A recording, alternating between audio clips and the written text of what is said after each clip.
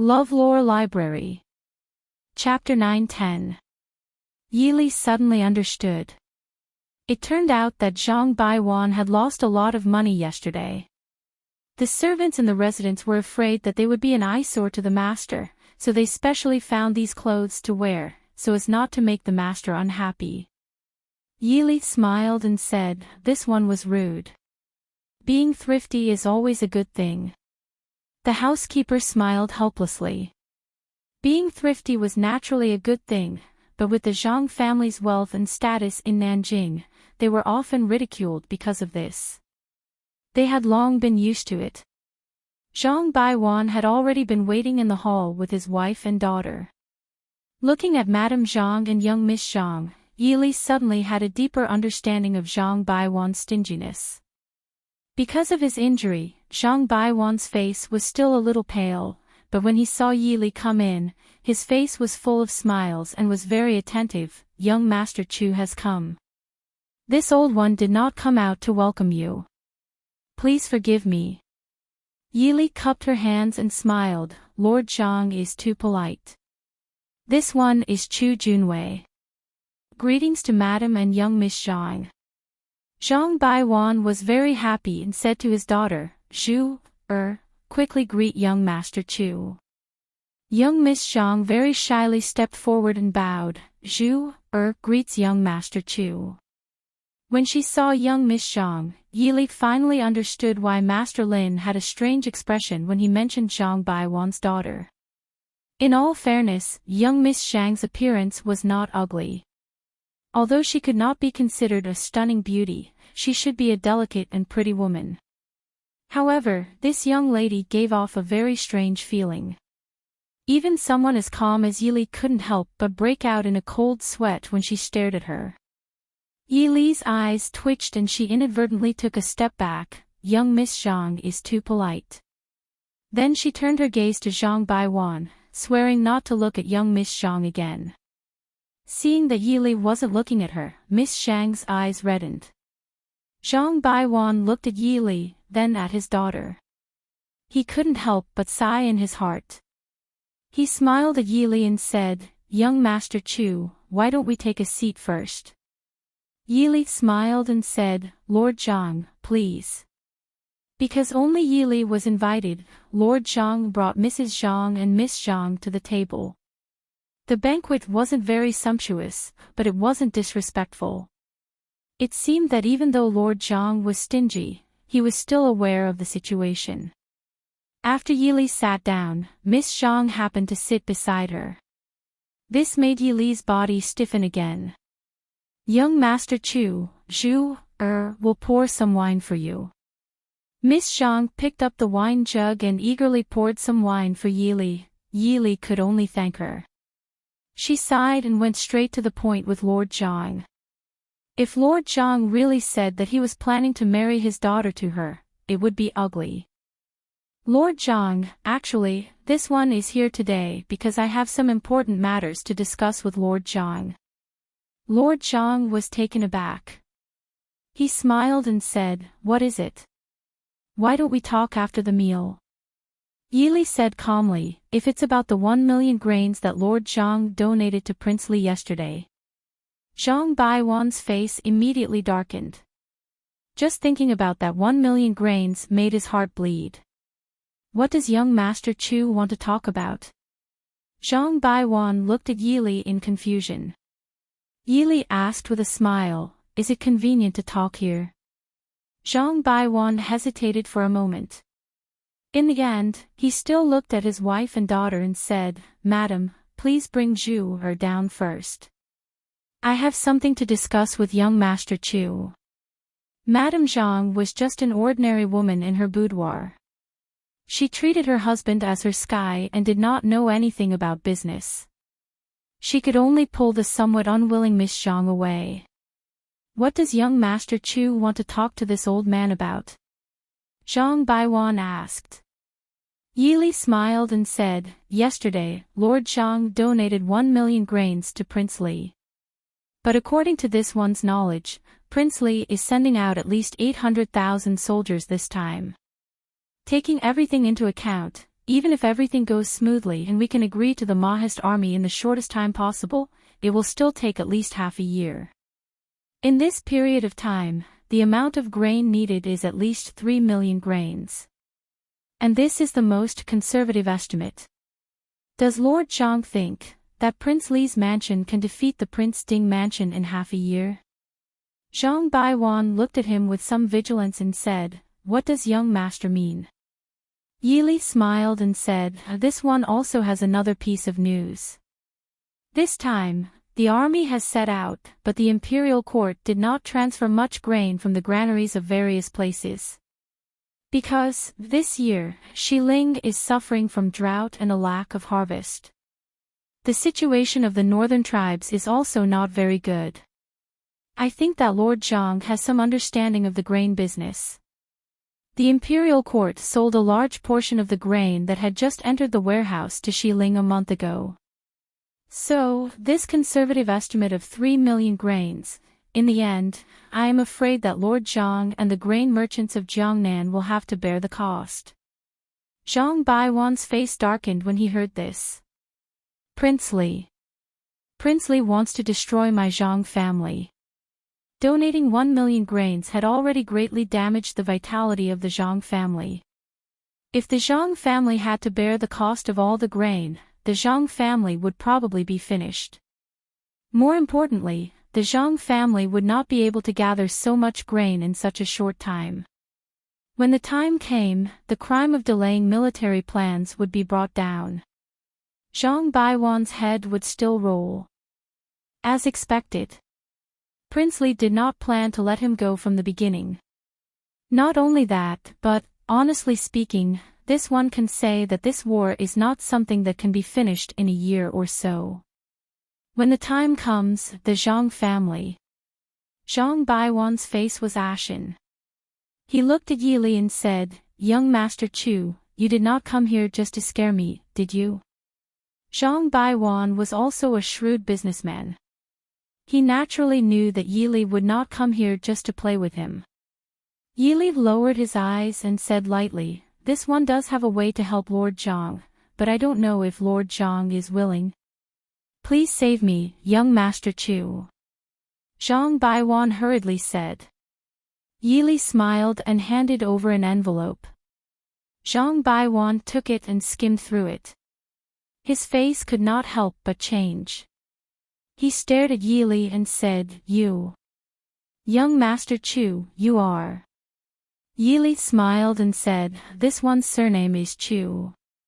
The Chu family and the Su family are related by marriage." Zhang Baiwan understood. His expression kept changing. After a while, he asked, "Can young Master Chu make the decision?" Yi Li smiled and took out a token from his sleeve and placed it on the table. Zhang Baiwan stared at the black jade token with a murderous look on it. Even though he had never seen the Prince Ding Mansion's token, Zhang Baiwan really did not think that anyone in this world would dare to copy the Prince Ding Mansion's token. Also, the Chu family and the Su family were related by marriage. With the Su family's position in Li City, the possibility of Chu Junwei working for the Prince Ding Mansion was much higher than coming all the way to Jiangnan to rely on the Li Palace. "What does Lord Zhang think?" Yi Li asked. "If this old one does not agree, what does young Master Chu plan to do?" Zhang Baiwan asked. Yi Li said calmly, "Then I ask Lord Zhang to forget what happened today." Zhang Baiwan said in a low voice, "This old one needs to think about it." Yi Li did not waste time. He stood and said, "Since it is like this one will leave first." Zhang Baiwan looked at Yi Li and said with some luck, "Actually, if young Master Chu can agree to this old one's request, this old one can give you an answer right now." Seeing Zhang Baiwan's satisfied and expectant gaze, Yi Li rolled his eyes in his heart. He quickly said, "Lord Zhang, please forgive me. This one is just running errands. If Lord Zhang has any request, this one can pass it on for you. But if it has to do with me, I'm afraid, please forgive me, Lord Zhang." Chapter 9:11. Zhang Baiwan could only sigh. His disappointment was obvious. He really hoped that Chu Junwei could become the son-in-law of the Zhang family. In this way, the Zhang family would have more protection. Moreover, his daughter had high standards. Ordinary men would not enter her eyes. Unfortunately, after leaving the Zhang family, Yi Li, Wei Lin, and Zhuo Jing could not help but breathe a sigh of relief.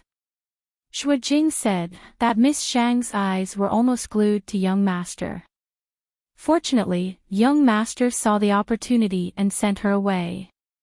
Otherwise, it would be really troublesome. Being handsome was also a mistake.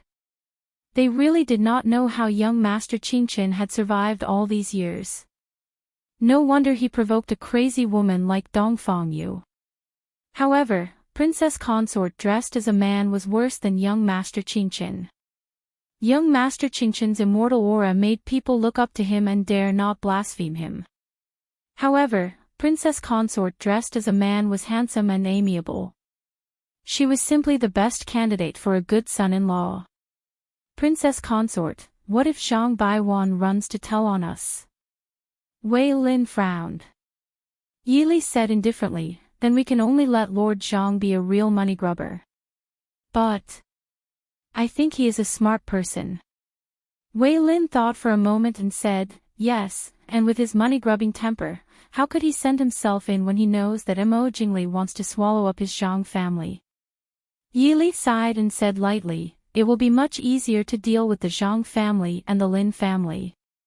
The Zhang family and the Lin family could be regarded as the richest in Nanjing. With their secret help, there was no need to worry about not being able to poke a big hole in Mo Jingli's logistics. Everything was carried out in secret in an orderly manner. Ever since he had been in the limelight at the regent's residence's banquet, Mo Jingli seemed to have remembered this young master from Yunzhou's Chu family. From time to time, he would send people to invite him to the residence to talk and ask for some opinions on political affairs. However, Yi Li was still a little worried that Mo Jingli would see through her and reveal something. Most of the time, she refused. Only when she really could not refuse would she go once. However, he did not expect that because of this, Mo Jingli valued him even more. It seemed like Mo Jingli also wanted to play a show of being courteous to the wise. Perhaps he was really worried that the Empress Dowager would affect the little emperor, so Mo Jingli really left the little emperor in the regent's residence. She would only bring it to the palace when she went to court every day. Although there were many people in the court who objected to this, Mo Jingli controlled all of the Dechu state's military power. Political power came from the barrel of a gun. This had always been the case in ancient times. Since ancient times, how many literati revolted successfully? Yi Li had also seen the little emperor once in the prince regent's residence. Compared to the last time she saw him at the banquet, he was even more weak and thin. Very quickly, news spread from the Li Palace that the little emperor had been poisoned with a slow-acting poison.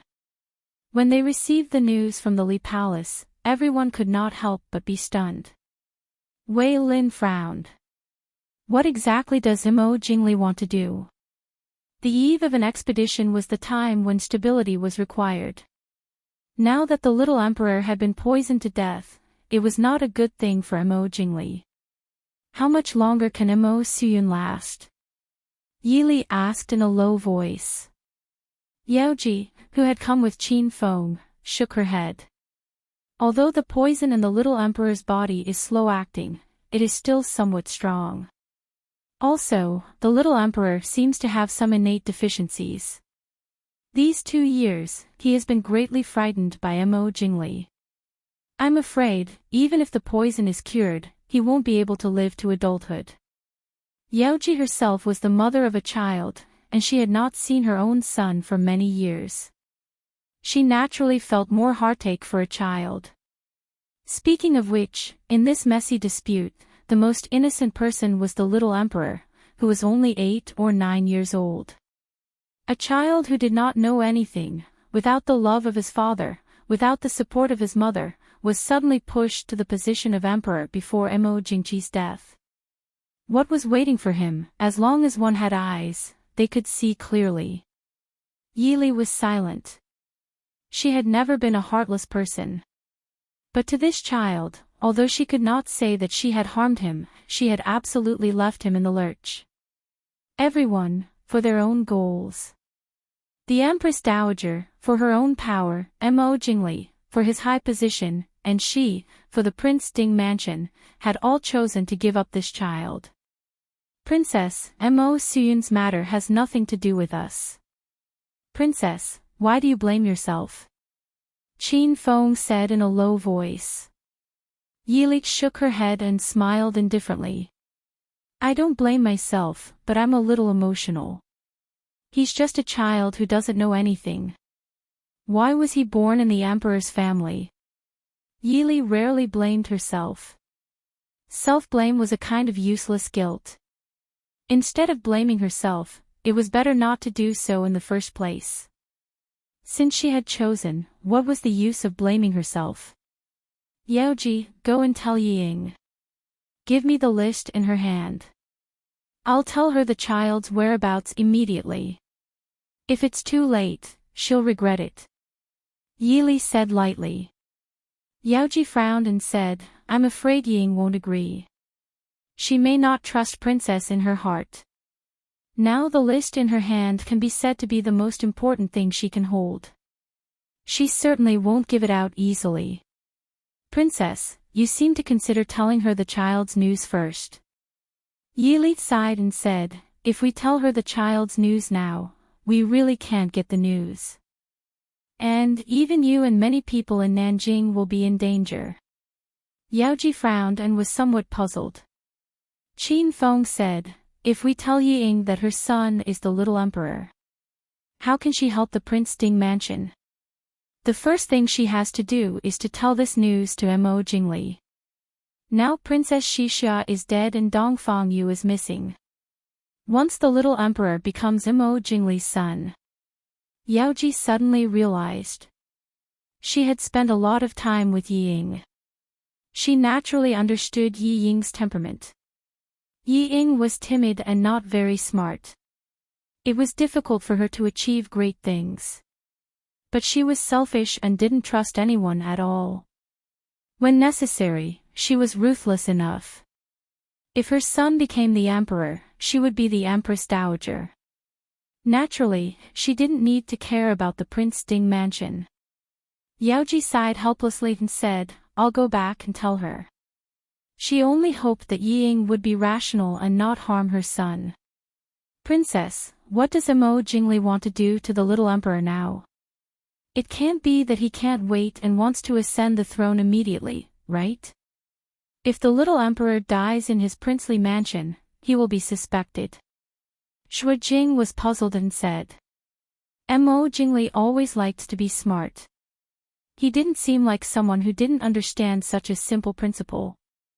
Yili shook her head and said in a low voice, in fact, it may not be Mo Jingli who poisoned him. Someone wants to frame Mo Jingli. Everyone was puzzled.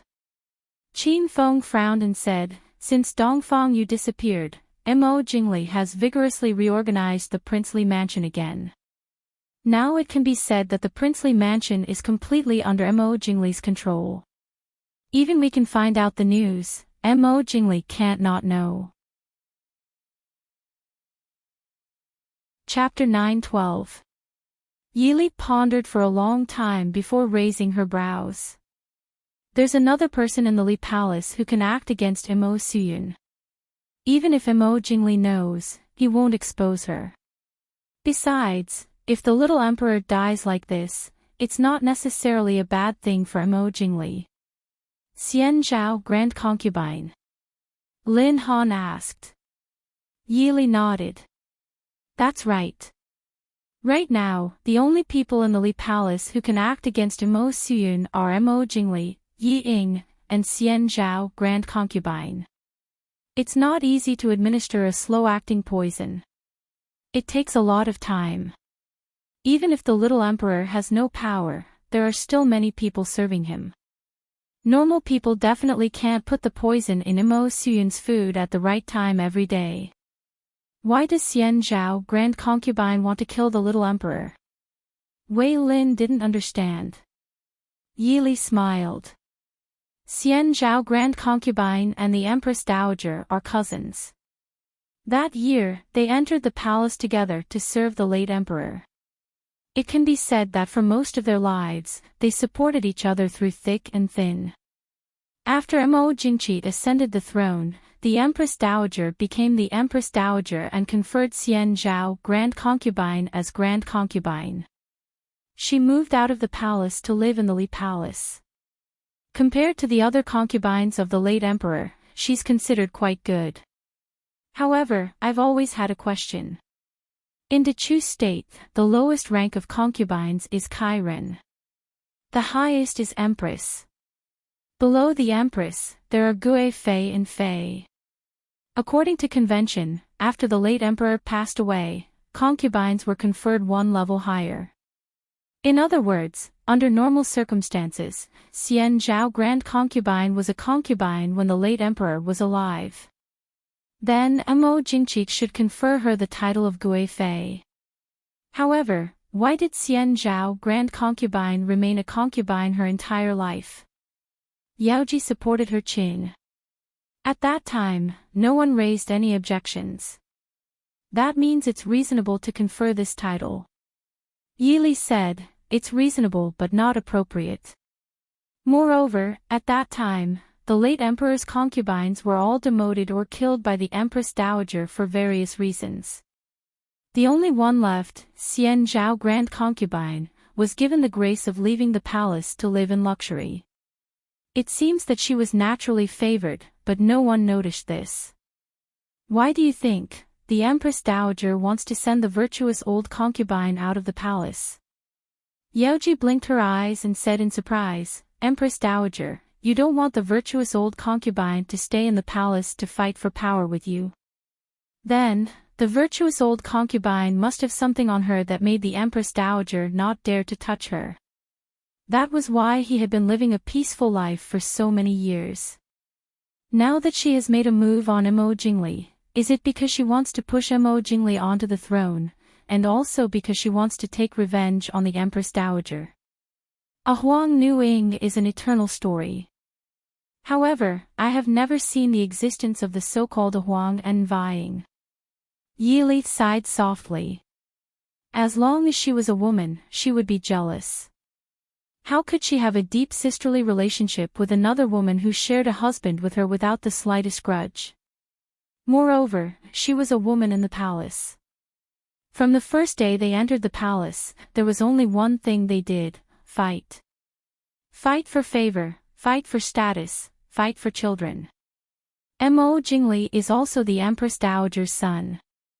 Wei Lin reminded. The virtuous old concubine Zhao did not have a child. No matter how deep she hid, she had already lost from the beginning. Giving birth to grace, raising grace, which is more important? Is Mo Jingli's current choice not enough to prove it? Yi Li smiled.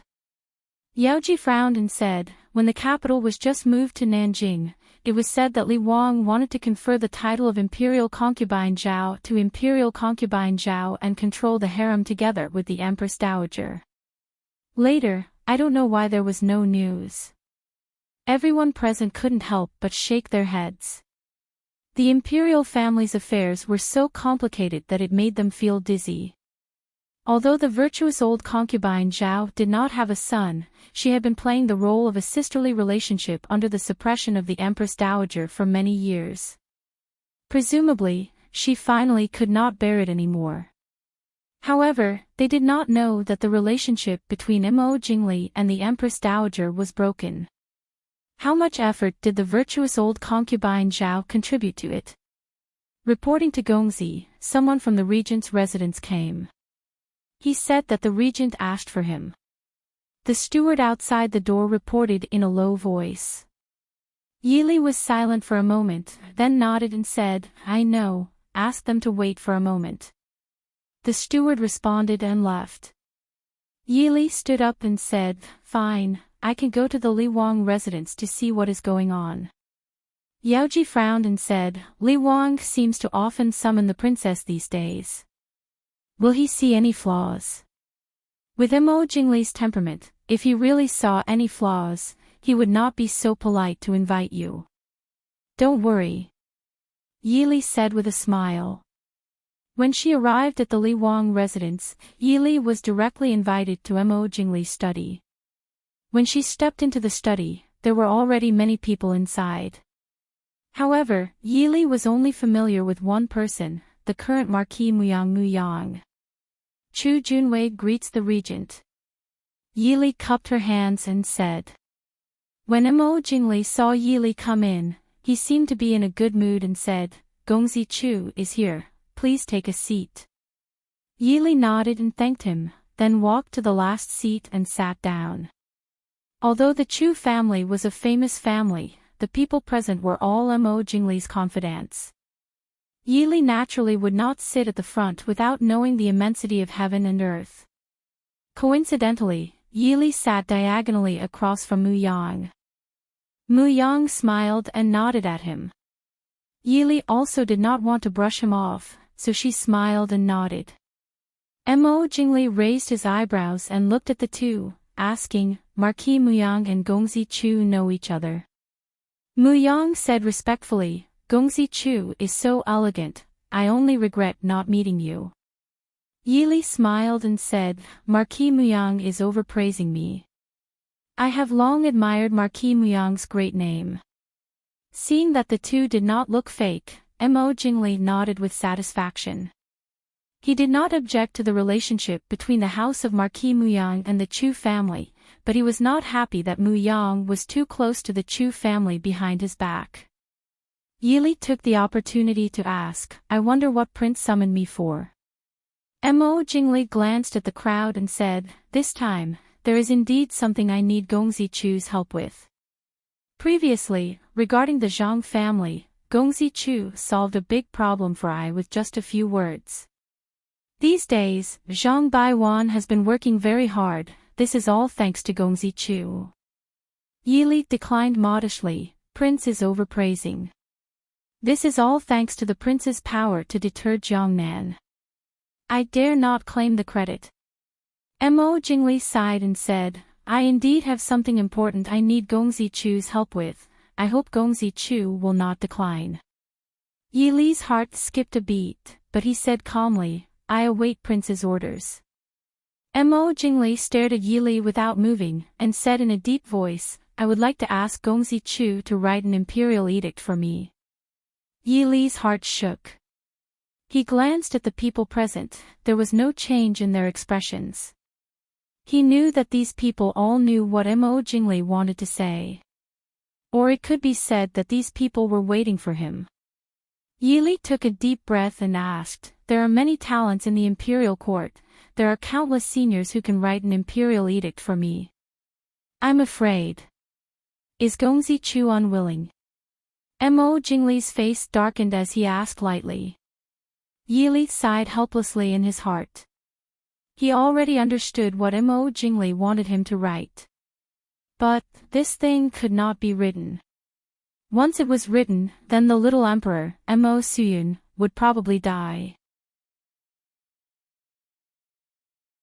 Chapter 9:13. What imperial edict does Prince want this humble one to write?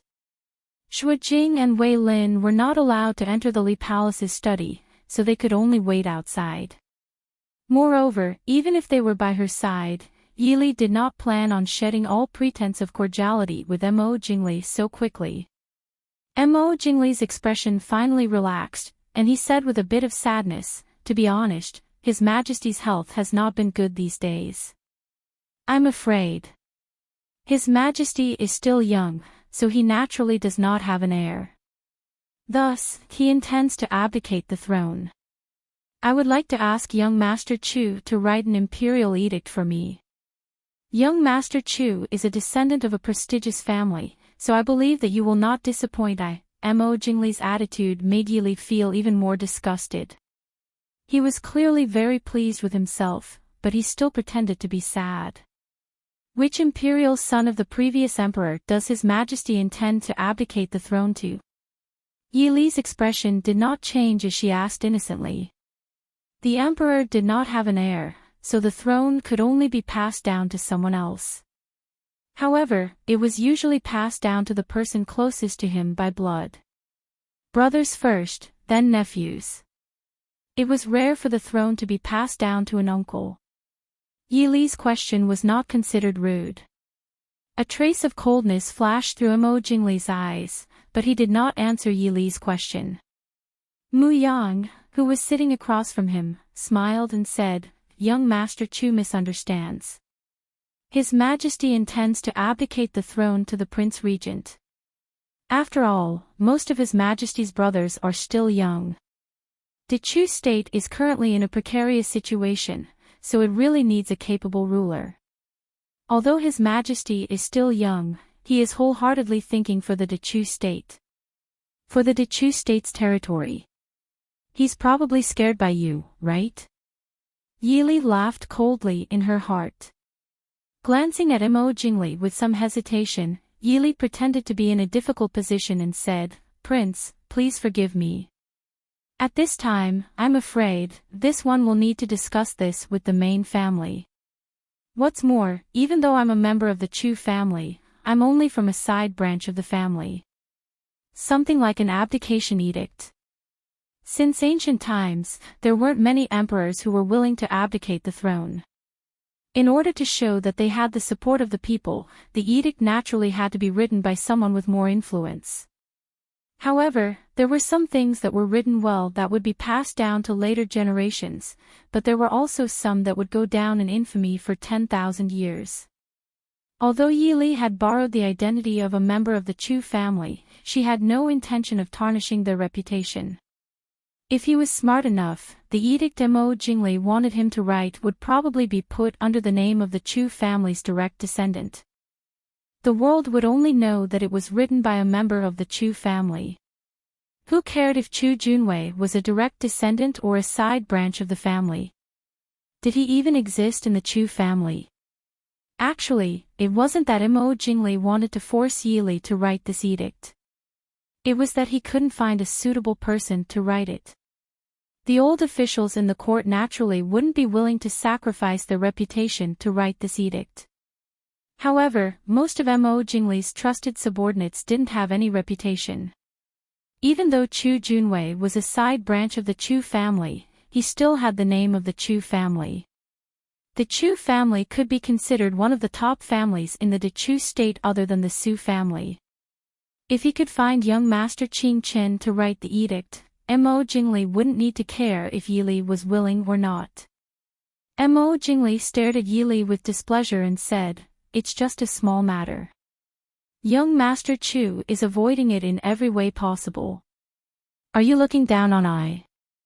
Yi Li really wanted to slap Mo Jingli's face. If the person here was really just a side branch young master of the Chu family, Mo Jingli would set up such a situation. If the Chu family's young master was found to be in cahoots, he would have no choice but to commit suicide. Prince's words are too serious. Yi Li said firmly, "But this matter is of great importance. This one really doesn't dare to act on my own accord. Prince doesn't want news to spread that the Chu family has expelled Junwei from the family right after this one writes the edict, right? If this was true, then the entire Chu family would give Mo Jingli a hard slap in the face.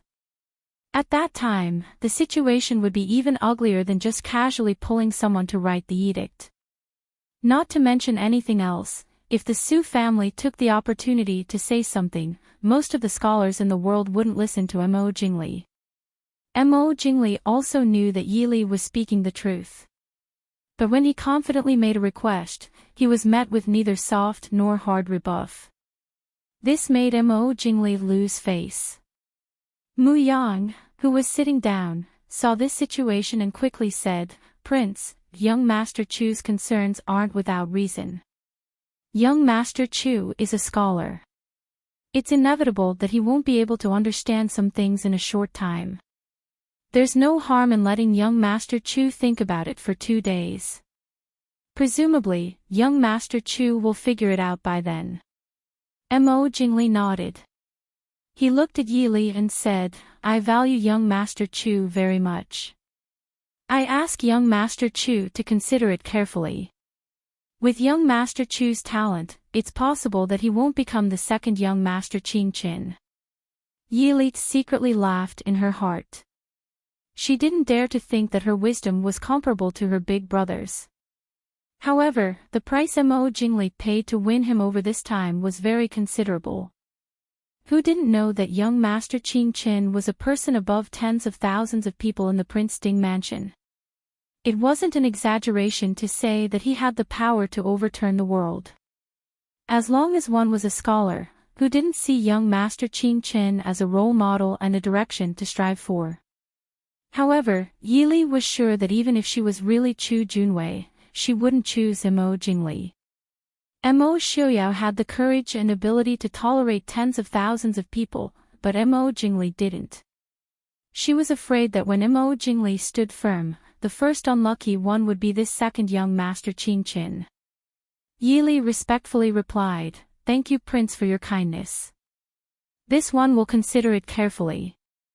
Mo Jingli looked deeply at Yili and nodded, Okay, I will let people send young master back to the mansion. Thank you, Prince. Yili didn't refuse. She naturally understood what Mo Jingli meant. She didn't mind. Since he already knew such an important matter, how could Mo Jingli be at ease to let him leave like this? However, Mo Jingli didn't know that if Yili wanted to disappear from Nanjing, even if he dug 3 feet into the ground, he wouldn't be able to find her.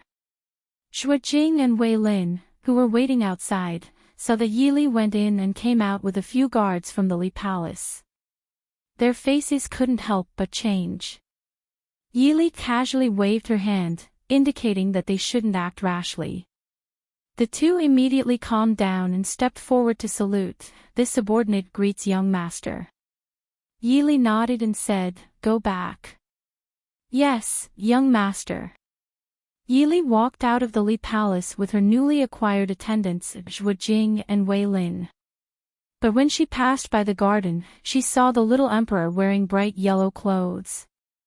It had only been 2 or 3 days since the last time they met, but the little emperor's thin face had become a little sallow.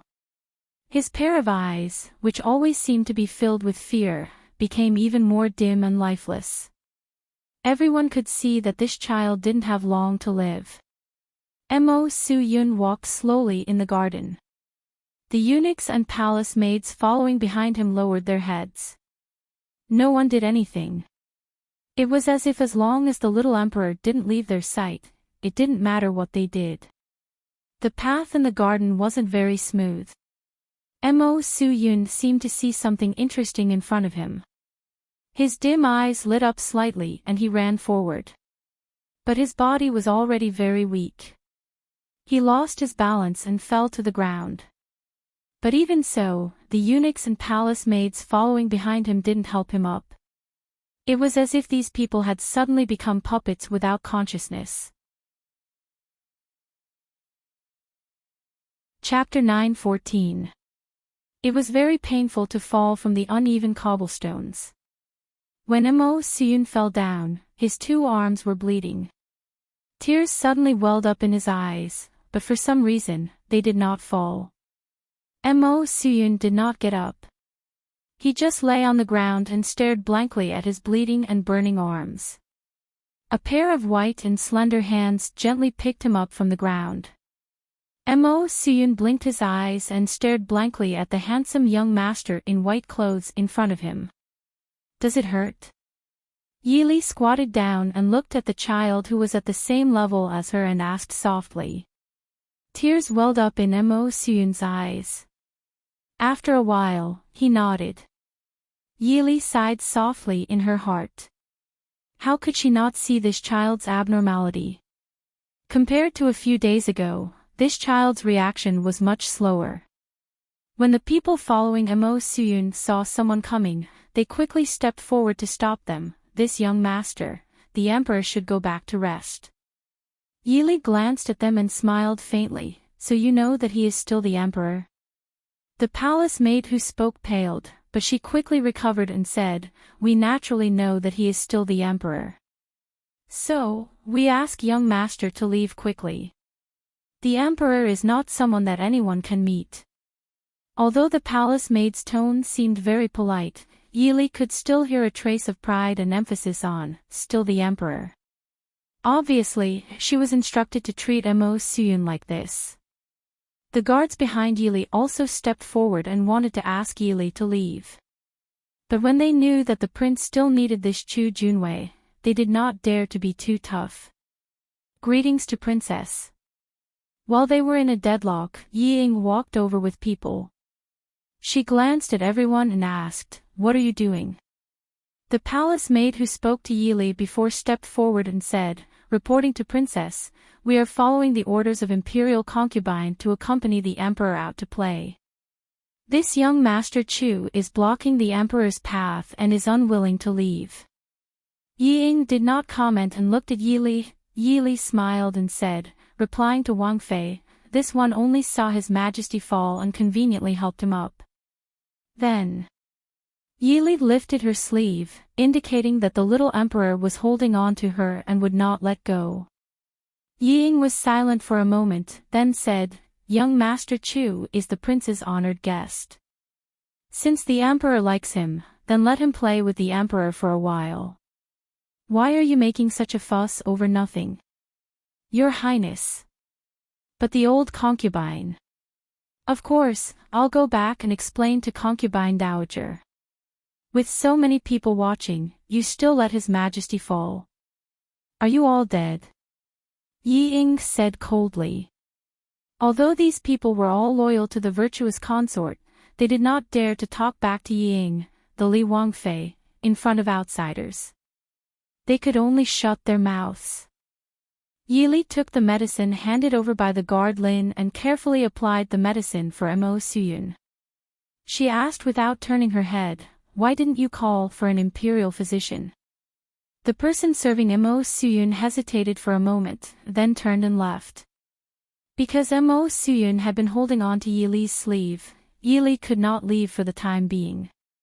She could only carry Mo Suyun to a pavilion in the garden to sit for a while. Sitting in the pavilion with Mo Suyun in her arms, Yili looked at Yi Ying faintly and asked, do you know what the virtuous consort did? Yi Ying's expression changed, and she asked in a panic, old concubine. What did the old concubine do? Yili's heart sank. Looking at Yi Ying's expression, she knew that she did not know what the virtuous consort did. Why didn't you tell Yaoji about this? Yi Ying bit the corner of her lips and said, this is not an important matter, and it has nothing to do with the Prince Ding mansion. Why would I tell her? What's more, I didn't tell her, but didn't you know? I knew, but unfortunately, it was too late. Yili said. Yi Ying did not care and said, don't tell me you still want to save him. He is the emperor of the Dechu state, and you are the consort of the Prince Ding mansion. What good would it do you to save him? Yili smiled faintly and said, do you think that if Mo Jingli becomes the emperor, you will definitely be the empress? Yi Ying's face turned pale. Of course, she knew that if there was no support, even if Mo Jingli became the emperor, she might not be able to become the empress. Originally, she had the support of the Prince Ding mansion, but now Mo Jingli had decided to go to war with the Prince Ding mansion. You can try and tell Mo Jingli my whereabouts. See if he will be in a good mood and give you the position of empress. Yili looked at her with a smile and said. But the faint coldness in her eyes made Yi Ying's heart tremble. She bit the corner of her lips and said, I won't betray you. Betraying you won't do me any good. Mo Jingli's personality was vengeful. If she told him Yi Li's information, then he would definitely reveal that she was investigating for the Prince Ding mansion. At that time, Yi Li would naturally be in trouble, but in the end, she would still be the unlucky one. Not to mention, the news of her child was still in Yi Li's hands. Yi Li looked at her calmly and said, you still insist on not giving me the list? Ying gritted her teeth and said, "Help me find my child first." Also. Yili raised her eyebrows and looked at her with interest. Ying said, "After Mo Jingli ascends the throne, you have to help me become the empress." Ying. Yili looked at her with some pity and said in a low voice, "You will regret it." The people outside came in with the imperial physician. But the child kept holding on to Yili's sleeve. Yili persuaded him for a while before letting him let go of his sleeve to let the imperial physician check. Yili was speechless when she saw that the imperial physician was only half-heartedly checking on his injuries, ignoring the obvious abnormality in his condition. She stood up and walked out of the pavilion. The guards who were waiting outside immediately came forward. Yili turned her head and said, "Go and tell the Prince Regent, don't make it too ugly. It won't do any good to the prince's reputation." The guards were stunned for a moment, but one of them turned and went in the direction of Mo Jingli's study. Yili looked back at the child who was sitting at the table in the pavilion in a daze and was being tortured by the imperial physician. She turned and said, "Let's go." "Young master, the emperor." Wei Lin couldn't help but ask. They weren't heartless cold-blooded animals. Seeing a child who didn't know anything become numb and wait for death, Wei Lin felt some pity in his heart. Yili shook her head and said, "I'm afraid, the emperor doesn't have much time left." The guards who followed Yili out of the Fu looked at Yili with some surprise. They didn't expect this elegant and handsome young master to be so daring. He knew that they were sent by the prince to spy on them, but he still dared to say these words in front of them. But they didn't understand one thing. When the other party didn't care about revealing some secrets in front of you, it meant that he thought you would never reveal his secrets. And in this world, the people who were least likely to reveal secrets were the dead. After listening to Yili's words, Zhuo Jing and Wei Lin tacitly swept their cold gazes over the guards. A faint murderous aura flashed through their eyes for a moment. The next day, news came from the Li Palace. The palace maids and eunuchs who served Mo Suyun were all beaten to death. Hearing Zhuo Jing's report, Yili's hands only paused for a moment before she continued to busy herself with the matters at hand. Chapter 9:15. 2 days later, when Mo Jingli sent people to the Chu mansion again, the Chu family was already gone. Only a letter written by Chu Junwei was left, saying that although the Chu family could not be loyal to the emperor, they could not go against the flow and murder the emperor. As for the guards sent by Mo Jingli, no one saw them again. Mo Jingli was furious when he heard the news, but where could he find Yili? At this time, Yili was already deep in the mountains dozens of miles away from Nanjing City. Standing on the edge of a few small huts, Yili looked at the scenery in front of her and nodded with a smile. "It's a good place to recuperate." "Sisterly, Yungu came out of the hut and saw Yili standing outside the hut looking at her with a smile. She immediately used her qinggong to land in front of Yili. "Sisterly, how did you get in?" Yili smiled and said, "The array outside has to be wrong. It took me more than 2 hours to get in." Yungu blinked her eyes blankly and said, "But I didn't feel anyone coming in." Yili smiled and patted her pink and tender little face. "Is Big Brother okay?" "Oh, I forgot. Su Qingqian's medicine." Yungu cried out in annoyance and rushed back to the hut without caring that Yili was still behind her. She had just finished boiling the medicine when she heard a noise outside. She quickly came out to see, but almost forgot that Su Qingqian's medicine had been poured out. If he didn't drink it quickly, it would get cold. Seeing Yungu walk out of the hut with a bowl of medicine and walk to another hut, Yili raised her eyebrows and followed. "Su Qingqian, drink the medicine." Yungu walked into Su Qingqian's room with the medicine. Su Qingqian put down the book in his hand and looked at the medicine bowl in her hand and frowned. "Yungu, you really can't make these medicine into pills." After this injury, young Master Qinchin knew that he was afraid of taking medicine. In the past, young Master Qinchin was naturally not afraid of taking medicine, but this time, for more than half a month, he drank medicine 3 times a day. Moreover, the pills made by Yungu were fragrant and sweet, and melted in the mouth. However, the medicine that was brewed was unbelievably disgusting. Su Qinchin dared to swear that he had never drunk such a bad medicine in his life. But he had seen the prescription prescribed by Yungu. It was the most common prescription for internal injuries. Su Qinchin, who knew a little bit about medicine. Even if he added a handful of Chinese gold thread, it would not be worse than the medicine in front of him. How can that be? Although the pills are tasty and easy to store, their efficacy is much worse than those that are brewed now. Yungu vetoed his suggestion and said, "It's not a troublesome medicine that requires a lot of time. Naturally, it's better to boil it and drink it. This way, your injury will heal faster." Looking at the smiling girl in front of him, Su Qinchin helplessly reached out to take the medicine bowl to his lips and drank it. Yungu nodded with satisfaction and praised, "Su Qinchin, you're the fastest person I've ever seen to drink medicine." Yungu actually knew how bad this medicine was because she had grown up drinking her father's cooking.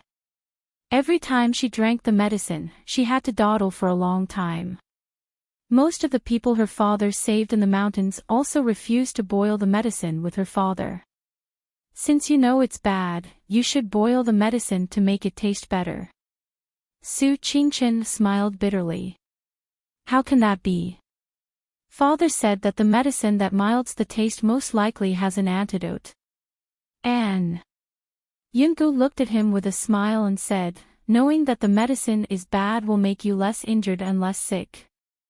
Young Master Qinchin wanted to say that she was thinking too much. He only hoped that she could boil the medicine to make it taste normal. Big brother, I didn't expect the famous young Master Qinchin to be afraid of drinking medicine." Outside the door, Yili finally couldn't help laughing. Su Qinchin raised his head and looked at the door. Yili stepped into the room and looked up and down. Although it was just a simple mountain hut, the furnishings in the room were only a bed, a table, and 2 stools. But it was very clean. There was also a somewhat clumsy but very cute wooden vase on the table. There were 2 simple flowers in the vase. The whole room was filled with a faint smell of medicine. She then looked at Su Qinchin. Perhaps it was because he had taken more medicine than food these days, but young Master Qinchin's handsome face was slightly thinner. However, his complexion was still good. He didn't look like someone who had suffered internal injuries at all. Obviously, Yungu took good care of him. Seeing Yili come in, Yungu remembered that she had left the guest outside the door. She smiled at Yili embarrassedly and said in a crisp voice, "Sister Yili, have a seat. I'll go get you some tea." "Thank you, Yungu." Yili smiled and sat down on the stool beside the bed. She smiled and looked at Yungu, who waved her hand and quickly went out of the hut to get tea. "She's really a cute little girl. Big brother, don't you think so?" Yili said with a smile. Su Qinchin smiled and nodded in agreement. "She's really interesting." Yili was slightly embarrassed. It turned out that in young Master Qinchin's eyes, a little girl wasn't divided into beautiful and cute, but interesting or not. "How's Big Brother's injury?" Yili asked with concern. Su Qinchin stroked his chest and said with a smile, "Although Yunji's medicine is disgusting, the effect is good. It's almost healed." Yili said with a smile, "Bitter medicine cures the illness."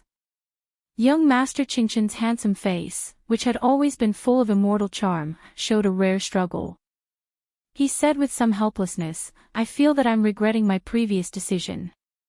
Yungu said that I still have to take medicine continuously for 3 months to completely recover from my internal injuries. Taking medicine for 3 months was not terrible.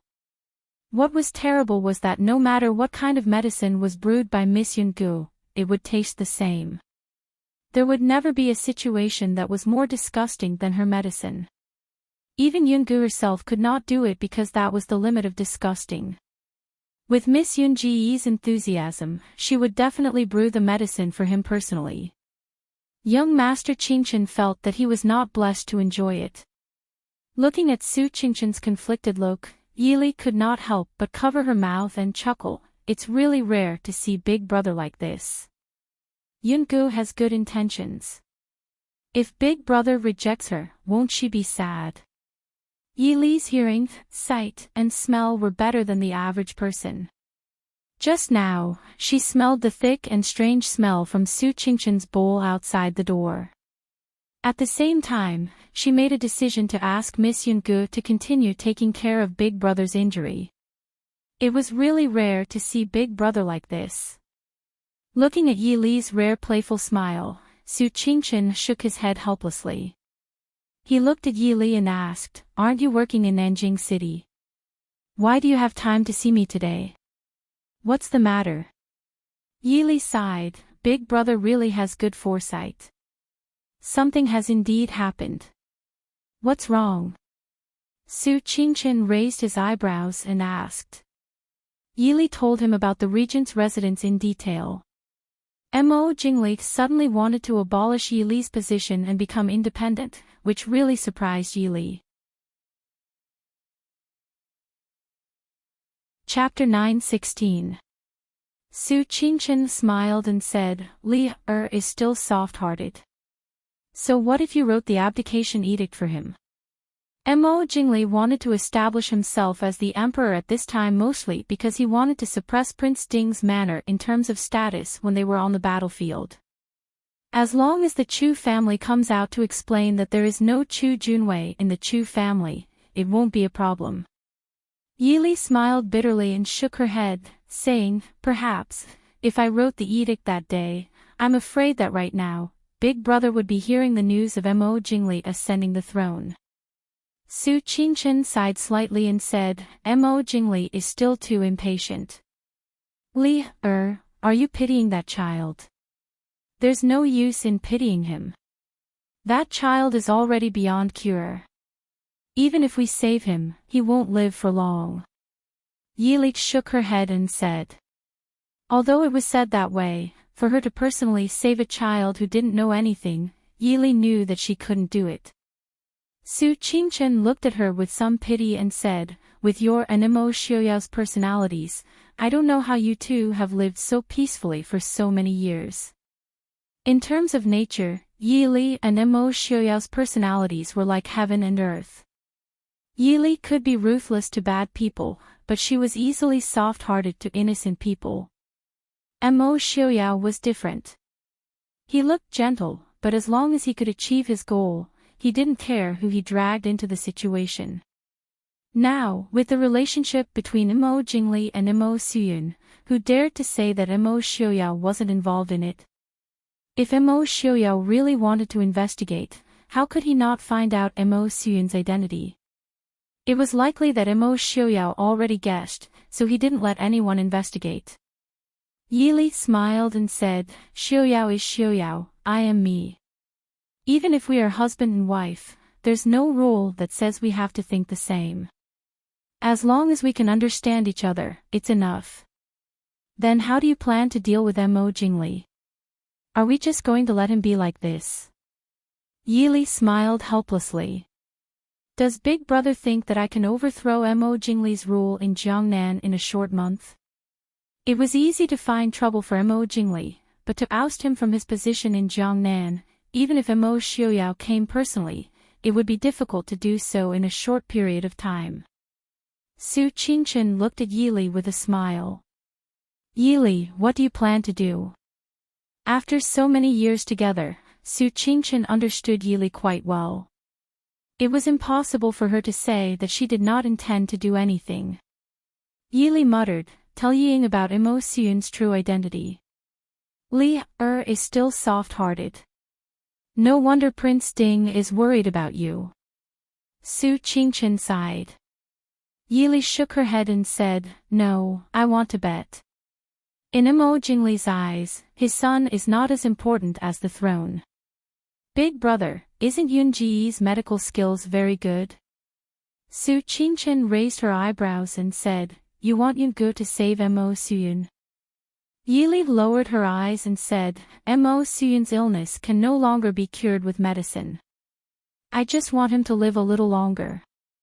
I also want to see what Mo Jingli will do if Mo Suyun does not die in a short period of time." Su Qingchen nodded and said, "I will ask Yungu later." "What do you want to ask me?" Yungu carried a pot of tea and walked in with light steps. She smiled at Yili embarrassedly and said, "My family does not have any good tea. Sister Yili, please make do with this." The tea that Yungu carried was not some famous tea, but the flower tea that she made herself. The faint fragrance of the flower filled her nose. Yili took a deep breath and said with a smile, "It's very fragrant. It's good that Sisterly likes it. Do you have anything to ask me?" Seeing that Yili did not dislike her crude flower tea, Yungu was also very happy. Although she rarely came into contact with people, she had been to the city. Naturally, she knew that those rich people who lived in big houses looked down on these wild things. What's more, Sisterly was a high and mighty princess. If Yili knew what she thought, she would definitely introduce Zhang Baiwan to her. At least, Zhang Baiwan would never dislike Yunji's flower tea. He might even beg Yungu to provide it for free 365 days a year. Su Qingchen said, "Li He wants to ask you to save a child. Is Yungu willing to go?" "Sure." Yungu nodded and agreed without hesitation. Su Qingchen looked at her with some surprise and said, "Yungu is really willing?" Yungu was puzzled and said, "Father said that a doctor has the heart of a parent. Why should I not be willing?" Su Qingchen suddenly felt that she was tacky.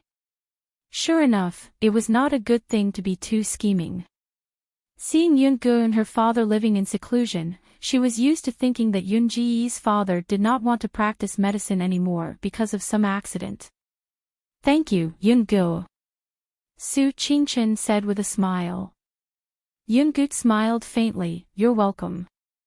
I don't know if I can cure him.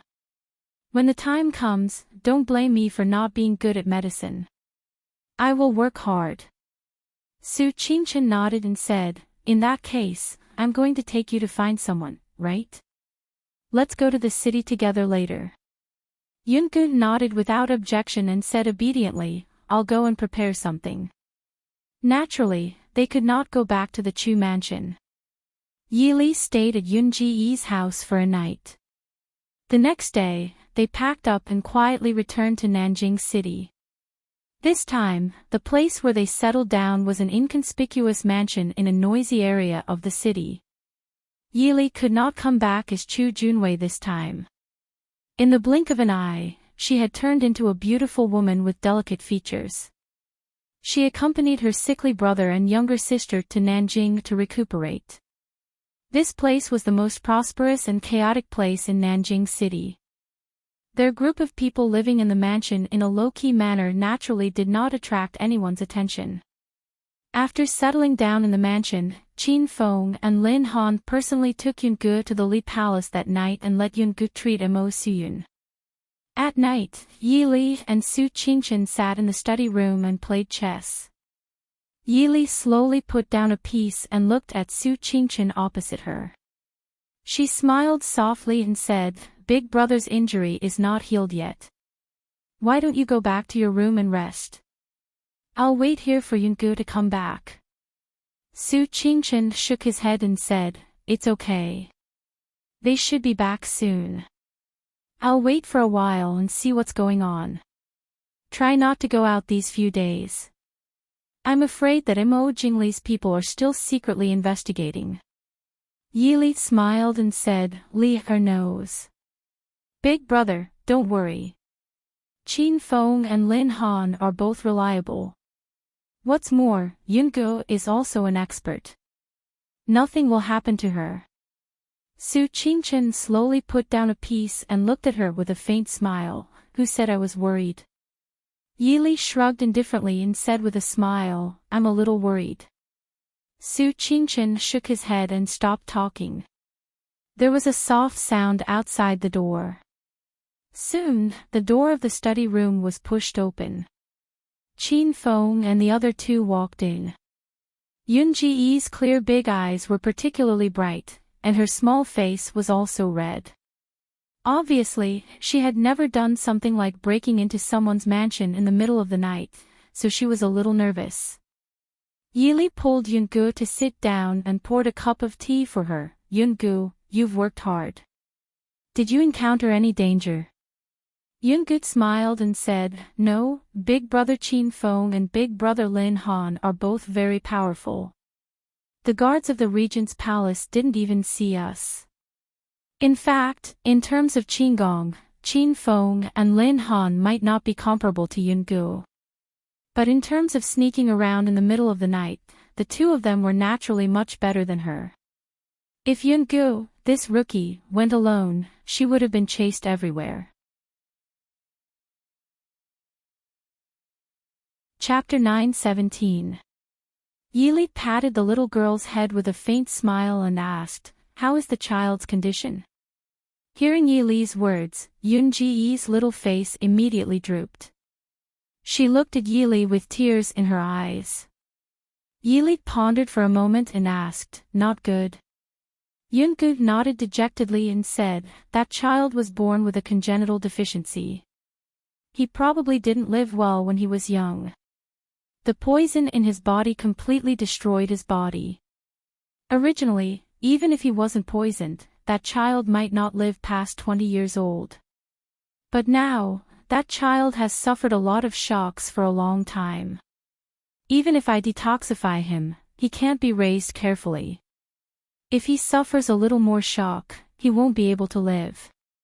But Brother Qin and Brother Lin said we can't bring him back. Yungu was a little emotional when talking about the patient.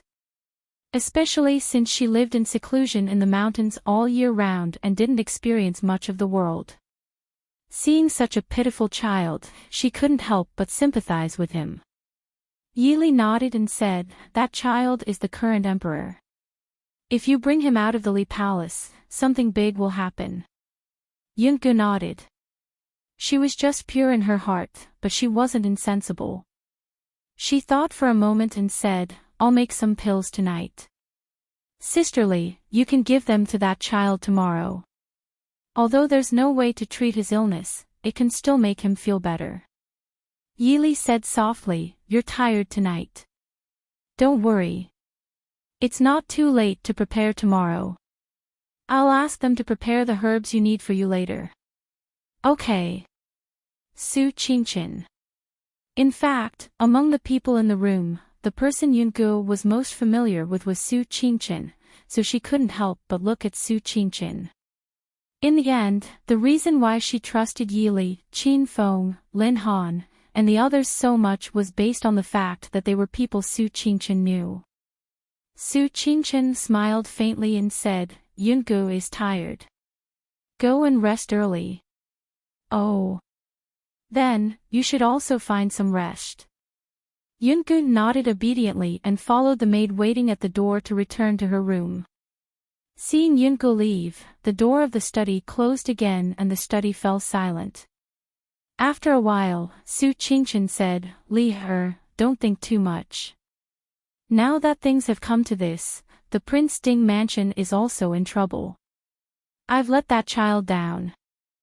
Mo Suyun was indeed very innocent and pitiful, but in this chaotic world, who wasn't innocent and who wasn't pitiful?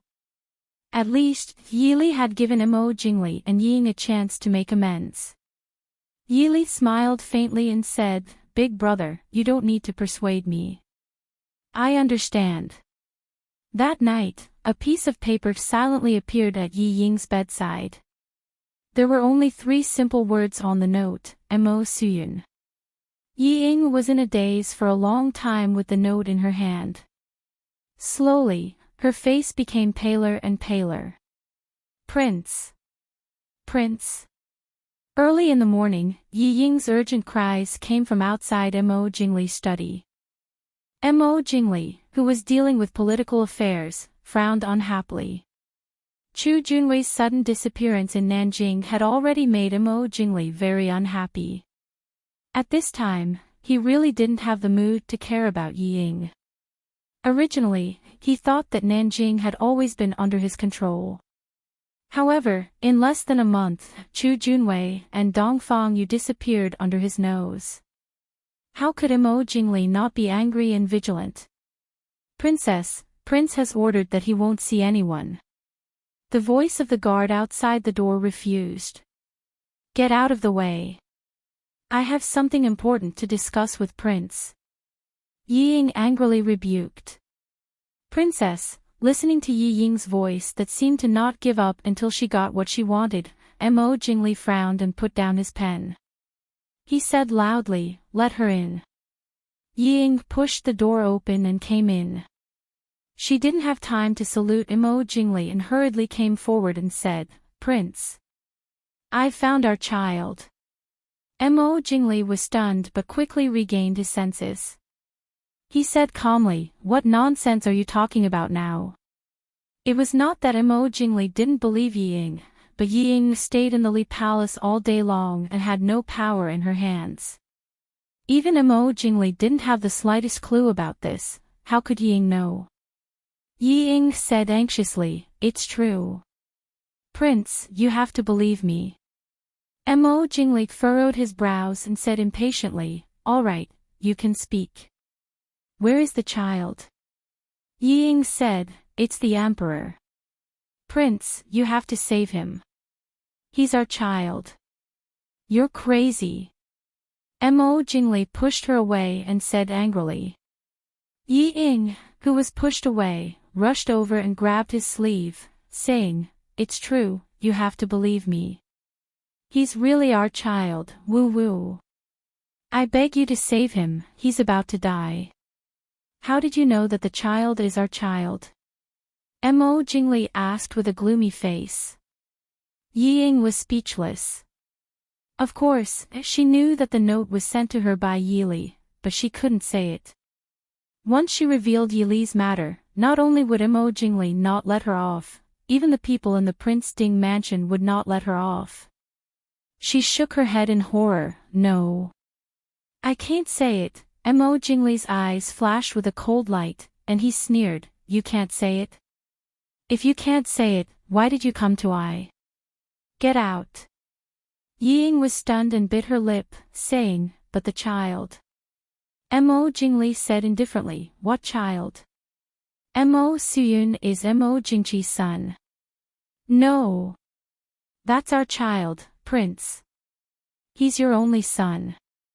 Yi Ying cried out in panic. If Mo Jingli refused to acknowledge this child, then this child, as Mo Jingqi's son and the current emperor, could only die. Looking at Mo Jingli's indifferent expression, Yi Ying's heart turned cold. She didn't know why, but she suddenly remembered the day Princess Xixia died, and couldn't help but shiver. "Come, send the princess consort back to her room.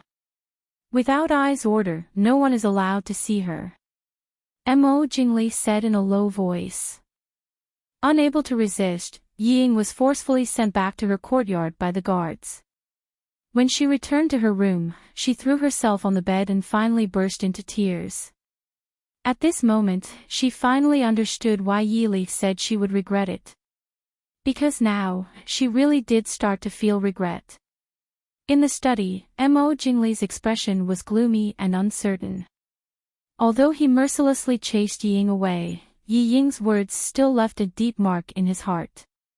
Yi Ying naturally wouldn't lie about this kind of thing for no reason, but to say that Mo Suyun was the child who had been missing for many years, for some reason, Mo Jingli didn't feel the slightest joy of regaining his beloved son. Instead, he felt even more irritated and angry. At the same time, Mo Jingli also began to think about why Mo Jingqi would pass the throne to Mo Suyun. Mo Suyun was the prince with the lowest maternal family background among all the princes of Mo Jingqi. His body and potential were the weakest. Passing the throne to such a prince was simply giving him a chance to wield power. Could it be? Mo Jingqi wanted him and his father to kill each other. Chapter 9:18. Thinking of this, Mo Jingli shook his head fiercely. Unconsciously, he had already acknowledged Yi Ying's words in his heart. Come, bring the Empress Dowager to the Prince Ding mansion for me. The guards outside the door couldn't help but feel cold. The Empress Dowager was naturally the little emperor's birth mother, Li Shi. But even if Li Shi was cowardly and incompetent, she was still the emperor's birth mother and the Empress Dowager. The prince casually let people bring her from the palace to the Prince Ding mansion. It was really a bit, go quickly. Mo Jingli angrily rebuked. Yes, I'll go immediately. The palace was very close to the Prince Ding mansion, and Li Shi was soon brought there. But Li Shi didn't come alone. The Empress Dowager, who was already under house arrest, came with her. Although he was angry that the Empress Dowager once again disobeyed his order and left the palace without permission, Mo Jingli also knew that the Empress Dowager could leave the palace safely under the situation that he sent to guard her. There must be many people in the palace who belonged to the Empress Dowager. But at this time, he was not in the mood to pay attention to the Empress Dowager. He just stared at Li Shi, who was already trembling with fear. Concubine Xianzhao is here. Before he could say anything, the eunuch's sharp voice came from outside the door. Mo Jingli was stunned. He stood up and greeted the concubine Xianzhao. He looked at the concubine Xianzhao and said, "Why is mother here?" The concubine Xianzhao was angered by Dongfang Yu a few days ago. She was not fully recovered after these days. At this time, she was supported by people and looked a little thin. Seeing the Empress Dowager sitting in the study, she was stunned for a moment and then smiled faintly. Sister is also here. The Empress Dowager was naturally dissatisfied that her son was so attentive to the concubine Xianzhao and put her under house arrest. She just looked at the concubine Xianzhao coldly and didn't answer.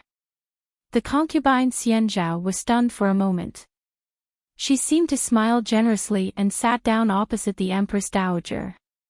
Everyone sat down, but only the Empress Dowager, Li Shi, stood alone in the middle of the study, not knowing what to do. Since Mo Suyun ascended the throne and became the Empress Dowager, Li Shi had been staying in her own palace. Not to mention that everything in the palace was controlled by the Empress Dowager. Even though she knew that her son had been abused by Mo Jingli, she did not dare to say a word for her son. Now that she was suddenly brought to the Li Palace by the guards, Madame Li was at a loss. She did not know how she had offended Prince Li. Mo Jingli stared at Li Shi with a gloomy expression. Li Shi's face turned paler and paler, and her body seemed to be on the verge of collapse. The Empress Dowager frowned and coughed lightly. Li Wang, why did you ask someone to bring Madame Li to the Li Palace? In the end, Madame Li is your imperial brother's widow. It's not a good thing for her to stay in your estate for too long. Mo Jingli snorted and stared at Mrs. Li. I asked you a question, you better answer truthfully. Madame Li nodded her head in fright. Mo Jingli faintly asked, when was the emperor born? Madame Li was stunned. She did not expect that Mo Jingli would ask such a strange question. Mo Jingli coldly said, you better think clearly before returning to I. Madame Li was frightened by his gloomy expression. She could not help but take a step back and said with a trembling voice, replying to Prince, the emperor was born in the 12th year of Emperor Jing, on the 2nd day of the 9th month. Doesn't Prince know about this? A prince's birthday was recorded in the imperial family's genealogy. If Prince Li wanted to know, he could just ask someone to look through the Jade Archive. Mo Jingli snorted. Mo Suyun was born on the 2nd day of the 9th month, while Yi Ying's child was born on the 30th day of the 8th month. The difference was less than 3 days. The Empress Dowager was slightly stunned. She seemed to have thought of something. She looked at Imo Jingli and said, "Why is Prince Li asking about the Emperor's birthday now?" Imo Jingli acted as if he did not hear the Empress Dowager's words. His gaze did not move away from Madame Li at all. He continued to ask, "After Imo Su-yun was born, did you see him?" Madame Li nodded with some fear. My body is not bad. I didn't faint. So, after the Emperor was born, the palace maids brought him to me to see. Very good, Imo Jingli nodded with satisfaction. From what I know, the Emperor should have been born at full term. Why did the imperial physician tell I that the Emperor was born prematurely because he was born prematurely? In fact, the imperial physician did not say that Imo Su-yun was born prematurely. He only said that Imo Su-yun was born prematurely because he was born prematurely. At that time, Madame Li was not favored. If she did not give birth to a little prince and Imo Jingchi did not pass the throne to him, the people in and out of the palace would have forgotten about this pair of mother and son. Who would care if Imo Su-yun was born prematurely? Madame Li's face paled. She did not dare to speak. Imo Jingli's eyes turned cold. He heavily slapped the armrest, and the sturdy rosewood armrest shattered, still not telling the truth. Madame Li said in panic, I don't know. I don't know what to say. The Emperor is really my son. Imo Jingli sneered, is that so? Someone come, drag this woman out and kill her. Your Majesty. The Empress Dowager glared at Imo Jingli in shock and anger. She finally understood what Imo Jingli wanted to do.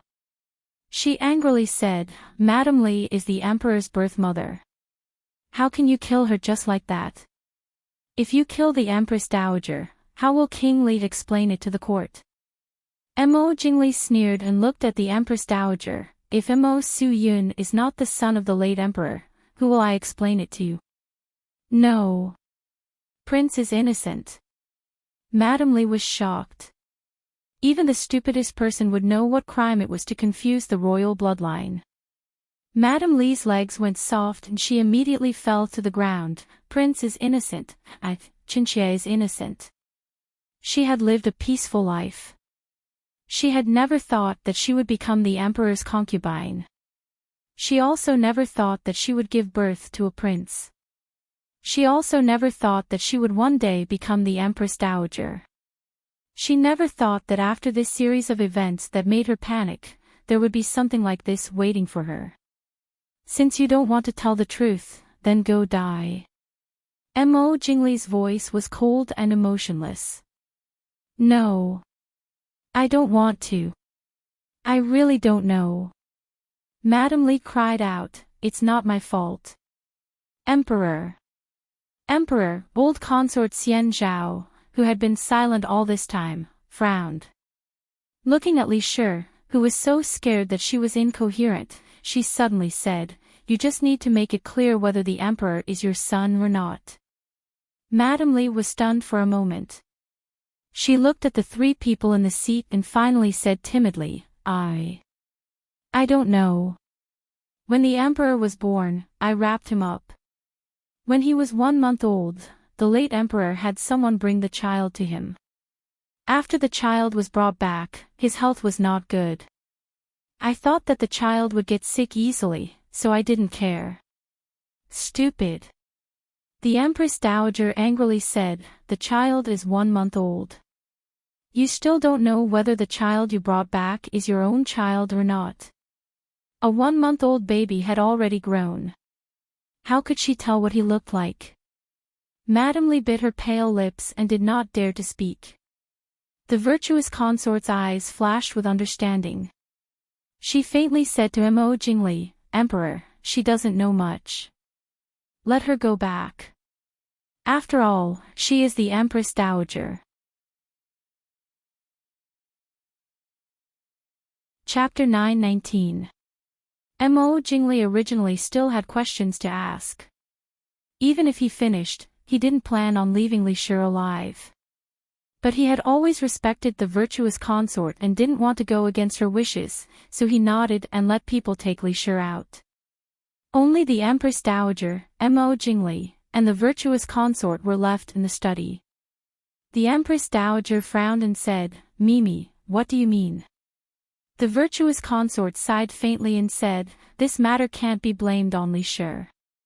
She was just a low-ranking consort with a palace-made background. The child was taken away by the late emperor himself. Even if she knew that the child wasn't the original one, how could she dare to say it? If she said it, not only would the child be gone, she would also lose her life." The virtuous consort's words were very calm, but for some reason, the Empress Dowager felt that there was a hidden meaning in her words. A strange expression flashed across her face. Turning her head to look at Mo Jingli, she sneered and said, "Since it's like this, Li Wang must know the emperor's identity. What does Li Wang want to do now?"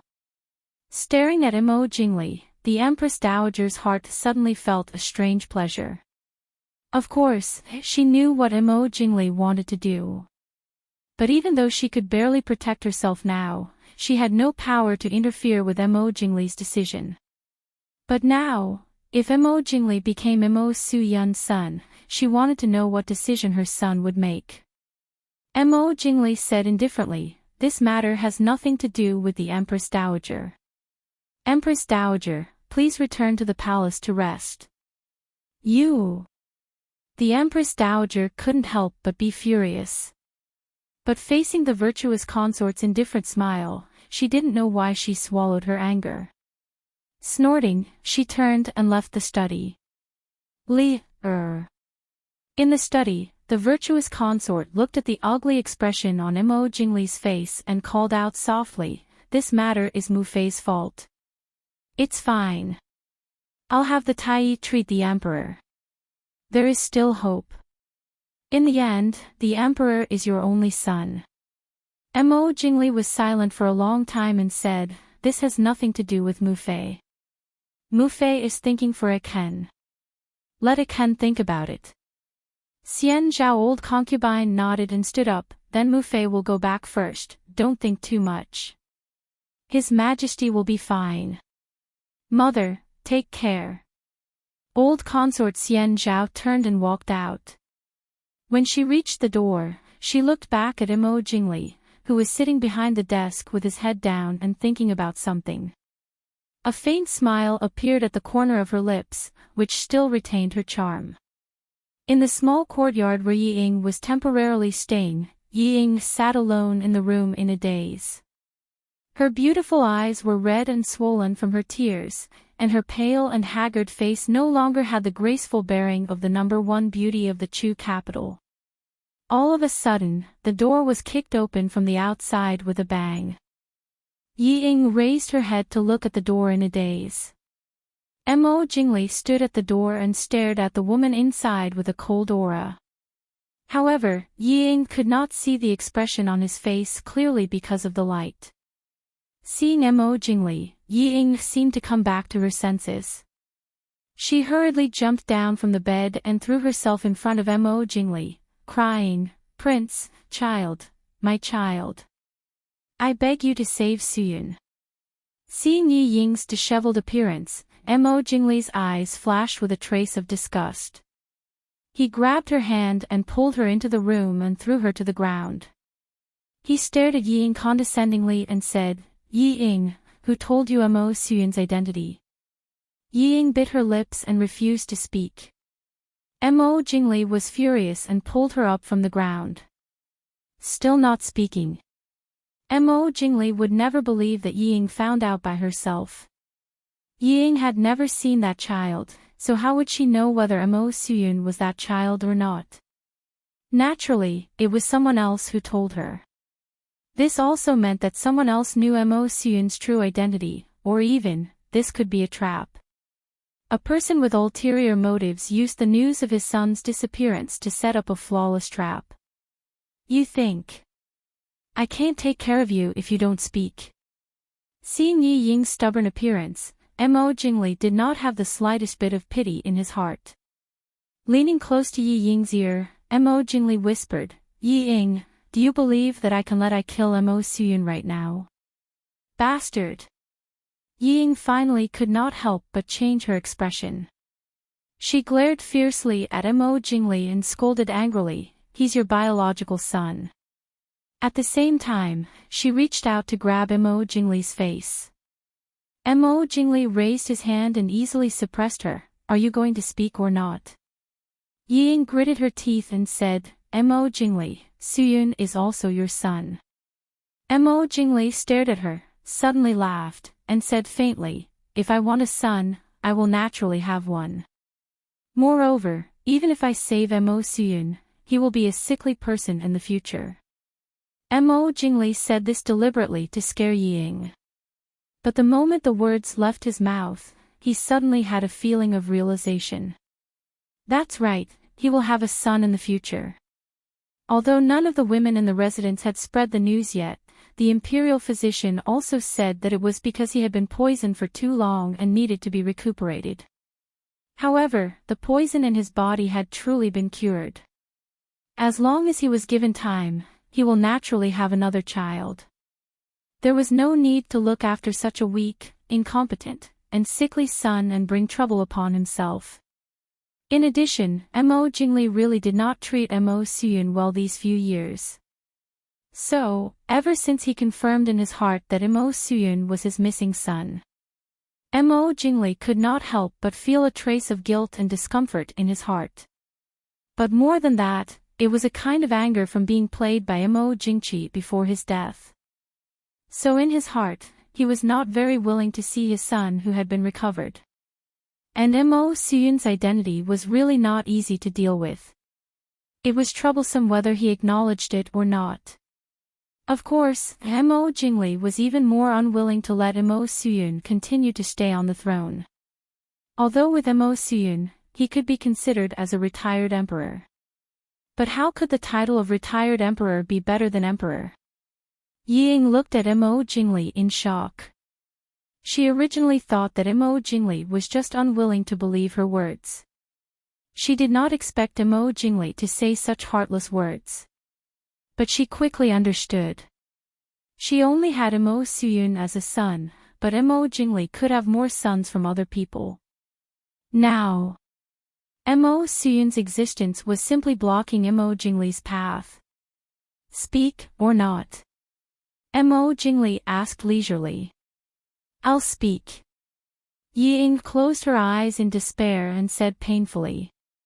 Sparkling tears fell from the corners of her eyes, but it did not arouse the slightest pity from the man in front of her. Yi Li said in a trembling voice, it was the people from the Prince Ding mansion who told me. What did you say? Mo Jingli said sternly. Now that the Dechu state had formed an alliance with the Xiling northern tribes, it could be considered as officially opposing the Prince Ding mansion. So Mo Jingli was even more sensitive to the news of the Prince Ding mansion. Once he heard Yi Ying say that the Prince Ding mansion was involved in this matter, how could he not be angry? Since she had already said it, Yi Ying no longer had any scruples. She gritted her teeth and said, I said that the Prince Ding mansion told me Suyun's identity. Bitch. Mo Jingli slapped Yi Ying's face hard. You actually dared to collude with the Prince Ding mansion behind Ai's back. How dare you? Yi Ying said with tears in her eyes, I just want to find my son. What's wrong with that? As long as the Prince Ding mansion can help me find my son, why can't I help them? Mo Jingli leaned over and pulled Yi Ying up. Tell me, what news did you tell the Prince Ding mansion? Who do you usually contact? How do you pass the news? Chapter 920. Yi Ying was not someone who could handle it. Mo Jingli only needed to spend a little effort to get Yi Ying to summon a maidservant who usually served by her side, as well as a few guards and a housekeeper. They were all people from Prince Ding's residence. It was a pity that by the time Mo Jingli sent people to capture these people, they had already escaped without a trace. In Yi Ying's room, Mo Jingli sat in a chair and stared at Yi Ying, who was sitting on the ground with injuries all over her body. Yi Ying endured the pain and said, "I have told you everything I should tell you, Su Yun," Mo Jingli said indifferently. "Su Yun is the late emperor's prince, not your son." Yi Ying was stunned and stared at Mo Jingli in disbelief. Mo Jingli frowned and said, "The Prince Ding Mansion lied to you." When he said this, Mo Jingli had already decided to abandon this son. Not only because of the throne, but also because of the knot in his heart towards Su Yun. It was also because this news came from the Prince Ding Mansion. Mo Jingli could not help but suspect that this news itself was a conspiracy, and that his missing child had already been killed by Mo Jingqi. Since he had not been found for so many years, why not pretend that he never had this son? No. Yi Ying shook her head fiercely. "No, the Prince Ding Mansion would not lie to me about this. I know. Su Yun and my child are only 3 days apart, how could it be so coincidental? I know, you just brought Madame Li out of the palace to ask. She must know, I will ask her." As she said this, she stood up and walked out. "Stop," Mo Jingli said coldly. "The Empress Dowager is not feeling well and has already returned to the palace to rest. You also stay in the mansion for the time being. Now that I have no time to deal with you, you better know your place." "No. Jingli." Yi Ying was stunned and shook her head in horror. Suddenly, she ran to Mo Jingli and knelt down. She hugged his leg and cried, "Jingli, you know that Su Yun is our child. I beg you, let him go. He's your child and your only child now." Looking at Yi Ying's tearful appearance, Mo Jingli's expression softened a little. He raised his hand to touch Yi Ying's hair and said in a low voice, "He's congenitally deficient and didn't take good care of himself. He didn't have long to live anyway. Be good and we'll have other children in the future." "No. No way." Yi Ying shook her head. Suddenly, Mo Jingli felt a sharp pain in his scalp. He pulled Yi Ying's hair and made her look at him. He said calmly, "Yes, as long as you're obedient. When I ascend the throne, I will make you my empress." Yi Ying's eyeballs moved as she muttered softly, "Make me empress." Mo Jingli nodded and said, "Yes, as long as you're obedient. I don't care about your previous contact with the Prince Ding Mansion, but you have to help I do one thing. Do you know any other spies from the Prince Ding Mansion in Nanjing City? It's definitely not just in the Prince Ding Mansion." "I really don't know." Yi Ying lowered her eyes. Mo Jingli said softly, "Think about it again. I know that I didn't treat you well before. But you see, you're the only one in the mansion now.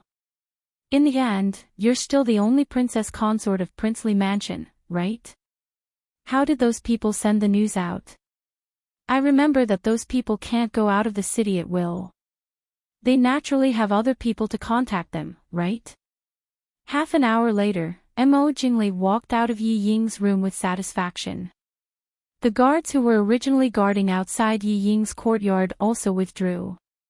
In the room, Yi Ying sat on the ground in a daze. After a long time, a bleak smile appeared on her lips. "Mo Jingli, you're so cruel. In that case, don't blame me." Long before Mo Jingli came to find her, the shadow guards who were originally following Yi Ying and in the Prince Ding Mansion in the Princely Mansion had already withdrawn. Before leaving, they left a few words for Yi Li, 70% true and 30% false. If you want to save Mo Suyun, you'd better know what to say and what not to say. This time, Yi Ying did a good job. Mo Jingli only knew a few unimportant spies in Nanjing City. And most of them had probably withdrawn by now. But Yi Ying did not reveal any of the really important things. She did not know if Yi Li could save her son. Mo Jingli was right, that child would not live long at all. And this was all because of her as a mother. Because she also coveted the vanity of the high and mighty empress, she knew that the virtuous consort dowager poisoned the child. Not only did she not stop it, she did not even tell anyone in the Prince Ding mansion. It was she who harmed him. Yili said that she would regret it. She had never regretted it like now. Now, she only hoped that someone could avenge her son. Mo Jingli said that there would be other children. No, she would never have another child. Even if there was, it would never be this one.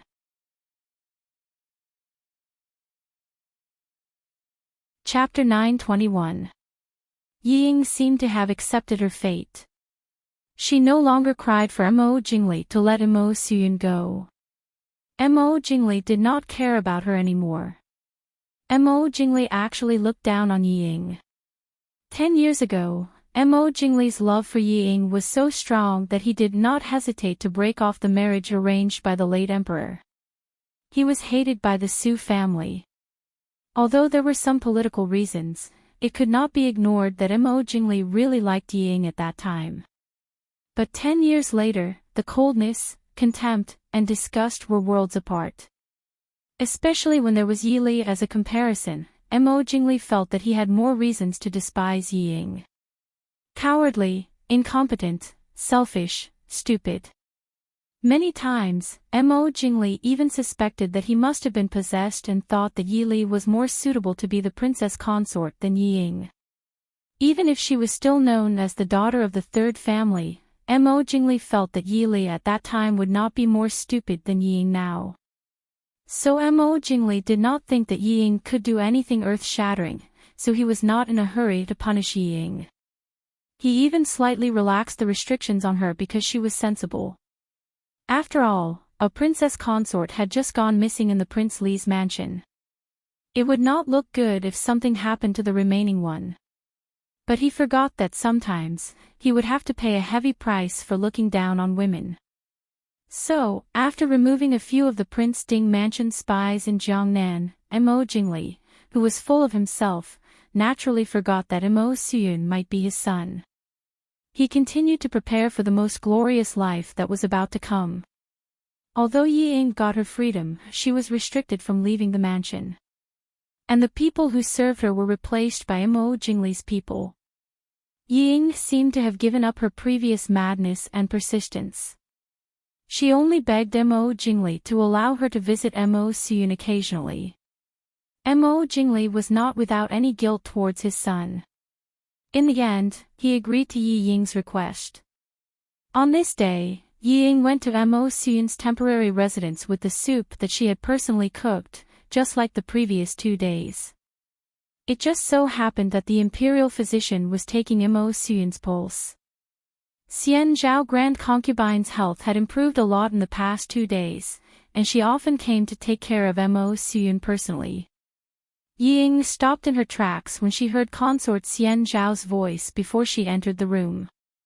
Inside, concubine Xian Zhao asked, "Imperial physician, how is the emperor's health?" The imperial physician pondered for a moment before replying, reporting to Grand Imperial Concubine, "This humble official is also a bit puzzled. The emperor's health seems to be improving." Hearing this, Yi Ying's heart skipped a beat. Her slender fingers involuntarily gripped the food box in her hand tightly. After a moment of silence, old concubine Xian Zhao asked, "Is it because of the princess?" "It shouldn't be. This official has checked the soup sent by the princess consort, but it's all ordinary soup. Not to mention curing the emperor's illness, even the nourishing effect is limited." The imperial physician denied concubine Xian Zhao's guess. Concubine Xian Zhao hesitated for a moment before finally asking, "Then, in your opinion, the emperor's current health?" The imperial physician whispered, replying to Grand Imperial Concubine, "Although the emperor's health has improved slightly, it is extremely difficult for him to recover. If he is careful in everything and carefully nurtures himself, he may be able to live for a few more years. Otherwise. But in this short period of time, the imperial physician was in a difficult position. He was the confidant of Prince Li and concubine Xian Zhao, so he naturally understood what they meant. However, with the emperor's current health, although he could not live for long, it would not be a problem for him to drag on for a year or so. Unless they gave him a strong medicine. Thinking of this, the imperial physician could not help but tremble and did not dare to continue thinking. There were some things that the master could think about, but the people working under him could not think too much about it. Concubine Xian Zhao was silent for a moment before sighing, "Forget it, I will discuss it with Prince Li again." Outside the door, Ying tightly held the food box in her hand. Her half-closed eyes seemed to be dipped in poison. That old woman. That old woman, since the day she entered the door, she had been torturing her. Now, she was actually discussing these things with others in front of her son. Even if Su Yun might not understand. Even if, gritting her teeth, Ying restrained the hatred on her face and stepped into the room. Concubine Xian Zhao frowned and said, "When did you come?" Ying blinked her eyes and said doubtfully, "This daughter-in-law came to see the emperor." "What's the matter, Grand Imperial Concubine?" Concubine Xian Zhao stared at Ying suspiciously. Since Ying was certain of Mo Suyun's identity, she would definitely not be indifferent to him. After looking for a long time, she only saw Yi Ying's calm and respectful expression. She said, "It's nothing. Since you are here, accompany the emperor. I am a little tired, so I will go back to rest first." Yi Ying respectfully said, "Send off Grand Imperial Concubine." After sending off Concubine Xian Zhao, the imperial physician also packed up his things and left. Yi Ying sat by the bed and looked at the child who was lying on the bed with a blank expression. She felt her nose sour and tears almost flowed out. "Su. Emperor, I brought your favorite chicken soup. Come and drink some, okay?" Yi Ying said softly. Mo Suyun looked at Yi Ying's eyes and suddenly said, "You are Princess Consort Li." Yi Ying was delighted. 2 days ago, Mo Suyun was so sick that he could not even recognize people. He was just in a daze. She did not expect that he would recognize her today. It seemed that the imperial physician was right. He had indeed improved a lot. Yi Ying carefully picked him up and sat against the pillow. While delivering the chicken soup to his mouth, she asked softly, "Does the emperor want anything? I will find someone to buy it for the emperor." Mo Suyun blinked his eyes and hesitated for a moment before whispering, "Shenwan's brother by Yi and beautiful sister." Yi Ying was stunned. Mo Suyun had not recovered from his serious illness.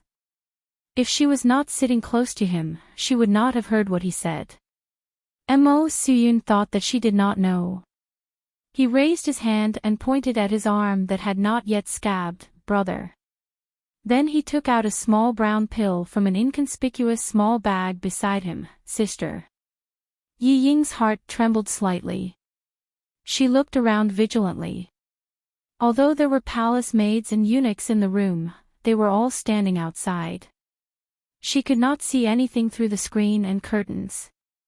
Yi Ying naturally did not know that the sister Mo Suyun was talking about was Yun Gu. She only thought that it was Yi Li who had changed back into women's clothing. She whispered, "Sister gave it to you." Mo Suyun slowly nodded. "Brother said that I cannot tell others." "Princess can." The brother he was talking about was Qin Feng.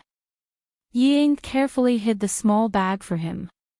She lovingly looked at Mo Suyun's confused expression and softly said, "Don't worry. If you like it, I will definitely find it for you." "What does the emperor like? What does he want you to find?" Mo Jingli's voice came from the door. Yi Ying was shocked. She quickly stood up and forced a smile. "The emperor said that he wants to eat honey sauce chicken. I heard that there is a restaurant in the east of the city that makes honey sauce chicken. That's why I asked someone to buy it for the emperor." Mo Jingli did not comment. He glanced at the two and said, "Is that so?"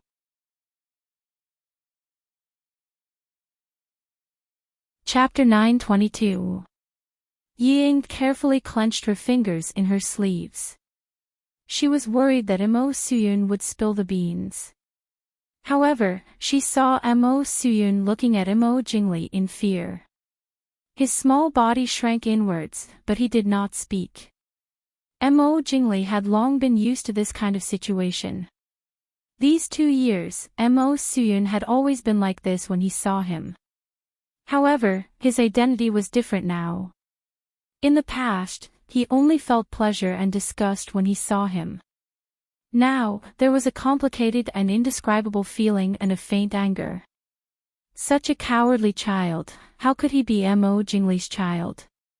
Mo Jingli faintly moved his eyes away and said, "Since the emperor likes to eat it, I will send someone to invite the chef of Due restaurant to the food to specially cook it for the emperor." Ying nodded and said softly, "Prince, you can make the decision." Mo Jingli nodded with satisfaction. He glanced at the half-drunk chicken soup and said, "Let the emperor rest well. I will send you back to your room." "Yes." Ying looked at Mo Suyun, who seemed to be in a daze, with some reluctance. Then, she followed Mo Jingli and walked out. Just as they left Mo Suyun's courtyard, someone hurried over and said, reporting to Prince, "Just now, Mistress Yang of the side courtyard sent news that she is 1.5 months pregnant." "What?" Mo Jingli froze and was immediately overjoyed. He did not have time to accompany Ying back. He laughed loudly and said, "Great reward. Pass down I's decree, promote Zhao as a side consort."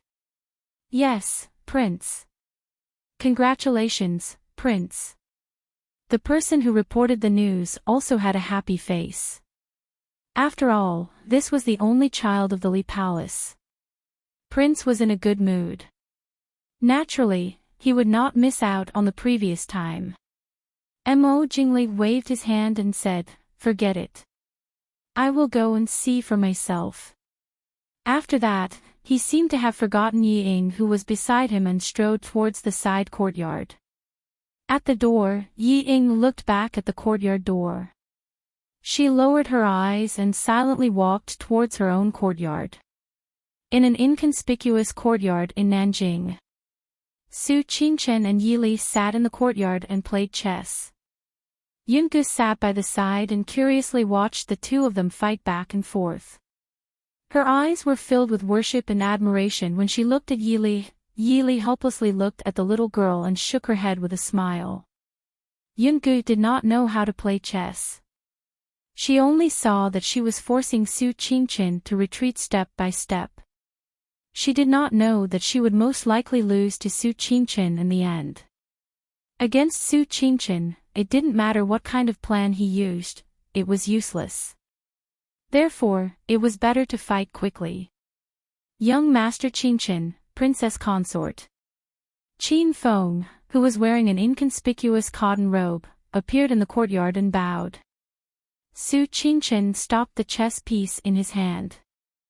Looking at Qin Feng's attire, he couldn't help but laugh. "Governor Qin, you truly look like whatever you are dressed up as. If I met you on the street, I might not be able to recognize you." Su Qingchen's words were indeed true. Don't look at Qin Feng's usual aura that made people not dare to be presumptuous. But at this time, wearing this cloth, the aura around his body was restrained. Even his originally handsome face looked much more ordinary. His whole person blended into the crowd and probably would not attract anyone's attention. Such a person was not only suitable to be a shadow guard, but also suitable to be a spy and an assassin. Qin Feng smiled faintly and said, "Young master, you flatter me." Yili raised her eyebrows and said with a smile, "To be able to force you to dress up like this, it seems that Mo Jingli is really angry." Qin Feng said, "These days, although there is nothing on the surface in Nanjing, the secret investigation is still very tight. After Mo Jingli overturned a few strongholds, the people he caught were all people who did not know anything. He is probably unwilling." Yili nodded with satisfaction and said, it seems that Yi Ying is not completely stupid and did not give up Yaoji. In fact, telling Yi Ying about Imo Jingli's identity was a bit dangerous, but if she really used Imo Suyun to kill Yi Ying and Imo Jingli, Yi Li would not be able to get over the hurdle in her heart. After all, she was also the mother of 3 children. As long as she thought of the cute and naughty Imo Xiaobao in Glass City and the pair of twins who were left at home before they were 1 year old, Yi Li could not help but soften. Although she did not believe in ghosts and gods, she still hoped to be able to feel at ease. In the words of her grandfather, it was not about retribution of ghosts and gods. Scholars had always believed in ghosts and gods. But if the method was too vicious, it would be harmful. Fortunately, Yi Ying did not let her down. If Yi Ying gave up Yaoji, the Prince Ding Mansion's information channel in Nanjing would be destroyed. At that time, even she would not be able to do anything. The Prince Ding Mansion could not send people to barge into the Li Palace, right? Is there any movement in the Li Palace? Yi Li asked. Qin Feng said, Mo Jingli and concubine Xian Zhao already know that Mo Suyun will not die in a short period of time. They are hesitating whether to use a ruthless drug. At this point, Qin Feng could not help but frown. His contempt for Mo Jingli was obvious. Even a vicious tiger would not eat its cubs, not to mention a child who did not know anything. If Mo Jingli really did this, he was not even human. Yi Li frowned slightly, looked at Su Qingchen and asked, Big brother, what kind of decision do you think Mo Jingli will make? Su Qingchen sighed softly, slowly put down a piece and said, Is there someone in the Li Palace who is pregnant? Qin Feng was stunned. How did Gongzi know? Li Palace's concubine Zhao just spread the news that she is pregnant for 1.5 months. Su Qingchen did not answer Yi Li's question, only saying, Li, if you want to save Mo Suyun, do it as soon as possible. Big brother's meaning is. Yi Li was stunned. Although she did not think that Mo Jingli would give up the throne for his son, she did not think that Mo Jingli would kill Mo Suyun after knowing the truth. After all, although it was troublesome, it was not impossible to solve it, right? Su Qingchen said indifferently, if it was just Mo Jingli alone, he might not kill Mo Suyun. But I am afraid, there is someone else who wants to kill Mo Suyun. Coincidentally, at this time, there is news of a child. To Mo Suyun, it is definitely not a good thing. Yi Li sighed faintly and said, Forget it, I will personally make a trip to the Li Palace tonight. Qin Feng was a little worried and said, Princess, if there is anything you want us to do, we will do it. Why does Princess have to personally take the risk? Yi Li shook her head and said, Yi Ying will not believe you. I will be more assured if I go. In the dead of night, Yi Ying was still unable to sleep. She was restlessly pacing back and forth in the room like a trapped beast. Only now did she understand how powerless she was after losing the secret help of the Prince Ding Mansion. Under Mo Jingli's order, she could not even mobilize anyone in the Prince Mansion. Not to mention passing any news out. Although she was not very smart, she understood a lot of things these days. Mo Jingli's concubine was pregnant, so her son had no way to live. But now, she couldn't even kill Zhao Shi if she wanted to. No, she did not want to kill anyone now. She only hoped that her son could live on peacefully.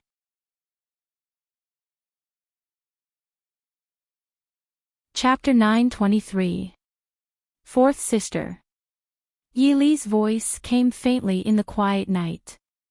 Yi Ying was startled. She suddenly turned around and saw Yi Li standing not far behind her, dressed in black.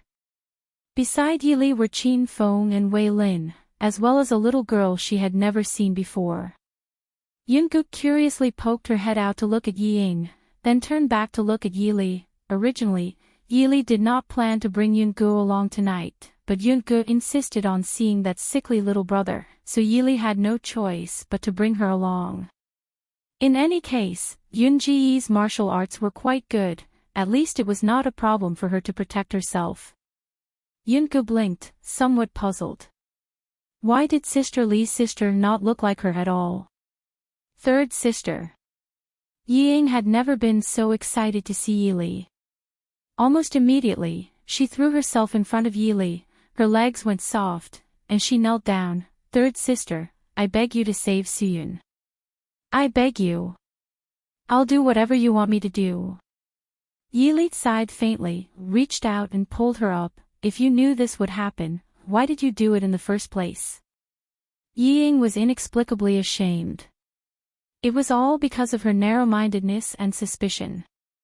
She was afraid that Yili would play tricks on her, so she insisted that Yili tell her the child's whereabouts first.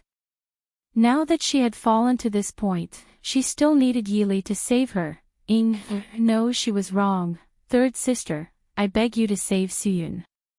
No matter what third sister says in the future, Ying will never suspect third sister again.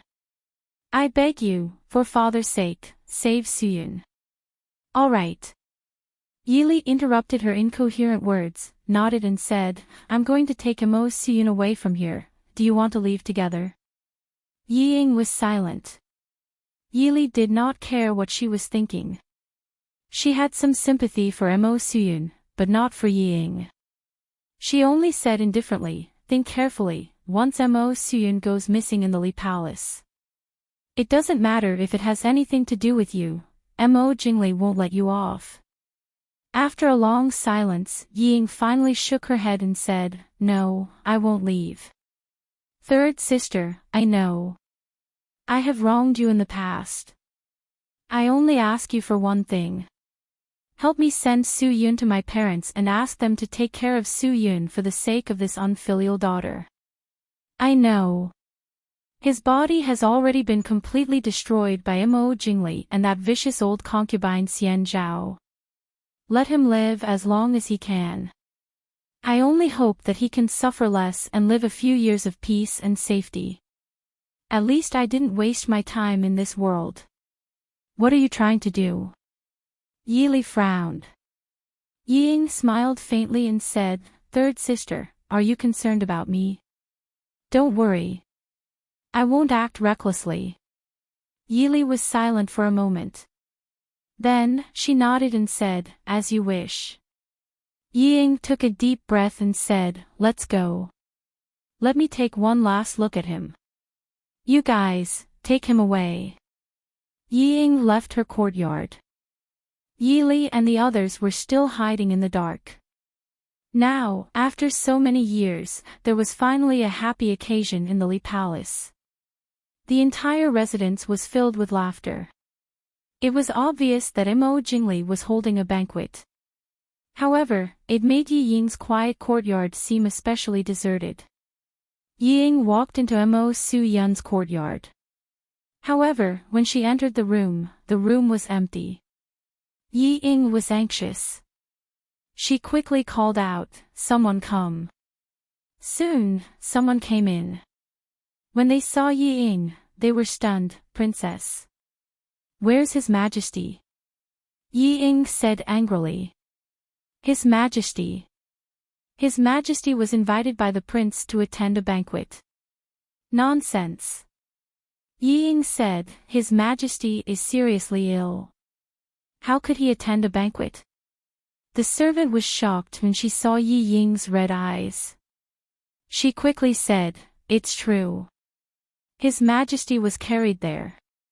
Yi Ying was anxious. She was too lazy to pay attention to the servant. She rushed out of the courtyard and went to the main hall where Mo Jingli was holding the banquet. At this time, the main hall was filled with singing and dancing. Mo Jingli sat on the main seat and drank to his heart's content. Beside him was naturally the newly pregnant concubine Zhao. On his right sat concubine Xian Zhao. On his left, Mo Su Yun sat alone in a chair. He did not watch the singing and dancing below, nor did he eat the food on the table. It was as if he did not know anything about the outside world. Those sitting below were naturally Mo Jingli's confidants. Mu Yang and Yaoji were also sitting in the hall. A few days ago, Mu Yang spoke up for Chu Junwei. When Chu Junwei disappeared, Mu Yang was severely scolded by Mo Jingli. Therefore, he was a bit low-key today. However, looking at Li Wang's expression, Mu Yang knew that Li Wang would soon get what he wanted. When the time came, Marquis Mu Yang's residence, who had the merit of supporting the emperor, would naturally not be hated by Li Wang for such a small matter. Yaoji glanced at the dazed Mo Su Yun in the hall. A trace of hidden worry flashed through her eyes. Congratulations to Prince for having a son. Everyone in the hall raised their cups and congratulated him. Mo Jingli nodded in satisfaction and said, "Thanks to everyone's auspicious words. Let us all drink a cup." Concubine Zhao, who was sitting beside Mo Jingli, suddenly smiled and said, "The emperor hasn't eaten anything all night. Although the emperor is young and does not know how to drink, there is no harm in drinking some fruit juice. How about inviting the emperor to drink a cup with everyone?" Concubine Xian Zhao glanced at Concubine Zhao and nodded in satisfaction, saying, "Concubine Zhao is right. There are so many of us chatting and laughing, but we have neglected the emperor. Why aren't you pouring fruit juice for the emperor? What is wrong with you servants?" The Taijin standing behind Mo Su Yun shouted that they did not dare. He went forward and picked up the wine pot in front of Mo Su Yun and poured a cup for Mo Su Yun. A gentle smile appeared on Concubine Zhao's beautiful lips. She looked at Mo Su Yun with a smile and said, "Chinchia is pregnant with Prince's child. Isn't the emperor happy for Chinchia and Prince?" Mo Su Yun's eyes moved but he did not speak. He only looked at Mo Jingli who was sitting beside Concubine Zhao. His eyes were still filled with fear. Mo Jingli said faintly, "Since Concubine Zhao has said so, Emperor, you should also drink a cup to congratulate Concubine Zhao." Everyone in the hall agreed. Yaoji sat beside Mu Yang with a perfect smile on her lips. She was even more beautiful than the young and gentle Concubine Zhao in the hall. She just looked coldly at the absurd scene in front of her and smiled coldly in her heart. When she looked at the man beside her, her heart was filled with deep disappointment and indifference. Even a woman like Yaoji could guess that the so-called fruit juice was not as simple as just fruit juice. How could Mu Yang not know? What's more, Mo Su Yun was the emperor in the end. The officials in this hall forced the emperor of a country to toast for a concubine who did not have an official concubine Zhao. Marquis Mu Yang Fu had military generals for generations. But the current Mu Yang was even more adept at flattering and monopolizing power than the civil officials. Mu Yang couldn't do the same for the matter of remonstrating with force.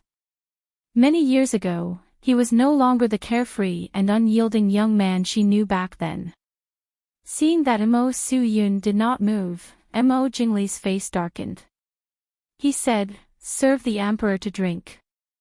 The Taijin at the side could only personally pick up the wine cup and bring it to Mo Su Yun's lips. "Mo Jingli, you dare." Outside the hall, a sharp voice suddenly sounded. In an instant, even the original sound of the music stopped. Yi Ying's voice reverberated in the hall, appearing particularly loud.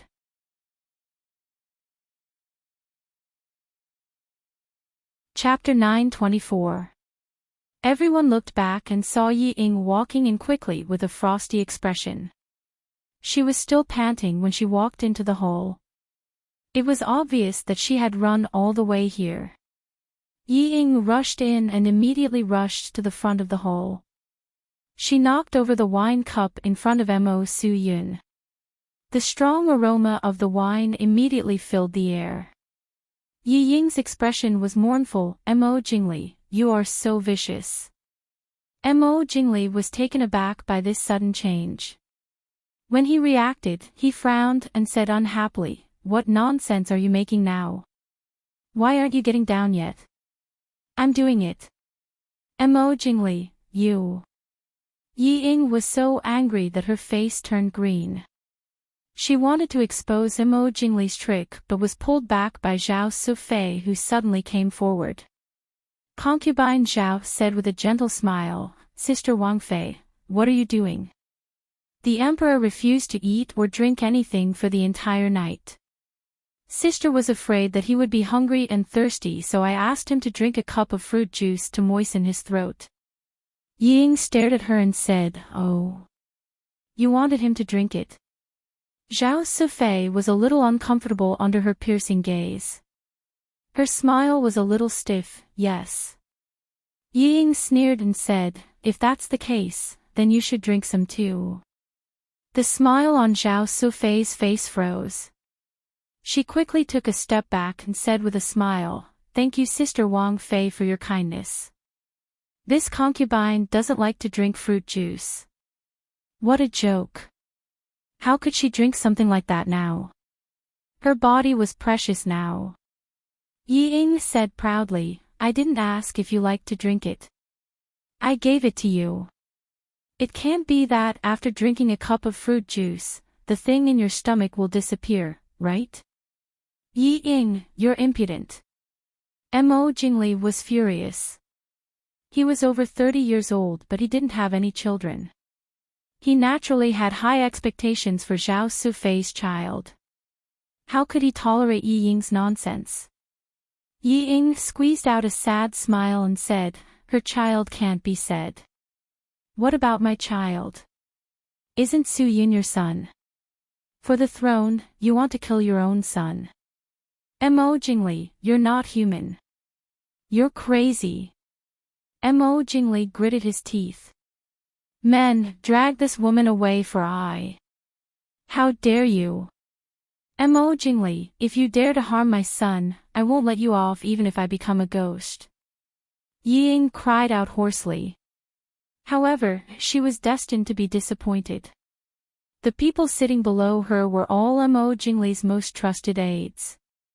They all hoped that Mo Jingli would be promoted to the top so that they could be credited with helping him succeed. Not to mention that Mo Suyun was Mo Jingli's son. Even if Mo Suyun was Mo Jingli's father, they wouldn't even bat an eye. Although they were all stunned by the sudden news, everyone was still thinking about how to deal with the aftermath of this matter. How could they let King Li not care about them knowing such a secret? Instead of upholding justice for the mother and son. "Take her away," Mo Jingli said in a deep voice. No one knew what she was thinking, but Yi Ying, who was being held by the guards, suddenly stopped struggling. She stared at Mo Jingli and said, "Prince, I still have something to tell you." Mo Jingli stared at her indifferently. Obviously, he didn't intend to listen to what she had to say. Yi Ying looked at him with a smile and said, "It's related to the Prince Ding mansion." "Prince, you don't want to hear it." Mo Jingli narrowed his eyes and stared at Yi Ying. He wasn't sure how long Yi Ying had been hooking up with the Prince Ding mansion. At the same time, he wasn't sure if Yi Ying really knew some secrets about the Prince Ding mansion. After a long while, Mo Jingli said, "Let her come over." The guards let go of Yi Ying. Yi Ying didn't hurry to walk towards Mo Jingli. Instead, she turned and walked in front of Mo Suyun. She reached out and carefully touched his thin little face, softly saying, "Suyun, I'm sorry. Mother is sorry. In the future, you have to obediently listen to Big Brother and Big Sister, okay?" Mo Suyun blinked his eyes in confusion. He didn't understand why this princess consort Li, who treated him so well, would say that she was his mother. Mother was clearly in the palace. Although Mother always ignored him, he couldn't have suddenly changed into another mother. Furthermore, seeing Mo Jingli's gloomy expression, Mo Suyun couldn't help but shrink back. Seeing her son's frightened appearance, Yi Ying bitterly shook her head. She turned and slowly walked in front of Mo Jingli. Looking at the man in front of her who was still handsome and full of the charm of a mature man, Yi Ying asked in a sad voice, "You don't tell me you're not soft-hearted at all." Mo Jingli coldly frowned and said, I don't want to listen to your nonsense. What do you want to say? Yi Ying smiled helplessly. She leaned closer to Mo Jingli and whispered, what I want to tell you is, my third sister has already arrived in Nanjing. Yi Ying rarely sincerely called Yili third sister. In front of Mo Jingli, most of the time, she directly called her by her name. Therefore, this third sister caused Mo Jingli's brain to pause for a moment before he reacted. What did you say? Yi Ying's smile was exceptionally joyful. Even her pale and thin face seemed to have added some radiance in an instant. She looked at Mo Jingli and giggled. I said, my third sister. Princess Ding is currently in the Li Palace. Don't you know? Prince, be careful. In the instant that Mo Jingli was shocked, a frightened cry rang out beside him. Mo Jingli only felt a sharp pain in his abdomen. Reflexively, he slapped Yi Ying away. Although Mo Jingli was suddenly seriously injured and the force he used was not enough to take his life, Yi Ying could not help but spit out a mouthful of blood. Coincidentally, she fell at the feet of Vice Consort Zhao. Yi Ying did not seem to care about her injury at all. It was as if she could not feel the pain. She hugged Vice Consort Zhao's legs and the two of them rolled down the hall in a heap. Their bodies rolled down the steps of the hall. After rolling down the hall, blood flowed faster from Yi Ying's lips. Vice Consort Zhao screamed and the floor below her was immediately dyed red. Slut! Mo Jingli was both shocked and angry. He covered the bleeding wound on his abdomen with one hand and sat back in the chair. He glared at Yi Ying with eyes full of undisguised murderous intent. Li, quick! Call the Grand Physician. Virtuous Consort Zhao quickly went forward to support Mo Jingli. She shouted harshly, hurry and help Vice Consort Zhao up. The child, the child. Everyone's gaze landed on Vice Consort Zhao who was lying on the ground and crying. It was obvious that the child, who was only 1.5 months old, could not be saved. Everyone was stunned by this sudden turn of events. Who would have thought that Li Wangfei, who had always been quiet, would suddenly do such a shocking thing? In the blink of an eye, she had injured Li Wang and Vice Consort Zhao. She had even killed the child in Vice Consort Zhao's stomach. Mo Jingli sat in the chair, enduring the pain as he stared at Yi Ying below. Seeing the provocative smile on Yi Ying's face, the anger in his heart grew. He had never taken Yi Ying seriously. He always felt that compared to Yili, Yi Ying was not as stupid. She was selfish and cowardly. This kind of person naturally could not achieve great things. But he did not expect that someone like Yi Ying would injure him the most. In this life, Mo Jingli had never suffered such a great loss. And all of this was because of Yi Ying.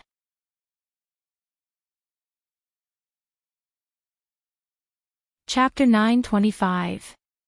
Perhaps it was because of the pain coming from his abdomen that Mo Jingli was irritated, or perhaps it was because of the sudden loss of the child that had just arrived.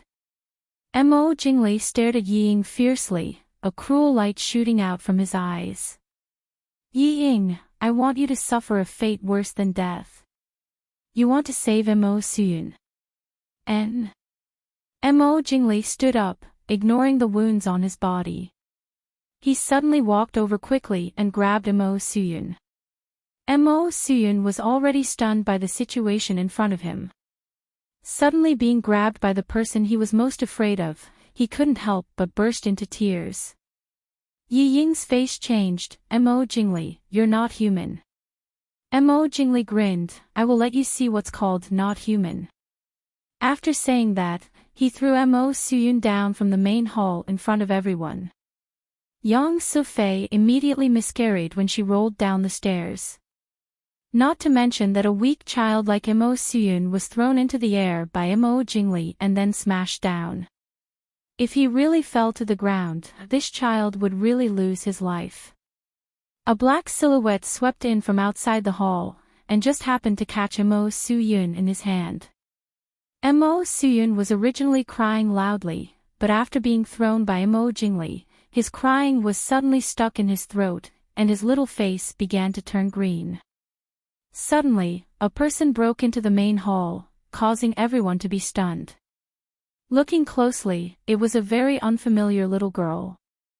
Although she was wearing black night clothes, the little girl's delicate face was full of anger.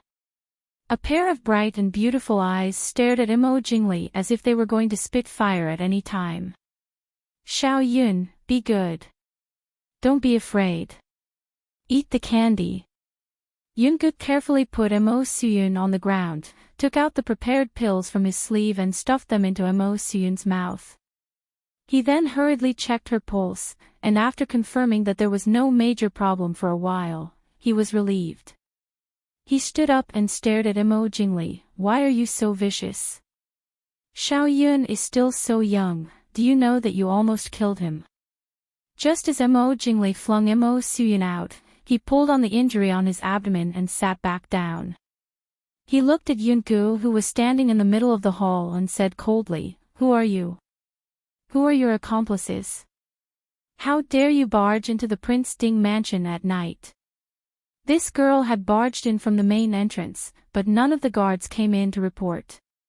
If it wasn't for the fact that this lass's martial arts skills were so high that she was able to avoid the attention of all the imperial bodyguards, then there must be someone outside who had taken care of the imperial bodyguards for her. Yun-gu blinked and said unhappily, "I don't even know you. Father said that I can't casually tell others my name." Everyone couldn't help but feel embarrassed. Li Wang's question was obviously very normal, but when this little girl said it, it immediately made people feel that Li Wang was like a playboy who took liberties with a woman from a good family. "Miss, does Prince Li mean why are you here?" Yaoji coughed lightly and said with a smile. Yun-gu was suddenly enlightened. She looked at Yaoji smilingly and said, "Sister, you are so beautiful. I came with Sister Li, Sister Li." Everyone present was shocked. Although Yi Ying had previously said that Yi Li was already here. But the sudden change that happened afterwards made everyone think that Yi Ying was deliberately mystifying in order to assassinate Mo Jingli. But they didn't expect that Yi Li had actually come to Jiangnan, and had even quietly entered the Li Palace. This also made the hearts of Mo Jingli's trusted subordinates turn cold. The people from Prince Ding's manor could easily enter Prince Li's manor under the situation where the entire city was under martial law. Therefore, it was naturally as easy as turning one's hand to take their lives. "Yi Li, come out right now!" Mo Jingli roared sternly.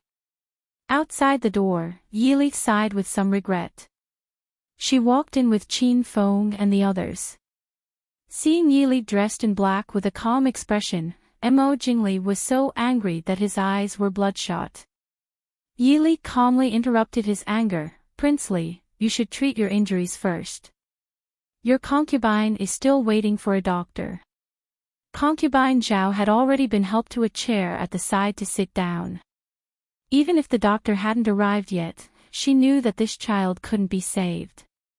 She hated Ying even more. "Prince, you have to make a decision for Qinxia and the child." Yi Li glanced at her. "Heaven's evil can be forgiven, but self-inflicted evil cannot be forgiven." Although they didn't come in, they heard clearly from outside. If it wasn't for concubine Zhao getting carried away and instigating Mo Jingli to attack Mo Soo-yoon, she wouldn't have ended up being pulled down from the hall by Yi Ying and miscarried. Even if you are Princess Ding, this is the Li Palace's matter. Princess Ding, don't you think that you are meddling too much?" Concubine Zhao glared at Yi Li with resentment. Ever since she entered the Li Palace, there wasn't a day that she didn't tremble in fear. First, she served concubine Xian Zhao, then she was constantly troubled by Princess Xixia. Later, there was Dong Fangyu, who was even more difficult to deal with, so she could only live carefully with her tail between her legs. Now that she finally made a name for herself, she couldn't help but feel proud. Now, it was all for naught. Woo woo. Prince, Chinchilla is wronged. Poor Chinchilla and this unborn child. Your injuries aren't serious, you won't die. Seeing her crying so miserably, Yun-gu, who was squatting by the side to check on Yi Ying's injuries, raised her head and said, "Moreover, since you love your child, why did you harm Xiao Yun? His body couldn't be saved after drinking the poisoned wine." Vice Consort Zhao's pitiful crying appearance was interrupted by Yun-gu and immediately became very comical. She opened her mouth and tears still hung on her face.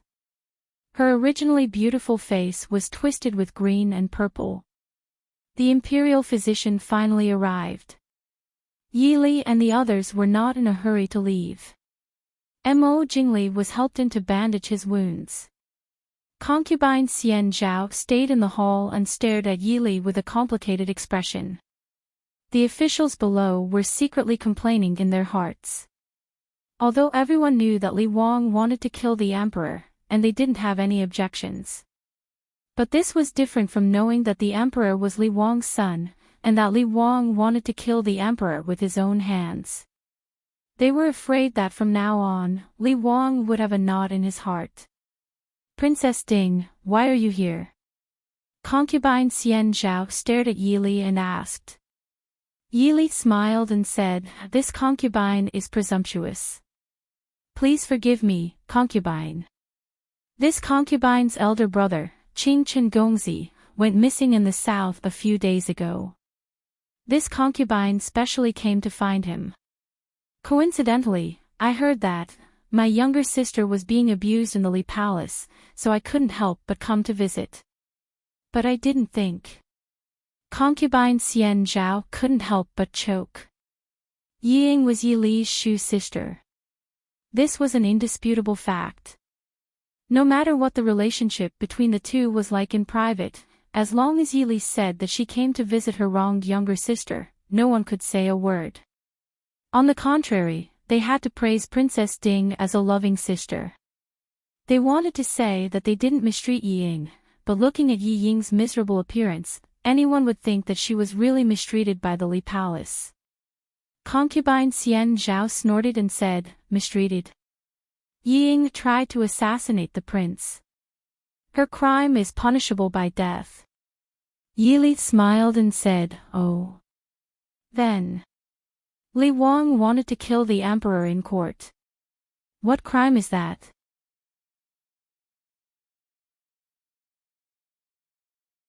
Chapter 926. Behind her, Qin Feng answered, "Exterminate the entire clan." Yi Li shook her head and smiled. The emperor and the imperial family are also part of King Li's clan. Exterminating the entire clan is impossible. However, exterminating the entire clan is inevitable, right? Yun-gu asked in confusion, "Didn't they say that King Li is Xiao Yun's father?" Yi Li smiled and patted Yun Ji's head, "That's right. Then it's confusing the imperial family's bloodline. King Li passed his son off as the late emperor's son.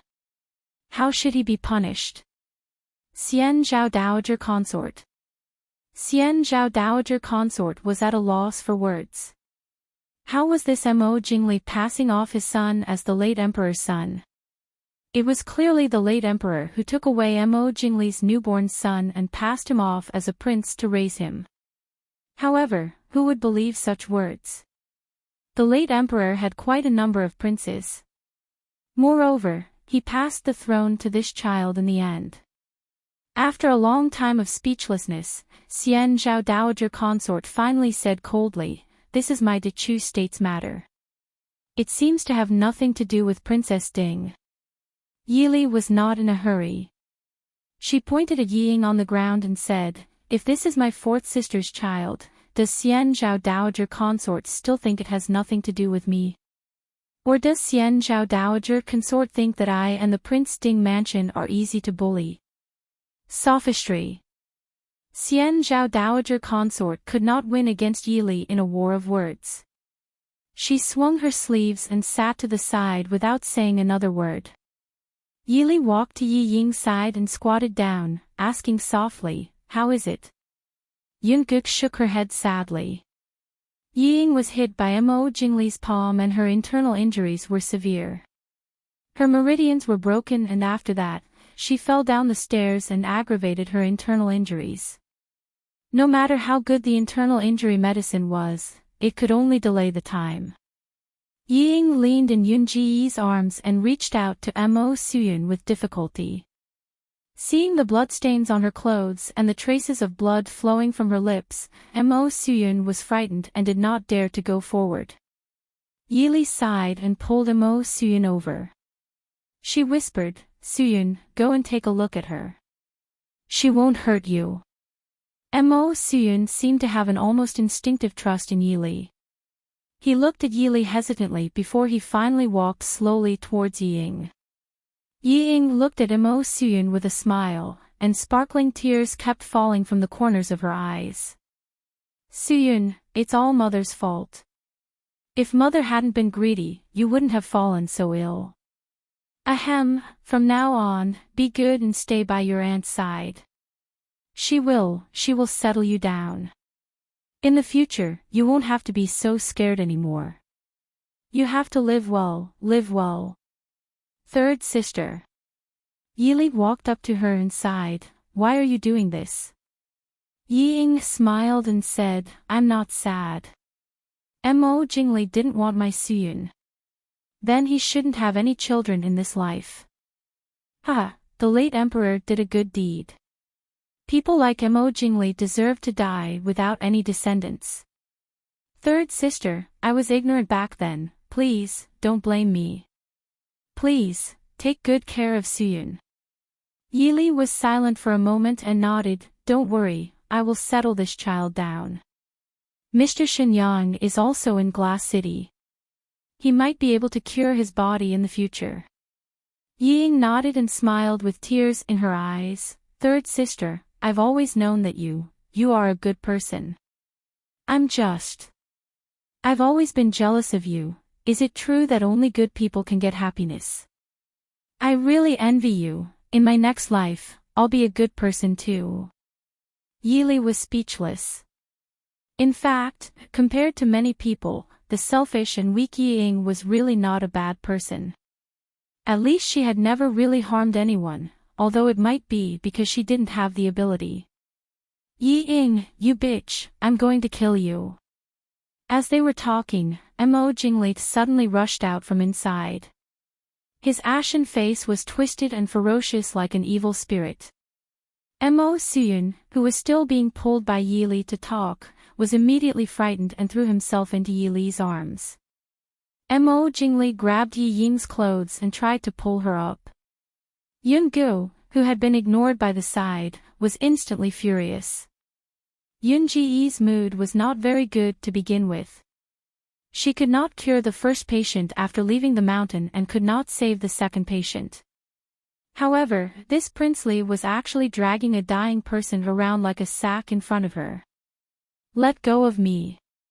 In a fit of anger, Yungu unceremoniously slapped him. Mo Jingli realized that he was not a match for this little girl in front of him. He immediately used Yi Ying to block in front of him without hesitation. Fortunately, Yungu had a peaceful nature. Even when she slapped him in anger, she did not use her full strength. She stared angrily at Mo Jingli in front of her. "Shameless. Bad guy. Bastard. Scum." Yili's mouth twitched. She silently thought about who was the one who taught Yungu bad things these days.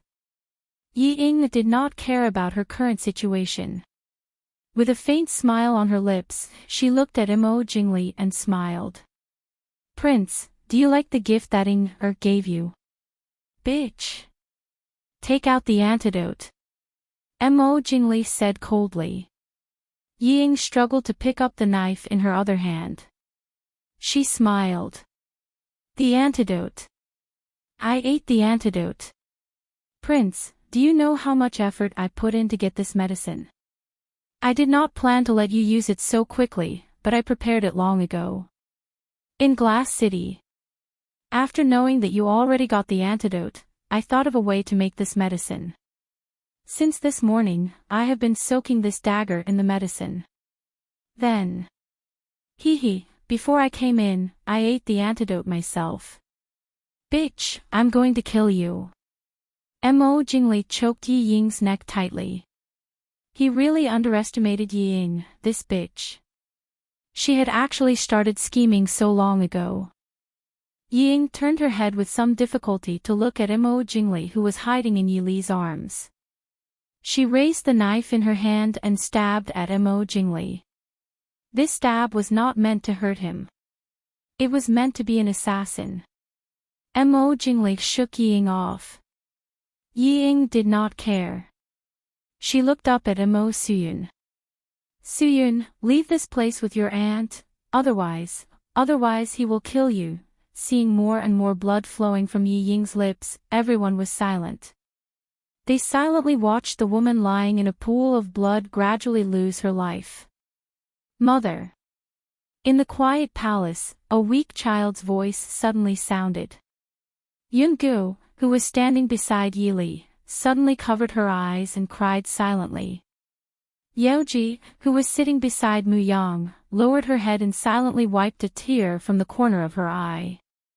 Her bright eyes became more determined. Yi Li handed Mo Suyun to Wei Lin, who was behind her. She said lightly, Yungu, we should go back. Yungu silently sniffed. She walked over and held Yi Li's clothes and followed her out. I believe Prince Li will make good arrangements for fourth sister's body. Yi Li looked back at Mo Jingli and asked. Arrangements? Mo Jingli showed a strange and twisted smile. I want to burn her bones and scatter her ashes. Up to you. Yi Li did not have any thoughts of burying her. It would be good if they could bring Yi Ying's body out, but they had no way to do so now. This consort will help the prince publicize the great kindness of Princess Consort Li. I believe the people of Jiangnan will be grateful for Prince Li's kindness.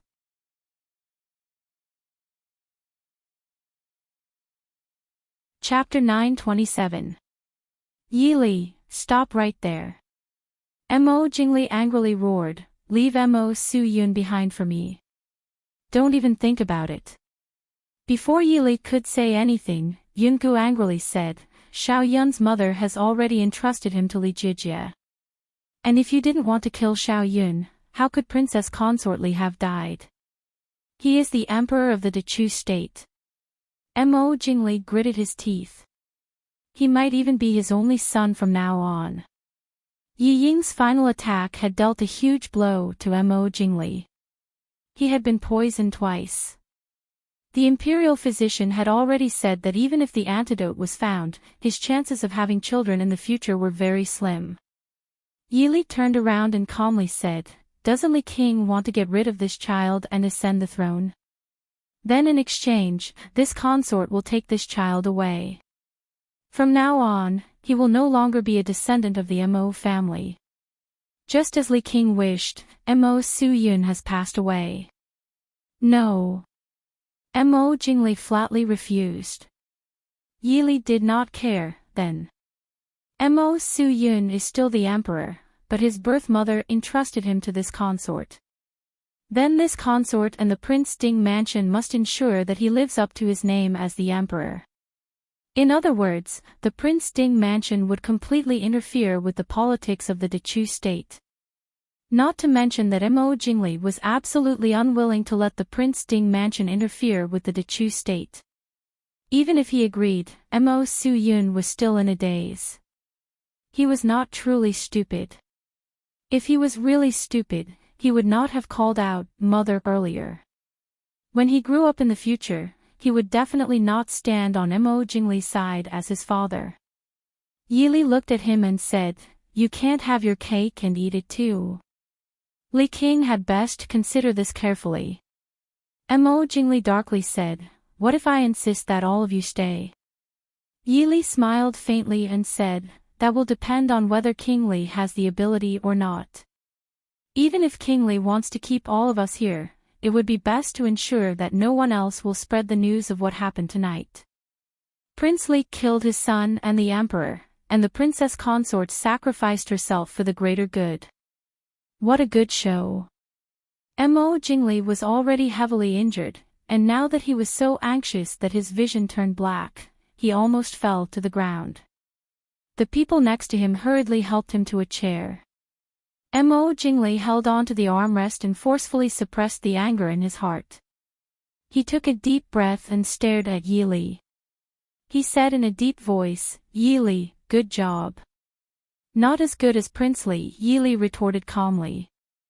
The virtuous consort looked at Mo Jingli's exhausted appearance and hurriedly said, "Princess Ding, put down the emperor. I promise you all will leave Jiangnan safely." On the side, Qin Feng gave a disdainful laugh and said, "Do we need your promise? Nanjing is just a place where we can come and go as we please. What can you do to us?" The virtuous consort's face darkened. Yi Li spoke first and leisurely said, "I have always kept my word. Since I promised fourth sister to take care of the child, I must take the child away. Virtuous consort, you can try to see if it is better for us to leave quietly or for us to kill our way out of the Li Palace. With just the few of you." The virtuous consort sneered. Yi Li smiled and said, "Do you have a lot of people?" Virtuous consort, why don't you try to summon the guards to see? The virtuous consort didn't speak. Yi Li dared to say this because there probably weren't many guards in the Li Palace that could move. "Prince Li, what do you think?" Yi Li asked. "Get out!" Mo Jingli finally roared.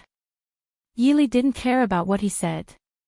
She waved her hand and let everyone out in broad daylight.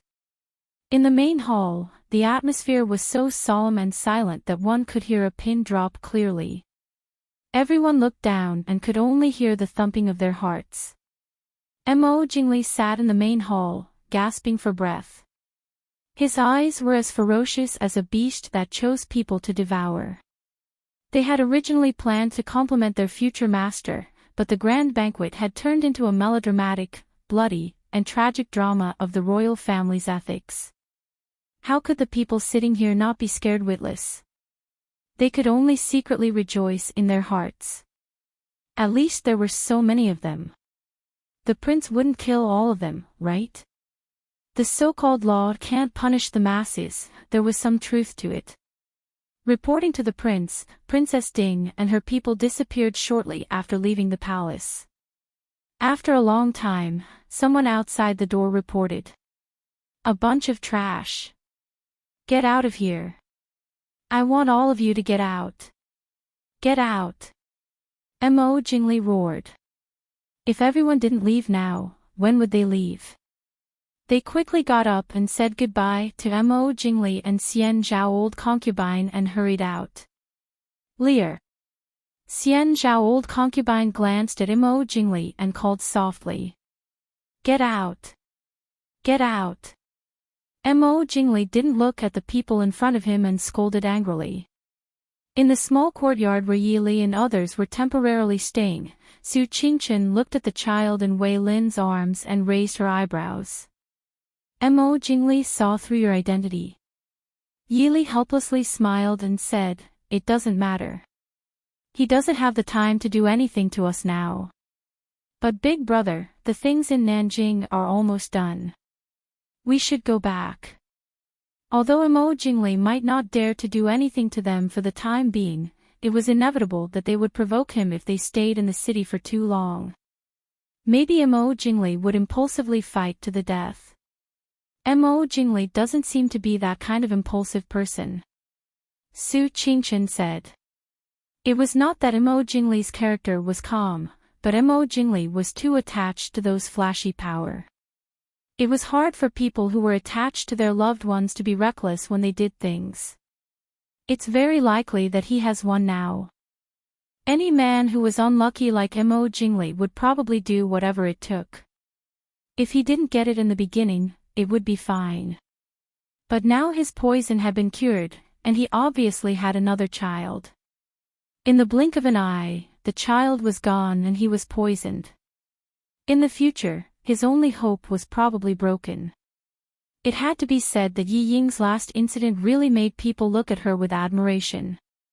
Su Qingchen sighed softly and glanced at Mo Suyun, who was lying motionless in Wei Lin's arms. Yi Ying is dead.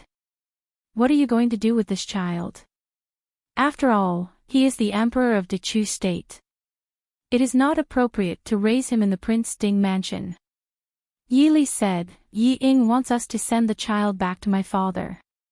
After all, he is their grandson. There is the Prince Ding mansion in Glass City to take care of him. The child should be fine. In any case, it is better than staying in Nanjing as a puppet emperor. Su Qingchen nodded and said, well, you can go north tomorrow morning. Hearing this, Yi Li was stunned. Big brother, do you still have something to do? Su Qingchen said, I still have to help Yungu find someone. Yi Li frowned and thought for a while. If you want to find someone, can't Big Brother just tell me? Is it difficult to find them? Su Qingchen shook his head and smiled. It's not difficult to find them. I know where they live. But I have to take Yungu there. Yi Li looked at Su Qingchen awkwardly and said, why don't we wait for 2 days and go back with Big Brother? Yi Li was really worried about letting Su Qingchen take Yungu and stay in Nanjing City. Su Qingchen did not have the strength to truss a chicken. Yun Ji's martial arts were not weak, but she was a little girl without any experience. What if something happened to Big Brother?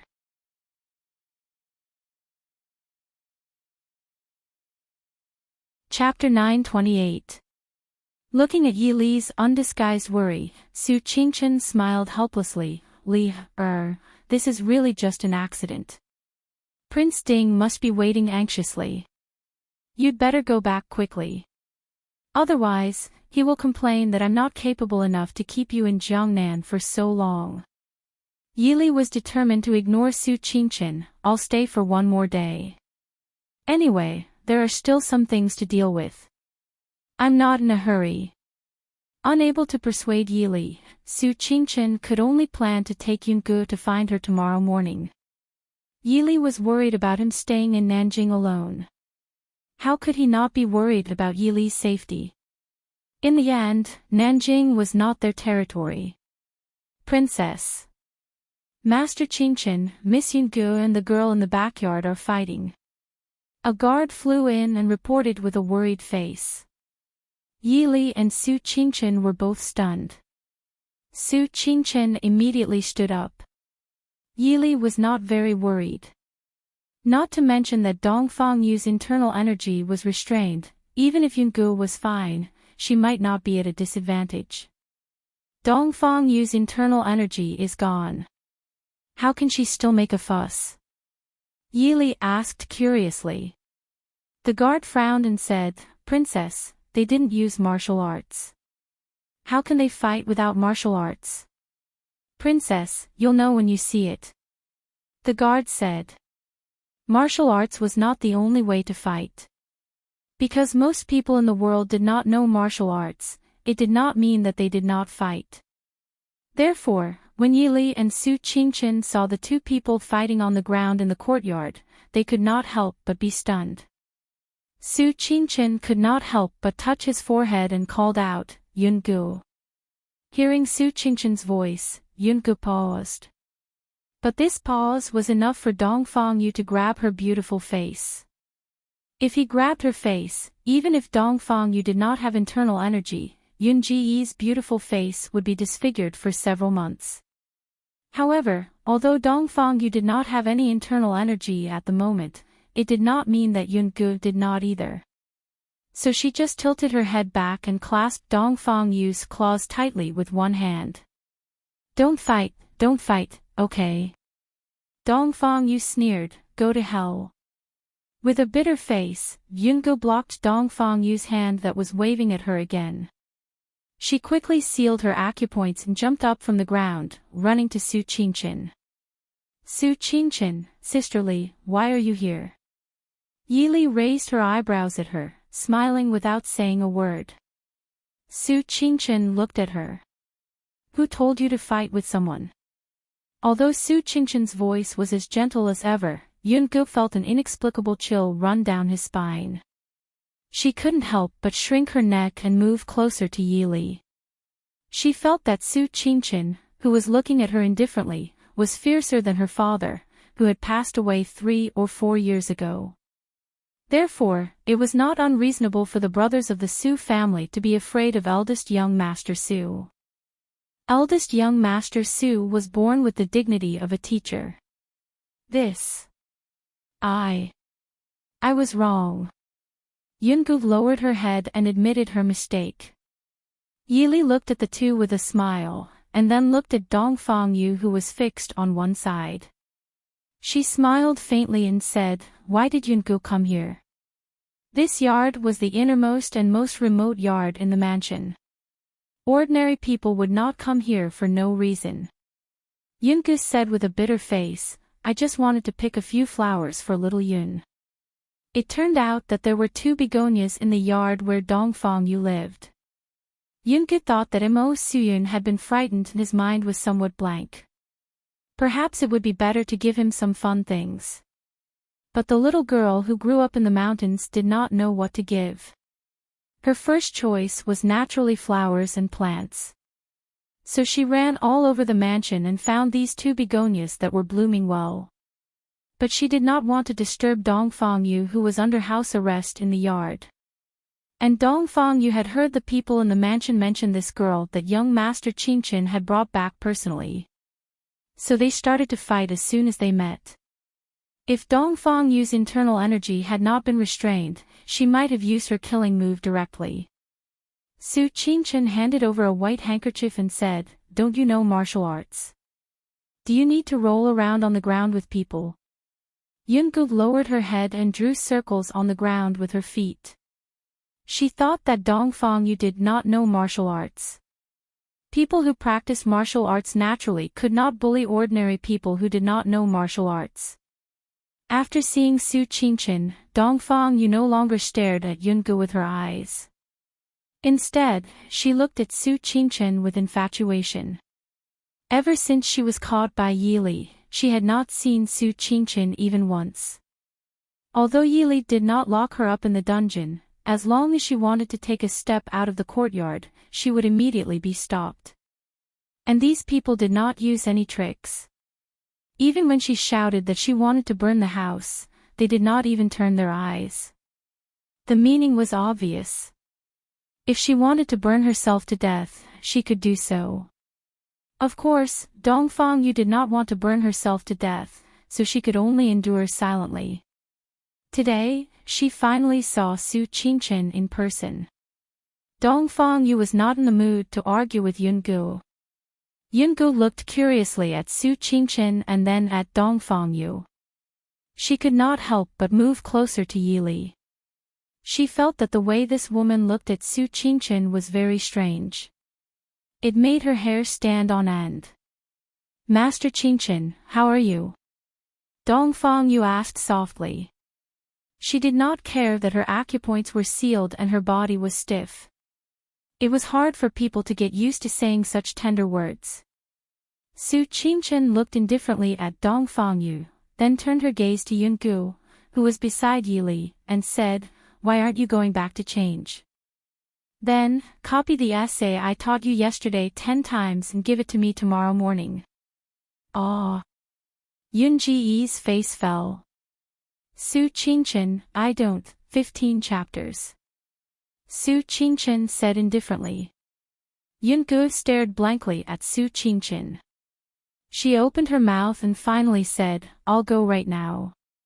She looked carefully at Su Qingchen. She probably felt that Su Qingchen was not in a good mood.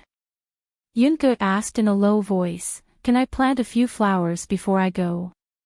Su Qingchen nodded. Yungu then flew up to a branch and planted a few flowers. She ran out quickly, as if Su Qingchen would add 10 or 20 more times if she stayed. Looking at her departing figure, Yili couldn't help but smile and said, "Big brother, you're too strict with Yunj." Look at how scared she is. Yungu is your savior after all. Su Qingchen glanced indifferently at Yili. She is not young. She has lived alone in the mountains. When her father was alive, he did not teach her many things that should have been taught. Yili suddenly understood. She nodded and said, "That's right. 15 years old is not young. It's time for her to get married. If she comes back with us, please teach her well, Auntie." Su Qingchen did not comment. She said indifferently, "I'm afraid she won't go with us." At that time, a rich and powerful family, Yungu, who grew up in the countryside, would be eaten up by others. Yili said with a smile, "Big brother must have a way to let her go back with us."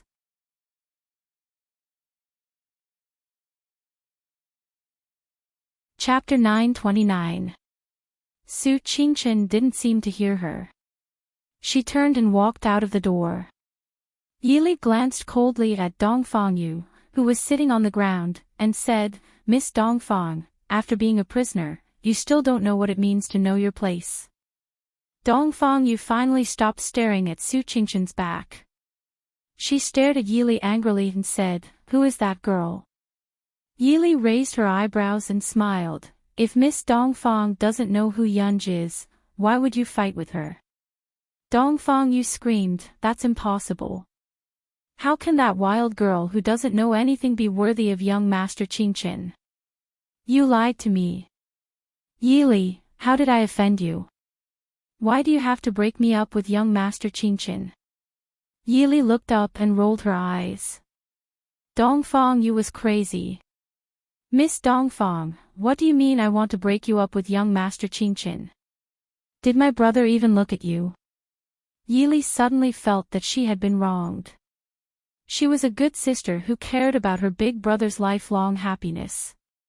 She was definitely not picky. She was the best sister-in-law in the world. "It must be you. Otherwise, young Master Qingchen wouldn't dislike me." Dongfangyu said angrily. "Miss Dongfang, you think too much." Yili said calmly, "Look at how Big Brother treats Yunj, and then look at how Big Brother treats you. Don't you know what kind of girl he likes?"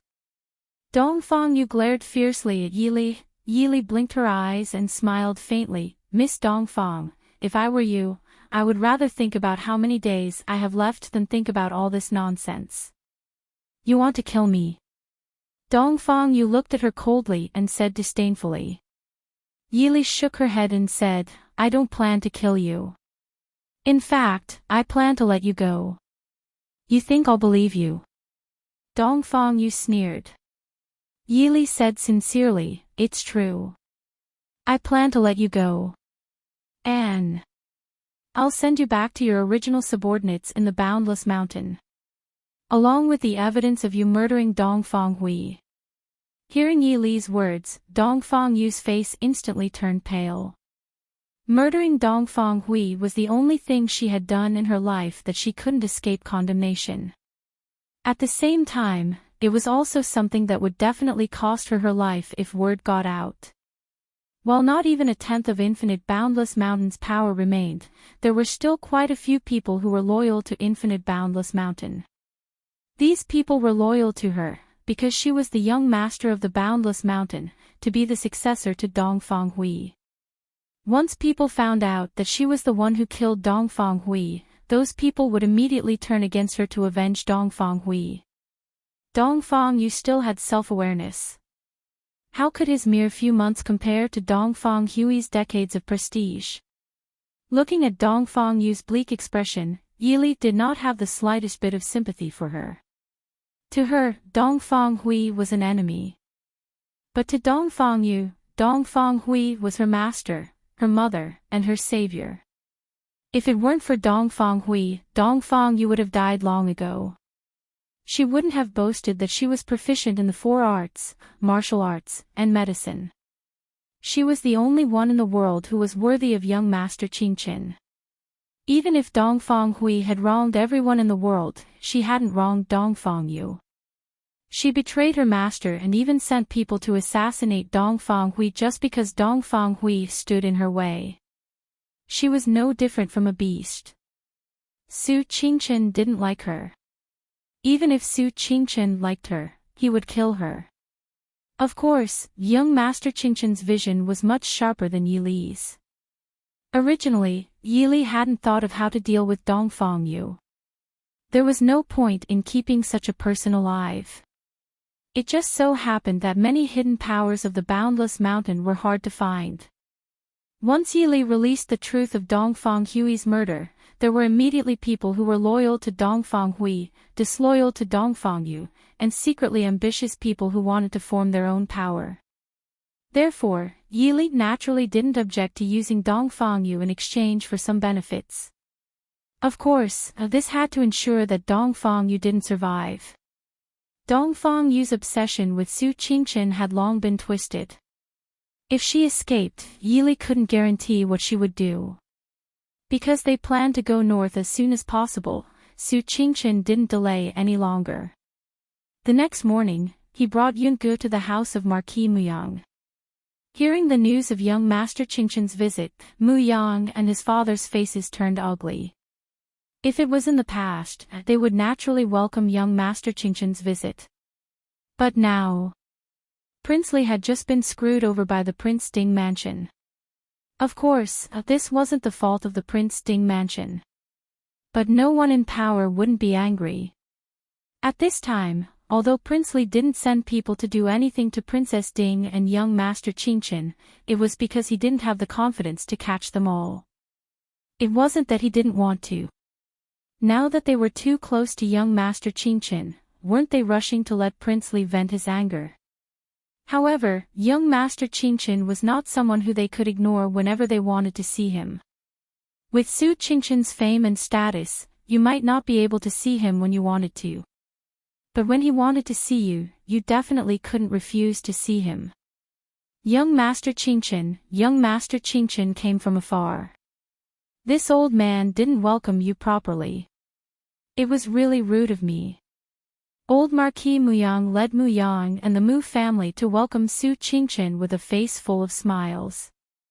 Su Qingchen glanced at the group of people behind Marquis Muyang with a faint smile. It was said that Marquis Muyang was Imo Jingqi's confidant. Now that Imo Jingqi's reputation had fallen and his family was ruined, but Marquis Muyang's family was still prosperous and even more powerful than before. He was indeed a rare person among the generals who knew how to monopolize. Frowning slightly, Su Qingchen glanced at Yungu. Was it really a good thing to leave Yungu in the house of Marquis Muyang? Even if Yaoji was here, Yaoji had a heavy responsibility. How could she have the time to take care of an ignorant child? Besides, how long could the house of Marquis Muyang last? Yungu followed beside Su Qingchen and looked strangely at the old man who was talking to Su Qingchen. Since he felt that he didn't welcome them properly, why didn't he just go out to welcome them? Even if he was older, it didn't matter if he didn't welcome them. Yungu frowned. She didn't know why, but intuitively, she didn't like this old man who was smiling amiably at Su Qingchen. Old Marquis Muyang naturally also saw the young girl standing beside Su Qingchen. He felt it was strange. Young Master Qingchen was famous for being disrespectful to women. He was already over the age of 30 but hadn't gotten married. Why would he be with a beautiful young girl? Muyang and Yaoji naturally met Yungu before. Yaoji had a good impression of this young girl who was skilled in martial arts and nodded at her with a smile. Yungu blinked her eyes and smiled sweetly at Yaoji. Although Yungu hated those people at the banquet last night, she didn't hold a grudge. Besides, what happened last night had nothing to do with them. It was all that heartless Prince Li's fault. Yaoji, do you know this young girl? Marquis Muyang's wife, who was standing behind Muyang and beside Yaoji, suddenly asked in a sharp voice. Old Marquis Muyang frowned. He was very dissatisfied with his daughter-in-law's rude behavior, but he also glanced at Yaoji. Yang glared at his wife and made an excuse. Father, I saw this young girl at Prince Li's mansion last night.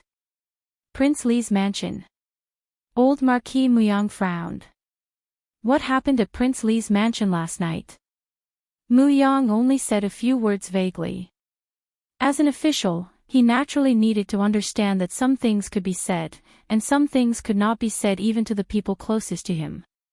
Old Marquis Yang didn't know what happened at Prince Li's mansion last night, but from the news of the Emperor's critical condition and Princess Consort Li's death this morning, it was probably not a small matter. Old Marquis Yang glanced at Su Qingchen vigilantly and said in a deep voice, "May I know why young Master Qingchen is here?" Su Qingchen smiled faintly. Marquis Yang, are you going to talk to me here? If possible, old Marquis Yang really wanted to talk here. But at the same time, he also understood that this was not the place to talk. He smiled awkwardly and turned to the side. "Young master, please come in." After entering the hall and taking a seat, Yungu sat obediently next to Su Qingchen. She was so quiet and well-behaved that one couldn't tell that she was the innocent and lively girl who was filled with righteous indignation over someone else's matter last night. After the tea was served, Yang asked, "Young Master Qingchen, may I know who this young girl is?" Su Qingchen put down the teacup and glanced at Yungu, saying indifferently, "May I know if Marquis Yang remembers a doctor called Shenfengru?" Shenfengru. Yang frowned in confusion and looked at his parents. Old Marquis Yang's expression changed slightly. He quickly glanced at Yungu, who was sitting beside Su Qingchen, and said in a deep voice, "This old man has never heard of him. May I know why young Master Qingchen is asking about this?" Su Qingchen said, "Then, about 3 to 4 years ago, Marquis Yang should not have received a single letter from this Mr. Shin." Old Marquis Yang's expression had returned to normal. He nodded and said, "This old man has indeed not received any letters.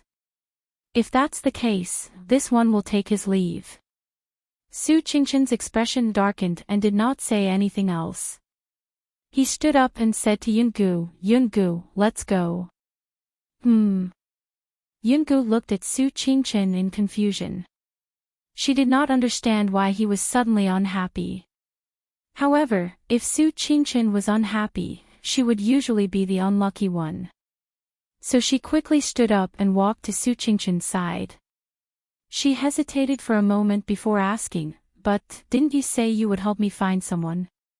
Is it because you can't find him?" "It's okay, there's no need to rush." Su Qingchen smiled faintly and looked at Yungu, saying, "There's no need to find him. The person your father arranged can't come and pick you up." Why? Yungu did not understand. Their entire family is already dead.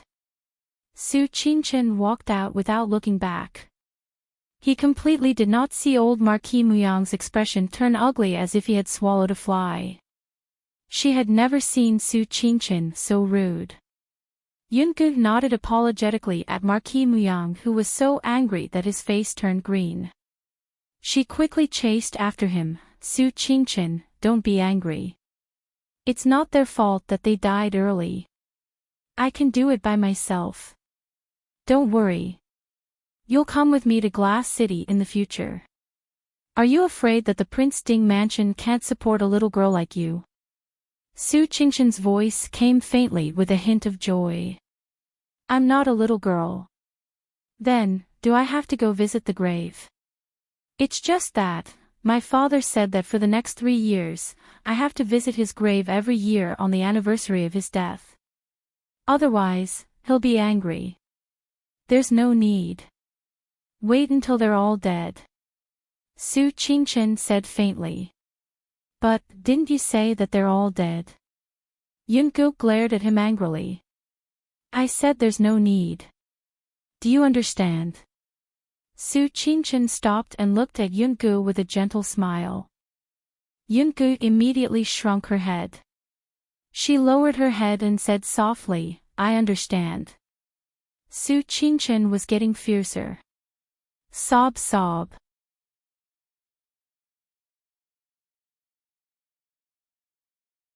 Chapter 930. After leaving Marquis Muyang's residence, Yungu was carefully sizing up Su Qinchin as she walked back. She didn't know why, but every time Su Qinchin didn't smile, she felt scared. But when Su Qinchin smiled, she felt even more scared. Yungu lowered her head and glanced at her not particularly soft but still slender little hand. She could not help but sigh with a bitter expression. It wasn't her fault this time, but why was Su Qinchin still angry? Her hand would break from writing. Why didn't she realize that Su Qinchin was so easily angered? Of course, these words were only in Yunji's mind. Even if she said it out loud, no one would believe her. Did young Master Qinchin get angry easily? The number of people in this world who had seen young Master Qinchin get angry could be counted on one hand. Young Master Immortal's demeanor and upbringing had always been praised. Who dared to slander young Master Qinchin? Beat him up. Of course, Su Qinchin saw Yunji's actions. He smiled faintly and didn't explain. He only asked, "Now that you can't find the person you're looking for, what do you plan to do?" Yungu blinked and said gloomily, "That's okay. They're all dead. No wonder they didn't pick me up. I've already grown up. I can do it alone." Su Qinchin shook his head and said, "It's not safe for you to be alone. I've told you before, come with me to Glass City." Yungu quickly shook her head. Although she grew up in the countryside, these few days were enough for her to understand the status of the Su family. Most importantly, even that Marquis Muyang's residence made people feel very restrained the moment they entered. The Su family was bigger than Marquis Muyang's residence and they were all scholars. There would definitely be more rules. Su Qinchin smiled and said, "There aren't many people in the Su family and there aren't many rules. Everyone wanted to live their own lives. The reason why your father left a letter for someone to pick you up was because he was worried that you would be alone in the mountains. Now that you can't find anyone and you're going back to the mountains, won't your father's worries come true? Come with me to Glass City. The people there are very nice. Be a good child and listen to me." Yunji's eyes turned a little blank. Her lively eyes were filled with uneasiness. Su Qinchin sighed softly and raised his hand to push a strand of hair behind her ear. He said softly, "If you really don't like it, I can help you find another place to live. But at least we can take care of each other in Glass City. You are my savior. Do you want others to call me ungrateful? What's more, didn't you say that I still have to drink the medicine for 3 months? It was not the right way to practice medicine to cast aside a half-cured patient. My grandfather lives in Lishan Academy outside Glass City. There are also people from the Prince Ding mansion guarding that place. When the time comes, you can move there too. Isn't it the same as living in the mountains?" Su Qinchin. Yungu bit her lips and looked at Su Qinchin. "I know that you are worried that I will be alone in the mountains and have no one to take care of me. That's why you want me to go to Glass City. Thank you. You're such a good person. Then you have to be obedient, understand?" Su Qinchin smiled. Then. I'll have to trouble you in the future. I'll give you all the things that my father left for me, okay?" Yunji's eyes lit up and said happily. She had nothing. It would be embarrassing for her to eat and live on Su Qinchin's things. Why not give the things that her father left for her to Su Qinchin? This way, no one would lose out. Her father said that those things were very good and very important. The corner of young Master Qinchin's lips twitched slightly. He had seen the things that Father Shen left for Yungu. There was not even a tael of gold or silver. However, there was the deed to the Chu capital that was stuffed under the red sandalwood carving, the luminous pearl that was said to have been used as a marble by a certain someone when he was a child, a box of authentic calligraphy and paintings that were sought after by all scholars in the world, and many lost medical books and rare medicinal herbs that were kept in an inconspicuous small bag. Obviously, this was the dowry that Father Shin had prepared for his daughter. Yun-gu, who thought that she was very poor but was actually very rich, guiltily planned to use these things as rent and living expenses. Su Qingchen coughed softly and said, "No need. These are souvenirs that your father left for you. If I get injured again in the future, just remember to save me and don't charge me." Su Qingchen, you are indeed a good person. Yun-gu looked at him with tears in her eyes. She was so bad. Why did she think that Su Qingchen was fierce? Yun-gu happily followed young Master Qingchen back to copy books. She had forgotten what had happened at the Marquis Muyang's residence. She also forgot that young Master Qingchen had only been seriously injured once in his life. She did not know when she would be able to pay back her rent and living expenses. Marquis Muyang's residence. Muyang looked strangely at his gloomy father. Just by looking at his father's expression, he knew that his father must know that Shinfengru. Why didn't his father admit it? What was even stranger was that young Master Qingchen did not pursue the matter. It was as if he could not tell that his father was lying. Or rather, it was as if he was just asking a routine question. No matter how his father answered, he would still leave. And the last sentence that young Master Qingchen said was even stranger. All of them died. No matter how one looked at it, it seemed that he was talking about the Marquis Muyang's residence. But would young Master Qingchen curse others like this without any restraint? Father, what's going on? Young Master Qingchen and that Miss Yun-gu. Matriarch Mu frowned. That girl is called Yun-gu. Muyang nodded. Matriarch Mu sighed softly but did not say anything else. Yaoji said lightly, it seems that young Master Qingchen values that girl very much. Old Marquis, today, you're smart. Because Yaoji gave birth to the Mu family's only son and had been very decent in all aspects these years. She also helped Muyang to deal with some matters in the residence. She was even more considerate than a real daughter-in-law. Therefore, old Marquis Muyang was not angry when Yaoji suddenly spoke. He just said lightly. Obviously, Yaoji had already guessed the reason why Su Qingchen brought Yun-gu to the Marquis Muyang's residence. Sighing, Marquis Muyang said, yes, we do know that Shinfengru. That girl called Yun-gu is your cousin. Cousin? Muyang was surprised. He had never heard that he had a cousin. Speaking of which, when that girl called Yun-gu was born, he should be almost 20 years old. If he really had such a cousin, it was impossible for him to not remember. Matriarch Mu nodded and said, that girl's mother is my biological younger sister, your biological aunt. Muyang was a little surprised. He still remembered that he did have a biological aunt.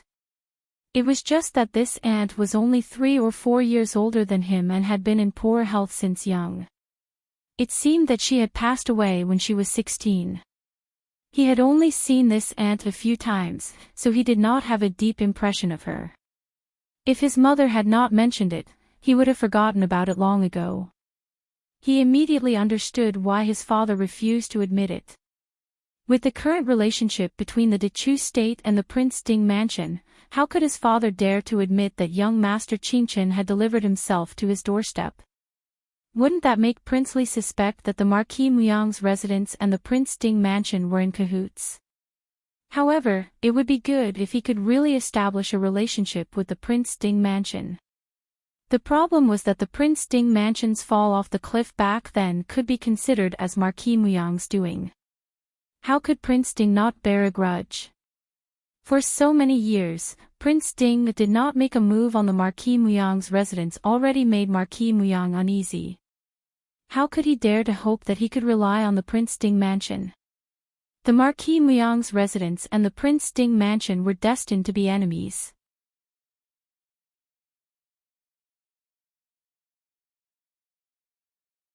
Chapter 931. But Mu Yang did not expect that the courageous girl with high martial arts skills was actually his cousin. Mu Yang, who had no sisters or brothers since childhood, could not help but feel a little regretful. But since the girl was taken care of by the Prince Ding mansion, they did not need to copy her heart. It was better not to see her. Su Qingchen took Yungu back to the small courtyard and met Yi Li's smiling eyes. Yi Li did not ask much and took Yungu back to the room to pack up and prepare to leave Jiangnan. That night, a group of people left Nanjing and took a boat to the north. The people in Nanjing were excited because of the little emperor's critical illness. Most people did not even know that Princess Ding and Master Qingchen had come and left, taking away their little emperor. The ship sailed steadily on the water. On the deck, Su Qingchen and Yi Li sat opposite each other, admiring the waves that were never seen before. In the cabin, Yungu was taking care of Mo Suyun, who had been unconscious since he boarded the boat. Su Qingchen drank tea leisurely and looked at Yi Li opposite him and said, "Is it okay to leave Dongfang Yu's matter to Qin Feng?" Yi Li looked at Su Qingchen jokingly and said, "It seems that Big Brother was also scared by Dongfang Yu. Don't worry, Qin Feng is just as calm. Don't worry, there won't be any problems." As for how Qin Feng would deal with Dongfang Yu, no one cared. As long as it was confirmed that Dongfang Yu was dead. Li came to Jiangnan this time and did a lot of things. Su Qingchen smiled faintly. Although she came to save Su Qingchen, the extra gains were quite considerable. Yi Ying's last attack was enough to make Mo Jingli unable to leave Nanjing for a month or two. He also had to deal with the problems after Mo Suyun's departure and plan how to ascend the throne. It would be difficult for the Dechu state to send troops in a short time. Even if Mo Jingli agreed to form an alliance with the northern tribes of Xiling, he would have to wait until next year to go to the north personally. Yi Li smiled faintly and said, "By then, between the northern tribes and the western hill, one side should have already retreated. At that time, when Mo Jingli sends out his troops, the pressure on the Mahist army will be less." Su Qingchen nodded and said, "Li has thought it through very thoroughly. Besides, Li has also planted a few spies in his army. When the time comes, how much strength Mo Jingli's army can really contribute is probably still unknown." "Big brother, you flatter me." Yi Li covered her mouth and laughed. She looked back at the girl who was busy in the half-open cabin and asked, "What do you plan to do, Brother Yunj?" Originally, if Wuyo was still in Glass City, Yungu could accompany Wuyo. However, Wuyo had gone to West Hill. Why don't Big Brother send her to the Prince Ding mansion so that she could accompany Madame Yang? Madame Yang's knowledge and talent are all first class. She can also be taught. Su Qingchen glanced at her lightly and said, "There's no need. Mother and second aunt can also teach her. Besides, second uncle's mansion is also close to our family. Sister-in-law can also accompany her." Yi Li blinked and smiled. "I'm afraid Jing can't wait to be surrounded by the children all day long. How can she have the time? The same goes for eldest aunt and second aunt. Our two children are still in the Su family. It was very difficult to take care of two children who were not even 1 year old yet. I have my own arrangements," Su Qingchen said. Yi Li nodded and smiled. "All right then. Anyway, Yunj is Big Brother's savior. Big Brother has the final say on how to settle her." Su Qingchen only pretended not to hear the teasing in his cousin's words. He calmly held the teacup and started to enjoy the scenery on the sea. Because they were worried that they would be intercepted by Jinan Palace midway, they did not take the canal. They went directly to the estuary and went north after entering the sea. The Xiling army was not good at water battles. After sailing for more than 10 days, they disembarked at a port not far from the original Chu capital, Changxing City. Su Qingchen brought Yunj and Nemo Suyun along the way slowly and prepared to return to Glass City. Yili got on a fast horse the moment she disembarked and brought the people to the battlefield. It had been nearly 2 months since Yili went to Jiangnan Road. At this time, the northern part of the country was already filled with cold wind and snow. Enchanting had already brought close to 1 million troops to the border with the Mahist army. This time, not only was Enchanting personally leading the troops, Feng was also coming along. It was obvious that Enchanting wanted to wipe out the Mahist army in one fell swoop. This was because he knew that if he missed this opportunity, Enchanting would not have another chance to defeat the Prince Ding Mansion and the Mahist army in his lifetime. The three-nation alliance had a high chance of winning. Unfortunately, they did not start the battle properly. Before they even started, Mo Jingli had already dropped the bowl. Enchanting could only curse Mo Jingli in his heart. There was nothing he could do. Although they could not wait for the Dechu State's army to arrive, Xiling and Beirong had close to 2 million troops. More importantly, these two countries were in the north and south, sandwiching the Mahist army in the middle. This caused the Mahist army to be attacked from both front and rear. If one only looked at the geography, they were in a much better position than the Northern Alliance. At this time, Mo Xiaoyao had already pushed from the border not far from the Northern Tribe's army to a large citadel in the north of Dechu State. The citadel was less than 100 li away from Spirit Vulture Mountain. It was not far from Feihong Pass and was not far from Enchanting's army. It was also a path that the northern tribes had to pass through if they wanted to go south from the northwest. Now that the war was about to begin, Mo Xiaoyao, as the highest commander of the Mahist army, naturally could not charge into the battlefield like before. He needed to control both the Xiling and northern tribes' battlefields at the same time. He could only silently retreat from the front lines. When Yili arrived at the citadel, she did not inform anyone. She directly went to Mo Xiaoyao's temporary residence in the citadel. These areas that were reclaimed by the Mahist army had slowly returned to normal over the past half a year. The best governor's residence in the citadel was still reserved for the citadel's officials. Therefore, Mo Xiaoyao could only take his subordinates and squeeze into the commander's residence. Fortunately, most of the Mahist army's generals were fighting on the front lines. Only Feng Zhiyao, Marquis Nan, and a few others were by Mo Xiaoyao's side. Even Fu Zhao had personally gone out to lead the troops. The average-sized commander's residence did not seem crowded at all. When Yili arrived at the commander's residence, the guard at the door jumped in fright. When he recovered, he hurriedly came forward to greet Wang Fei and invite her in. Yili did not mind the guard's slight loss of composure. She asked with a smile, "Is the prince in the residence?" The guard nodded and said, "Wang Fei, the prince, Feng Zhiyao, and Marquis Nan are all present." When she entered the residence, she found out that Mo Xiaoyao and the others were discussing in the study.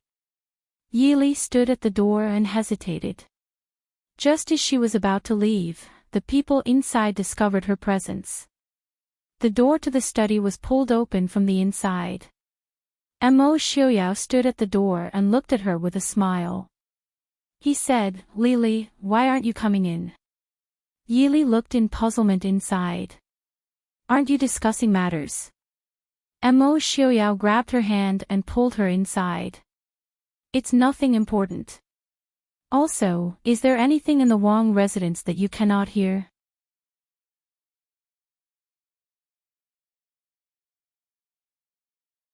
Chapter 932.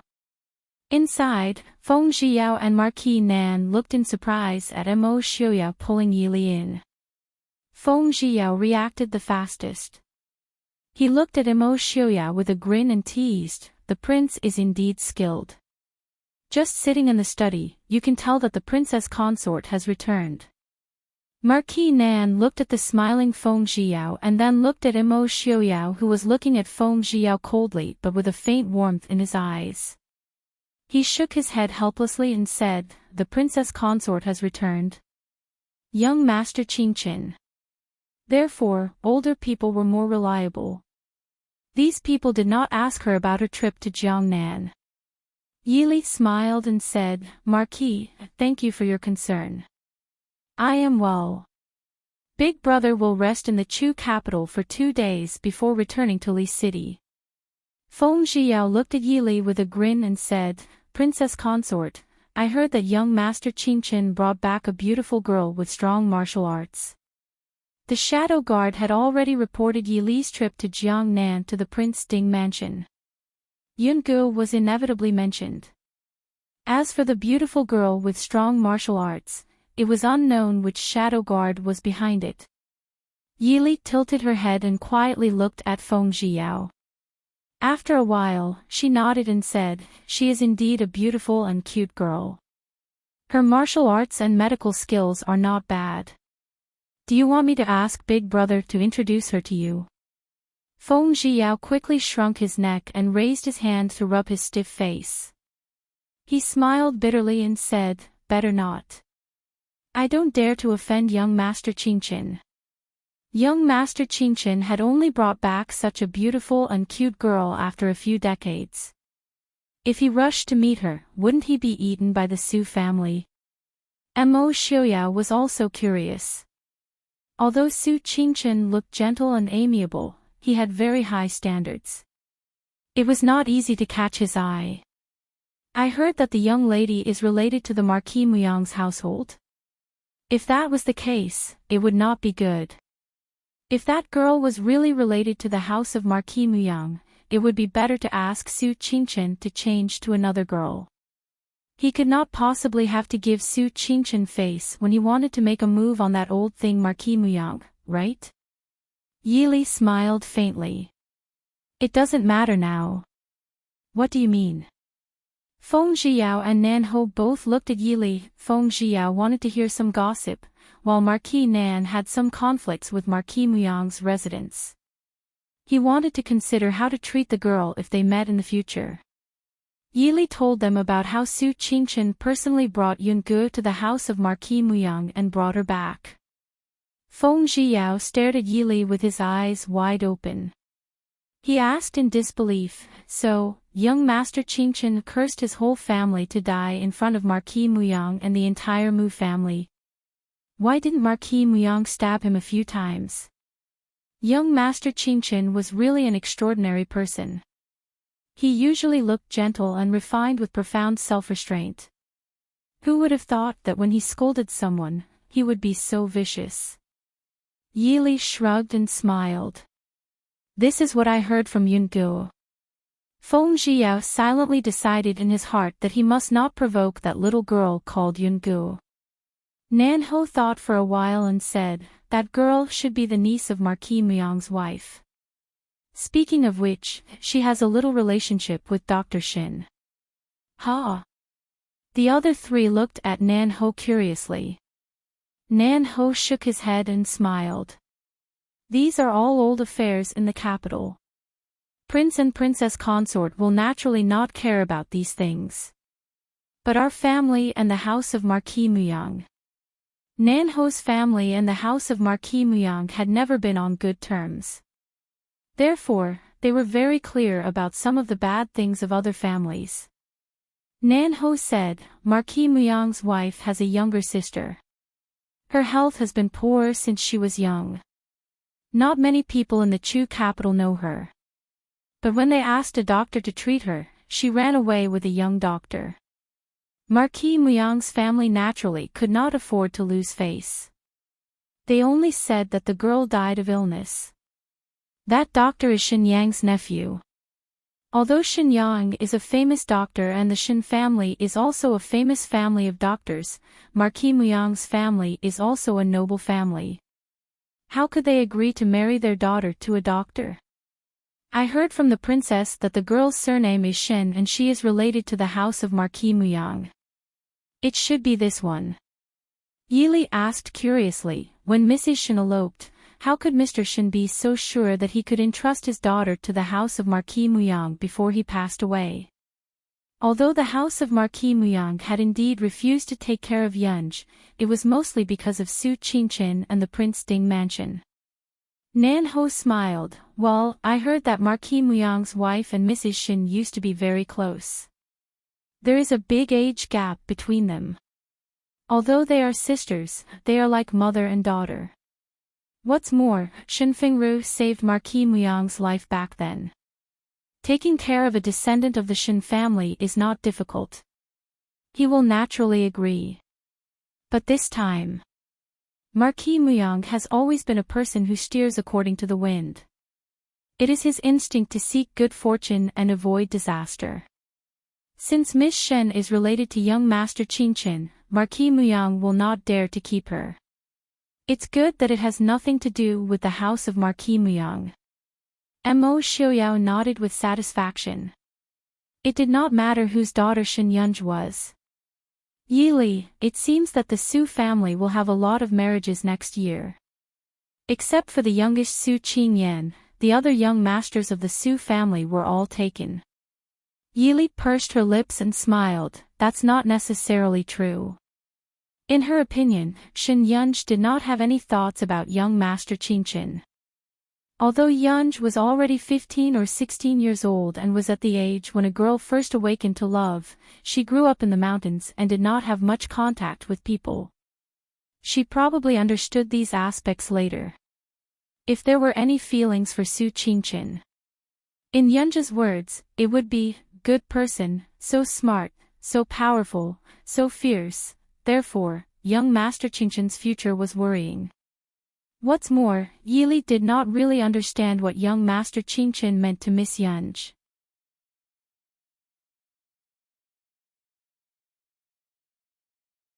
Chapter 933. Hearing Yi Li's words, Feng Zhiyao and Mo Xiaoyao's expressions became strange. Yi Li knew what the two of them were thinking when she saw their expressions. They probably wanted to see young Master Qingqin make a fool of himself. It was a pity that this battle would take some time. By the time they finished the battle, young Master Qingqin might have settled everything and returned home with a beautiful woman. These two were regretting that they didn't have the chance to see the greatest young master in the world. Marquis Nan coughed lightly. He deeply felt that he was old and couldn't understand the thoughts of these young people. Prince, third young Master Feng, should we continue? If he let this Feng Zhiyao get to the bottom of the matter, he might say something that would make him feel awkward. Feng Zhiyao rubbed his nose. He just remembered that they were discussing business before Yi Li came. Mo Xiaoyao saw that Yi Li had returned and was impatient to deal with them. He pulled Yi Li to sit down and hurriedly gave a few instructions. Then he drove the two out. It was the first time in his life that he was driven out. Marquis Nan stood at the door of the study in a daze. Feng Zhiyao was very used to it. He pulled Marquis Nan and said with a smile, Marquis, let's go. How about having a drink at my place? Marquis Nan finally recovered. He helplessly shook his head and followed Feng Zhiyao out. Feng Zhiyao took a few steps and suddenly stopped with some hesitation. It seemed that he had forgotten to tell the princess consort something. Marquis Nan looked back in confusion. What's wrong? Aren't we going to drink? It seems that there is something that I forgot to tell Wang Fei. Feng Zhiyao said. Is it business? Is there something that you know that prince doesn't? Marquis Nan asked. Feng Zhiyao thought about it. That's right. Mo Xiaoyao would always tell Wang Fei. At most, it would be a little later. He waved his hand and swaggered away with Marquis Nan. In the study, Mo Xiaoyao held Yi Li tightly in his arms and gently rubbed the top of her head. He said in a muffled voice, this time Miss Li has been gone for a long time. Yi Li smiled helplessly and said, how is 2 months considered long? A round trip from the north to Jiangnan, 2 months was considered fast. However, Yi Li also knew that this was not the time to go against Mo Xiaoyao. It's my fault. Come back quickly in the future. Sure enough, Mo Xiaoyao said faintly, a day apart feels like 3 years. Does Mr. Li not miss I at all? Yili was embarrassed. She raised her head and gently kissed Mo Xiaoyao's lips. She said softly, I miss you too, okay? Mo Xiaoyao's eyes darkened. He held the back of Yili's head and pushed it in front of him, deeply deepening the kiss. Yili was shocked but was quickly swept away by Mo Xiaoyao's passionate passion. She closed her eyes and sank into the entanglement of lips and tongues with him. Mr. Li. Mo Xiaoyao murmured Yili's name in a low voice. Yili felt his deep voice enter her ears and her entire body go numb. She felt her entire body go soft. Mo Xiaoyao lowered his head and gently tasted the sweetness on her pink lips. Mr. Li, Fu Wang. Fu Wang. Mother is back, isn't she? Mo Xiaobao's voice mixed with the sound of running came from outside the door. Then, there was the sound of knocking on the door. The two people who were still immersed in their tender feelings immediately woke up. Yili looked at the door in surprise. Why is Xiaobao in Wei City? Mo Xiaoyao's face was cold as he swept a glance at the door. He said indifferently, last time Feng Sen went back to Li City to do something, he insisted on following. He's not young anymore. It's not a big deal for him to see the battlefield. However, this scoundrel didn't dare to disturb his time with Mr. Li. Mo Xiaoyao snorted and waved his hand in the direction of the door. The door that was originally locked from the inside opened and Mo Xiaobao, who was lying on the door, almost fell in. Fortunately, Mo Xiaobao had started to learn martial arts in the past 2 years and had some success in the basics. He only needed to lean forward to stand steadily at the door. He looked at his Fu Wang and Enchanting who were sitting inside with some confusion and then looked at the open door. She used so much force but didn't manage to open it. How did it open now? Yili stood up and looked at her son with a smile. After not seeing him for a few months, he had grown a lot taller. Enchanting. Mo Xiaobao said absent-mindedly. He immediately stepped into the study and rushed in Yili's direction. Mo Xiaoyao narrowed his eyes. His right hand lightly knocked on the table and a weasel hair brush that was originally on the table shot towards Mo Xiaobao. Mo Xiaobao cried out in surprise and hurriedly flew out of the way. He continued to rush towards Yili. Mo Xiaoyao sighed again and another weasel hair brush on the table shot over. This time, Mo Xiaobao wasn't so lucky. A corner of his clothes was nailed to the pillar by the brush. Mo Xiaobao's outstretched hand was less than 3 inches away from Yili. Mo Xiaobao turned his head to look at his clothes that were nailed to the pillar and then looked at his Enchanting who was just inches away from him. His large eyes immediately became watery. Enchanting. Fu Wang bullied Xiaobao. Xiaobao misses Enchanting. Xiaoyao. Looking at her son's outstretched hand looking at her, Yili didn't know whether to laugh or cry. Mo Xiaoyao glanced at Mo Xiaobao in displeasure. He slightly raised his hand and a force pulled the weasel hair brush that was stuck in the pillar back. With a bang, it fell into the brush holder in front of Mo Xiaoyao. Mo Xiaobao shrank his neck. He probably understood that he came at the wrong time. Fu Wang's mood was very bad. He carefully squeezed to Yili's side. Enchanting. Yili reached out and touched Mo Xiaobao's little head. She smiled and said, Xiaobao has grown taller. Have you been obedient these days? Mo Xiaobao's eyes lit up. He nodded heavily and said, Xiaobao is very obedient. Enchanting. Xiaobao has grown up. Yili found it funny and pinched his little nose. Grown up? Do you still want Enchanting to hold you when you grow up? Looking at Mo Xiaobao's outstretched hand asking for a hug, Yili shook her head. Because she was often not by Mo Xiaobao's side these 2 years, Yili can't help but feel guilty and spoil Mo Xiaobao. However, a 7 or 8-year-old child really shouldn't be hugged like this. Mo Xiaoyao's eyes were about to spit fire.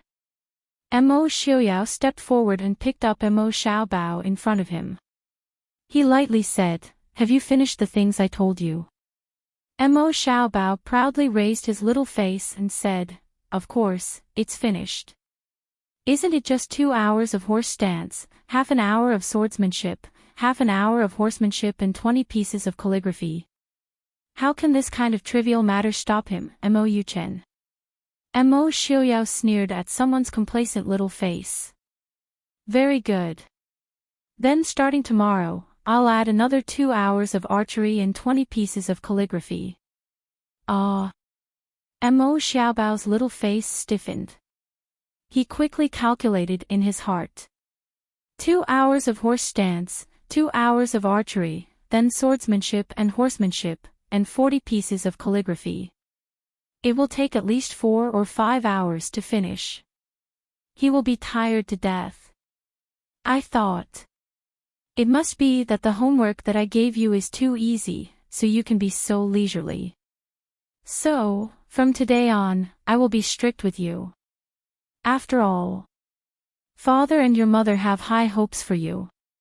Mo Xiaoyao leisurely said.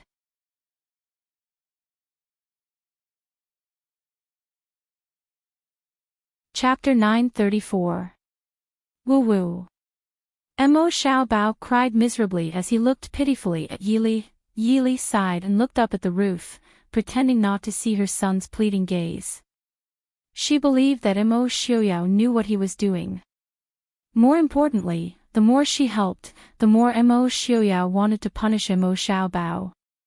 It was better to leave the matters between father and son to them to resolve. Seeing that his pleas for help had failed, Mo Xiaobao fell into despair. Now Mo Xiaobao finally understood that if his father really did flip out, even his mother wouldn't be able to save him. He could only look innocently at Mo Xiaoyao. "Father, this child will work hard." Our dear Mo Xiaobao's starry eyes were still quite lethal. Mo Xiaoyao's lips twitched as he looked up at the sky, speechless. Was this really his son? He was too shameless. "Good boy, study well. Father has high hopes for you." Mo Xiaobao still underestimated a certain person's heart of stone. Mo Xiaoyao firmly patted his son's shoulder. His pitiful act failed again. Mo Xiaobao stared blankly for a moment before running away in tears. From then on, Acropolis City lost a little tyrant who flaunted his might, and gained a pitiful child who danced at the sound of the rooster. Mo Xiaobao was very smart and didn't need much time to learn. However, the homework Mo Xiaoyao gave him was not something that could be solved with intelligence. No matter how smart Mo Xiaobao was, he would not be able to turn 2 hours into an hour, nor would he be able to turn 40 words into 4. Because of this, the military headquarters clapped their hands in celebration. Of course, Mo Xiaobao also gained something. When he returned to Li City, Mr. Qingyun and the Su family discovered that Mo Xiaobao had grown taller and healthier. Also, the words that Mr. Hongyu thought were barely passable had improved quite a bit. It could be said that he had reached a higher level. Although the battle was fierce, Mo Xiaoyao and Yi Li, who were in Acropolis City, were still quite idle.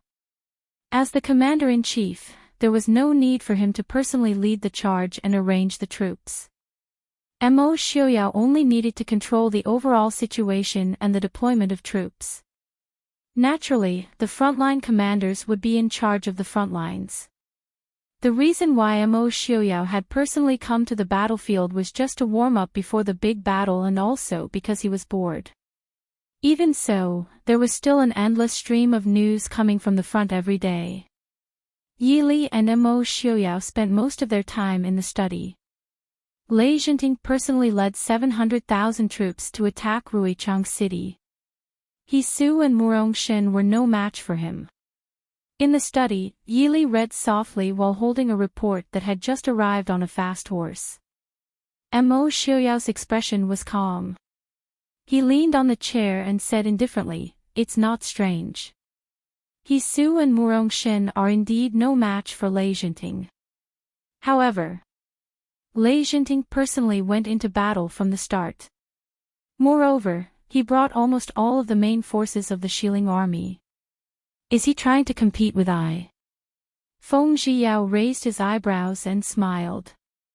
Once the prince goes to fight with Lei Jinting, the north will give Yilu Yi and Helianjin a chance to catch their breath.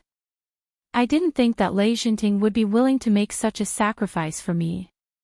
Yilich shook her head and said, "This can't be considered a sacrifice.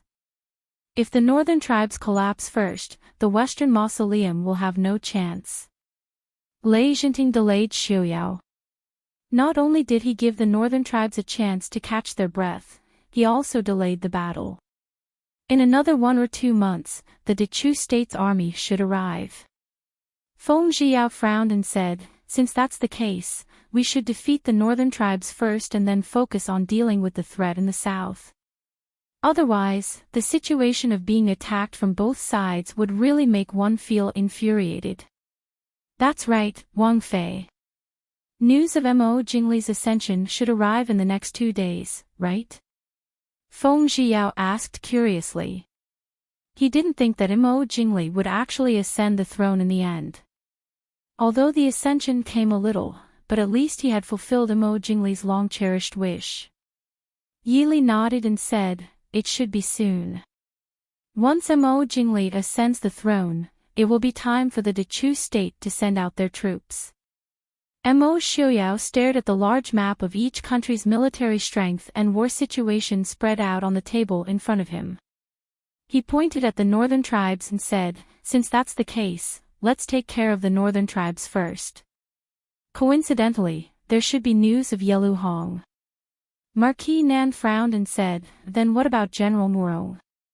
Once Ruichang City was breached, then Acropolis and Feihong Pass would be next. Marquis Nan couldn't help but worry.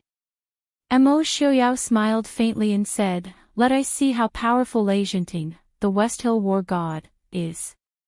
Marquis Nan, I'll trouble you to guard Acropolis. Feihong Pass is guarded by old General Yuan Pei, so I can rest assured. In addition, I will order Fu Zhao and Lu Jingxian to lead 200,000 troops back as reinforcements." Marquis Nan was shocked and said in a low voice, "If the prince calls General Lu back, then what should we do in the north?" Once Lu Jingxian led his troops back, there wouldn't be a single general who could take charge of the northern tribes. It was a pity that Zhang Qilan was guarding the West Hill thousands of miles away, and Ling Huai was in the Chu capital. Otherwise, there wouldn't be such a shortage of generals. Mo Xiaoyao raised his eyebrows and smiled, "I will still go and meet Helianjin personally." In the battle 18 years ago, Mo Xiaoyao never admitted that he was defeated by Helianjin. However, the Mahist army was indeed greatly weakened by Helianjin. This matter naturally had to be resolved sooner or later. The southern marquis was slightly stunned by the killing intent in Mo Xiaoyao's words. He nodded and said, "This general obeys. However, this general is not belittling himself, but I'm afraid so many people might not be able to stop Lei Jinting." The title of Lei Jinting as the West Hill war god didn't fall from the sky. At least, among the generals in the Prince Ding mansion, other than Prince Ding, no one else had the title of Invincible War God. To ordinary people like them, victory and defeat were common occurrences in battle. Marquis Nan had been on the battlefield for a long time and had also suffered many defeats. Mo Xiaoyao pointed at Feihong Pass and Acropolis. He smiled and said, 3 months. Defend these 2 places. Marquis Nan, do you think there's a problem? Marquis Nan was silent for a moment. Prince Ding meant to conquer the northern tribes in 3 months. After a long time, Marquis Nan stood up and said loudly, "I accept the order. I swear to defend Acropolis with my life." Mo Xiaoyao nodded with satisfaction and said, then I'll have to trouble Marquis Nan. As expected, within 2 days, the news of Mo Jingli's ascension to the throne finally spread to Acropolis. After receiving the news, Mo Xiaoyao didn't even bat an eyelid. He casually threw the booklet aside and stood up to reach out his hand to Yili. Yili smiled and shook his hand. It was time for them to go to war. Yili and Mo Xiaoyao didn't send Mo Xiaobao back to Li City. Instead, they brought Mo Xiaobao to the army camp. The Mahist army men had to enter the army camp at the age of 10 to gain experience. Although Mo Xiaobao was only 7 or 8 years old, there was no harm in following along. It was his first time in the army camp and Mo Xiaobao was indeed excited. It was a pity that Mo Xiaoyao's daily homework was like a mountain pressing down on his head. He didn't have the energy to play with cats and dogs. This time, Mo Xiaoyao was also different from the previous time when he was in a stalemate with the northern tribes. Hundreds of thousands of Mahist army were as fast as lightning. They charged towards the city where the northern tribes were stationed. The northern tribes were originally nomads. They were good at long-distance raids and strong attacks. However, they were extremely weak when it came to defending a city. In just 5 days, they were forced to retreat 400 li before they could regain their footing.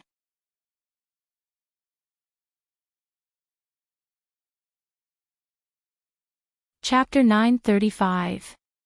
In the northern tribes' camp, Yellow Yi looked down at the generals with a dark expression and said in a low voice, Mo Xiaoyao has taken 2 cities in a short 5 days. What countermeasures do you have? Helianjin said, I didn't expect that Mo Xiaoyao would actually ignore Enchanting, this great enemy, and wholeheartedly attack my army. In this old man's opinion, Mo Xiaoyao most likely intends to deal with my northern tribes with all his might before turning to deal with the western Tomb and Great Chu. Yellow Yi looked at Helianjin and said coldly, in other words, General Helian's plan to ally with Xiling and the Chu state has completely failed. Helianjin smiled bitterly. Yellow Yi called him uncle most of the time, but now he called him General Helian. Obviously, he was very dissatisfied with him. Helianjin sighed helplessly. If Mo Jingli had not delayed the attack, it would have been more than this. But now, the plan to attack the Prince Ding mansion has not failed. It is just that the northern tribes did not gain any benefits. In other words, harming others without benefiting oneself. The Prince Ding mansion indeed had to face the siege of Xiling and the Chu state. But who would have thought that Mo Xiaoyao would not care that the loss of Ruichang would affect Feihong Pass, Acropolis, and even the northwest protected by the Mahist army? He wanted to deal with the northern tribes first. The northern tribes were already at odds with the Mahist army, and war could break out at any moment. The current situation did not cause any losses to the northern tribes. It was just that there were no benefits to being busy for a few months. Princess Ding has gone to Jiangnan these 2 months. Helian Peng, who was sitting below Helian Jin, suddenly said. Because of the defeat last time, Yilu Yi did not like Helian Peng. However, Helian Peng seemed to have changed a lot in these few months. He did not care about Yilu Ye's attitude at all. He only did his own thing silently and rarely spoke. This changed Yilu Ye's impression of him slightly. Hearing him suddenly speak, Yilu Yi frowned and said, Yili went to Jiangnan. How do you know? Helian Peng remained silent, his eyes indifferent as he stared at Yilu Yi. He had been defeated by Yili and regarded it as the greatest humiliation of his life. Naturally, he would pay close attention to Yili. It was just that after those few lessons, he no longer acted impulsively. Moreover, Yili's heart wasn't that easy to find out. This was something that Helian Peng had slowly guessed over the past few days based on various clues. Helian Peng lowered his gaze, saying, Father should know that Jinan Palace and the Prince Ding Mansion joined hands to exterminate Infinite Boundless Mountain. Helian Jin nodded. Such a big thing happened not long before he went to Jiangnan, so Helianzhen naturally knew. Helianping said, however, after Infinite Boundless Mountain was exterminated, young Master Qinchin went missing for a period of time. However, Glass City did not send anyone to deal with this matter. During this time, Yili has not appeared in front of anyone, so he must have gone to Jiangnan. A trace of anger flashed in Yiluye's eyes as he said in a low voice, "It's Yili again messing up I's matters." Mo Jingli's sudden delay in dispatching troops has something to do with Yili. Helianping nodded, saying, "It should be so." However, even if Yili didn't go, I'm afraid that the matter of the three countries forming an alliance wouldn't be so easily resolved. If young Master Qinchin hadn't gone missing, the person who dealt with this matter back then should have been young Master Qinchin. Everyone was silent. Although that was the case, young Master Qinchin was still on the surface after all. It was important to guard against him. And now, they didn't even know what Yili had done in Jiangnan. Helianping said, "Prince Ding probably wants to drive our northern tribes out of the pass before the Dechu state sends troops. At that time, he can focus on dealing with Lei Jinting and Mo Jingli." Yiluyi laughed coldly, saying, "Wanting to drive our northern tribes out of the pass, how could it be so easy? You guys tell us how to deal with Mo Xiuyao." Everyone looked at each other. Yiluyi frowned and said, "Helianping, tell us." Helianping said in a low voice, "Our northern tribe's army is good at fighting face to face. Our cavalry is even better at long-distance raids, but we are not good at defending a city." Now that the Mahist army had the initiative, in the words of the people of the Central Plains, they were using their weaknesses to attack the enemy's strengths. Failure was something that could be expected. "Then what do you think we should do?" Yiluyi asked. Helianping said, "In my opinion, we should play to our strengths and avoid our weaknesses." In the entire northern tribes, other than the palace, there were no decent cities.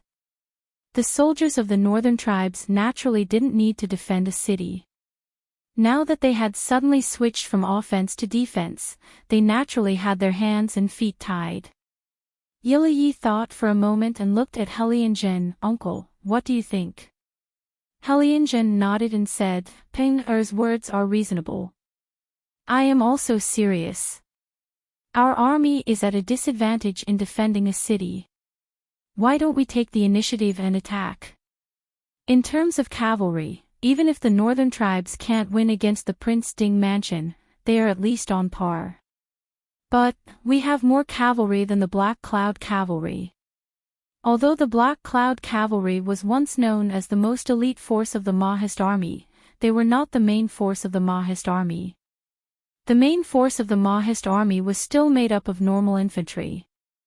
Because the terrain of Dechu state was complicated, cavalry could not be used at all. But the northern tribes was a vast grassland. Their soldiers were mainly cavalry. If they really fought, the Black Cloud Cavalry would definitely not have the upper hand. Yiluyi frowned and looked at Helianzhen and the others, saying, "I agree with Uncle and General Hulian's judgment. We can't retreat anymore."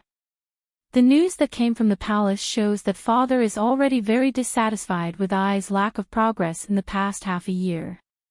We even lost a lot of the land that we originally obtained. If we lose again, I'm afraid that Father will not agree to send more troops to us.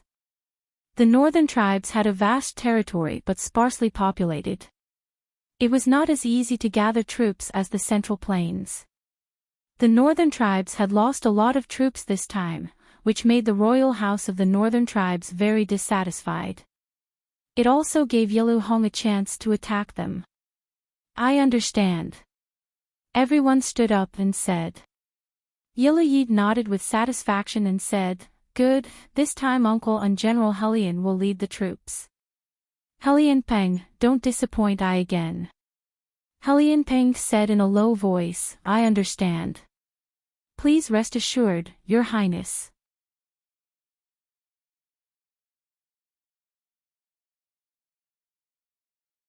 Chapter 936. In the Mahist army camp, Mo Xiaobao sat obediently in a corner of the tent, writing characters. At the same time, he did not forget to eavesdrop on the conversation between Mo Xiuyao, Yi Li, and the other generals. Mo Xiuyao had sent Lu Jingxian and the other capable generals to the southern front. Thus, the northern front led by Mo Xiuyao and Yi Li was left with Yun Ting, Chen Yun, and the other young generals. However, as the saying goes, a newborn calf is not afraid of a tiger. These young generals were entrusted with such a task for the first time and were naturally filled with confidence and ambition. After a few victories, they threw their initial worries to the side and their morale was high. Mo Xiuyao looked at the young generals calmly and said with a smile, "After these few days, what do you all feel? Why don't you share it with I?" The generals looked at each other and then at Princess Ding. Yun Ting said, "We have been winning these few days. Prince, do you feel that there is something wrong?" Mo Xiuyao smiled and said, "There is nothing wrong with it. I just want to know what you all think." Everyone was silent for a while.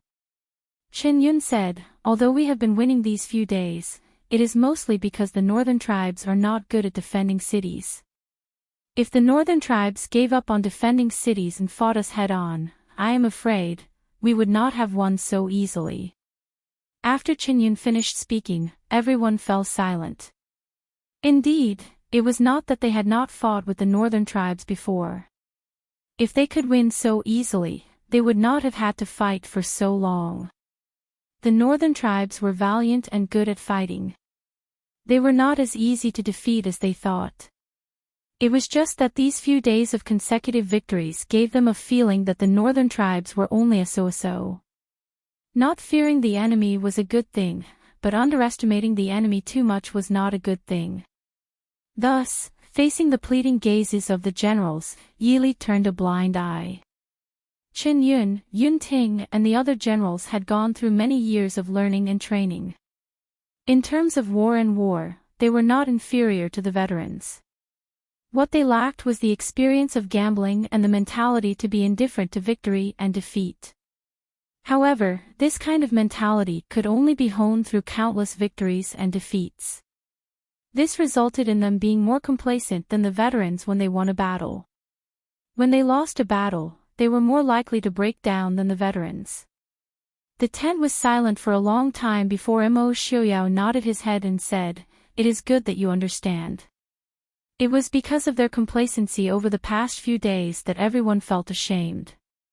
When they saw that Wang Yi was not angry, they all let out a sigh of relief. Yun Ting hesitated for a moment and asked, "Prince, do you mean to say, the northern tribes will change their tactics?" Mo Xiuyao said, "If they do not change their tactics after consecutive defeats, then the northern tribes are really hopelessly stupid. Do you all know what to do?" The generals replied in unison, "We understand." Mo Xiuyao nodded and did not ask what they understood. He said, "If you understand, then go and prepare." The generals took their leave and left the tent. Mo Xiuyao turned his head and saw Mo Xiaobao lying on the table, listening to the conversation with great interest. Seeing the generals leave, he still had a look of regret on his face. Mo Xiuyao narrowed his eyes and glanced at him. Mo Xiaobao shrunk his head back and lowered his head to continue writing. Mo Xiuyao looked at him and asked, "Did you understand the conversation just now?" Mo Xiaobao raised his head, his clever big eyes glancing around. When he found that Mo Xiuyao was not talking to anyone else, he hurriedly gave a fawning smile. Replying to Imperial Father, "I understand." Mo Xiuyao asked, "Understand what?" Mo Xiaobao replied obediently, "Father reminded the generals not to be complacent and underestimate their opponents just because of a momentary victory. The reason why our army was able to win so easily these few days was because the northern tribes are not good at defending cities. Our army used our strengths to attack their weaknesses. Now that the northern tribes have changed their tactics, our army might be flustered because of carelessness. Mo Xiaoyao nodded and reluctantly agreed with Mo Xiaobao's words. He raised his eyebrows and looked at him. Then, what do you think we should do if the northern tribes attack us directly? This. Mo Xiaobao frowned and thought for a long time. Then his eyes lit up and he looked at Mo Xiaoyao expectantly. The northern tribes are good at fighting in the wilderness and they are very fast. We can lure them into the mountains. The northern tribes are not familiar with the terrain and the cavalry is not good at fighting in the mountains. We can win. After saying that, Mo Xiaobao blinked his eyes proudly, his big eyes saying, "Praise me, praise me." Mo Xiaoyao smiled faintly and flicked his head. He smiled faintly and said, "At your age, it is not bad that you can think of so many things." Mo Xiaobao was stunned and stared at his father unhappily. Is this a compliment? Eldest uncle and great-grandfather would never praise anyone like that. Grandfather said that Chinner is very smart. Mo Xiaobao, who felt that he was being looked down upon by his father, proudly threw himself into Yili's arms. "Mother, father is bullying me." Yili laughed and patted his little head. "Your father was obviously praising you. How did it turn into bullying you?" Mo Xiaobao pouted his little mouth and said, "Xiaobao is not young, it's already good that he thinks so much. Xiaobao's idea is obviously very good." Grandfather and uncle both praised Xiaobao for being so smart. Yili sighed helplessly and smiled at Mo Xiaobao. "But what you thought of is something that everyone can think of. There is nothing special about it. Why don't you go out and ask Qin Yun and the rest, see if they can think of it too?" Actually, it was a very common thing for adults to praise a child for being smart. And Mo Xiaobao was indeed worthy of being praised for being smart. But the people who praised him were not ordinary people. Thus, Mo Xiaobao could not help but think that his intelligence was unparalleled. Now that he received a small blow from Mo Xiaoyao, he was a little unhappy. Woo! Lying on Yili's knees, Mo Xiaobao looked pitifully at Yili. Yili smiled and rubbed his son's head. "And your father is right. You are still young and do not have as much knowledge as an adult. Naturally, there are many things that you cannot think of. This does not mean that our Xiaobao is not smart." Mo Xiaoyao raised his brows and took out 2 books from the side. He placed them in front of Mo Xiaobao and said, "Finish reading these 2 books, then write down how you think this battle should be fought for me. If it is not bad, I will admit that you are very smart." Mo Xiaobao's eyes lit up. Receiving his father's approval and praise was something that every child desired. But Mo Xiaobao and Mo Xiaoyao got along with each other because of one blow after another. Although Mo Xiaobao usually disliked his father, he was more persistent in praising Mo Xiaoyao. As expected, when Mo Xiaoyao finished speaking, Mo Xiaobao snatched the books and hugged them. "It's a promise. If I think of a good idea, father will use my idea to fight the enemy."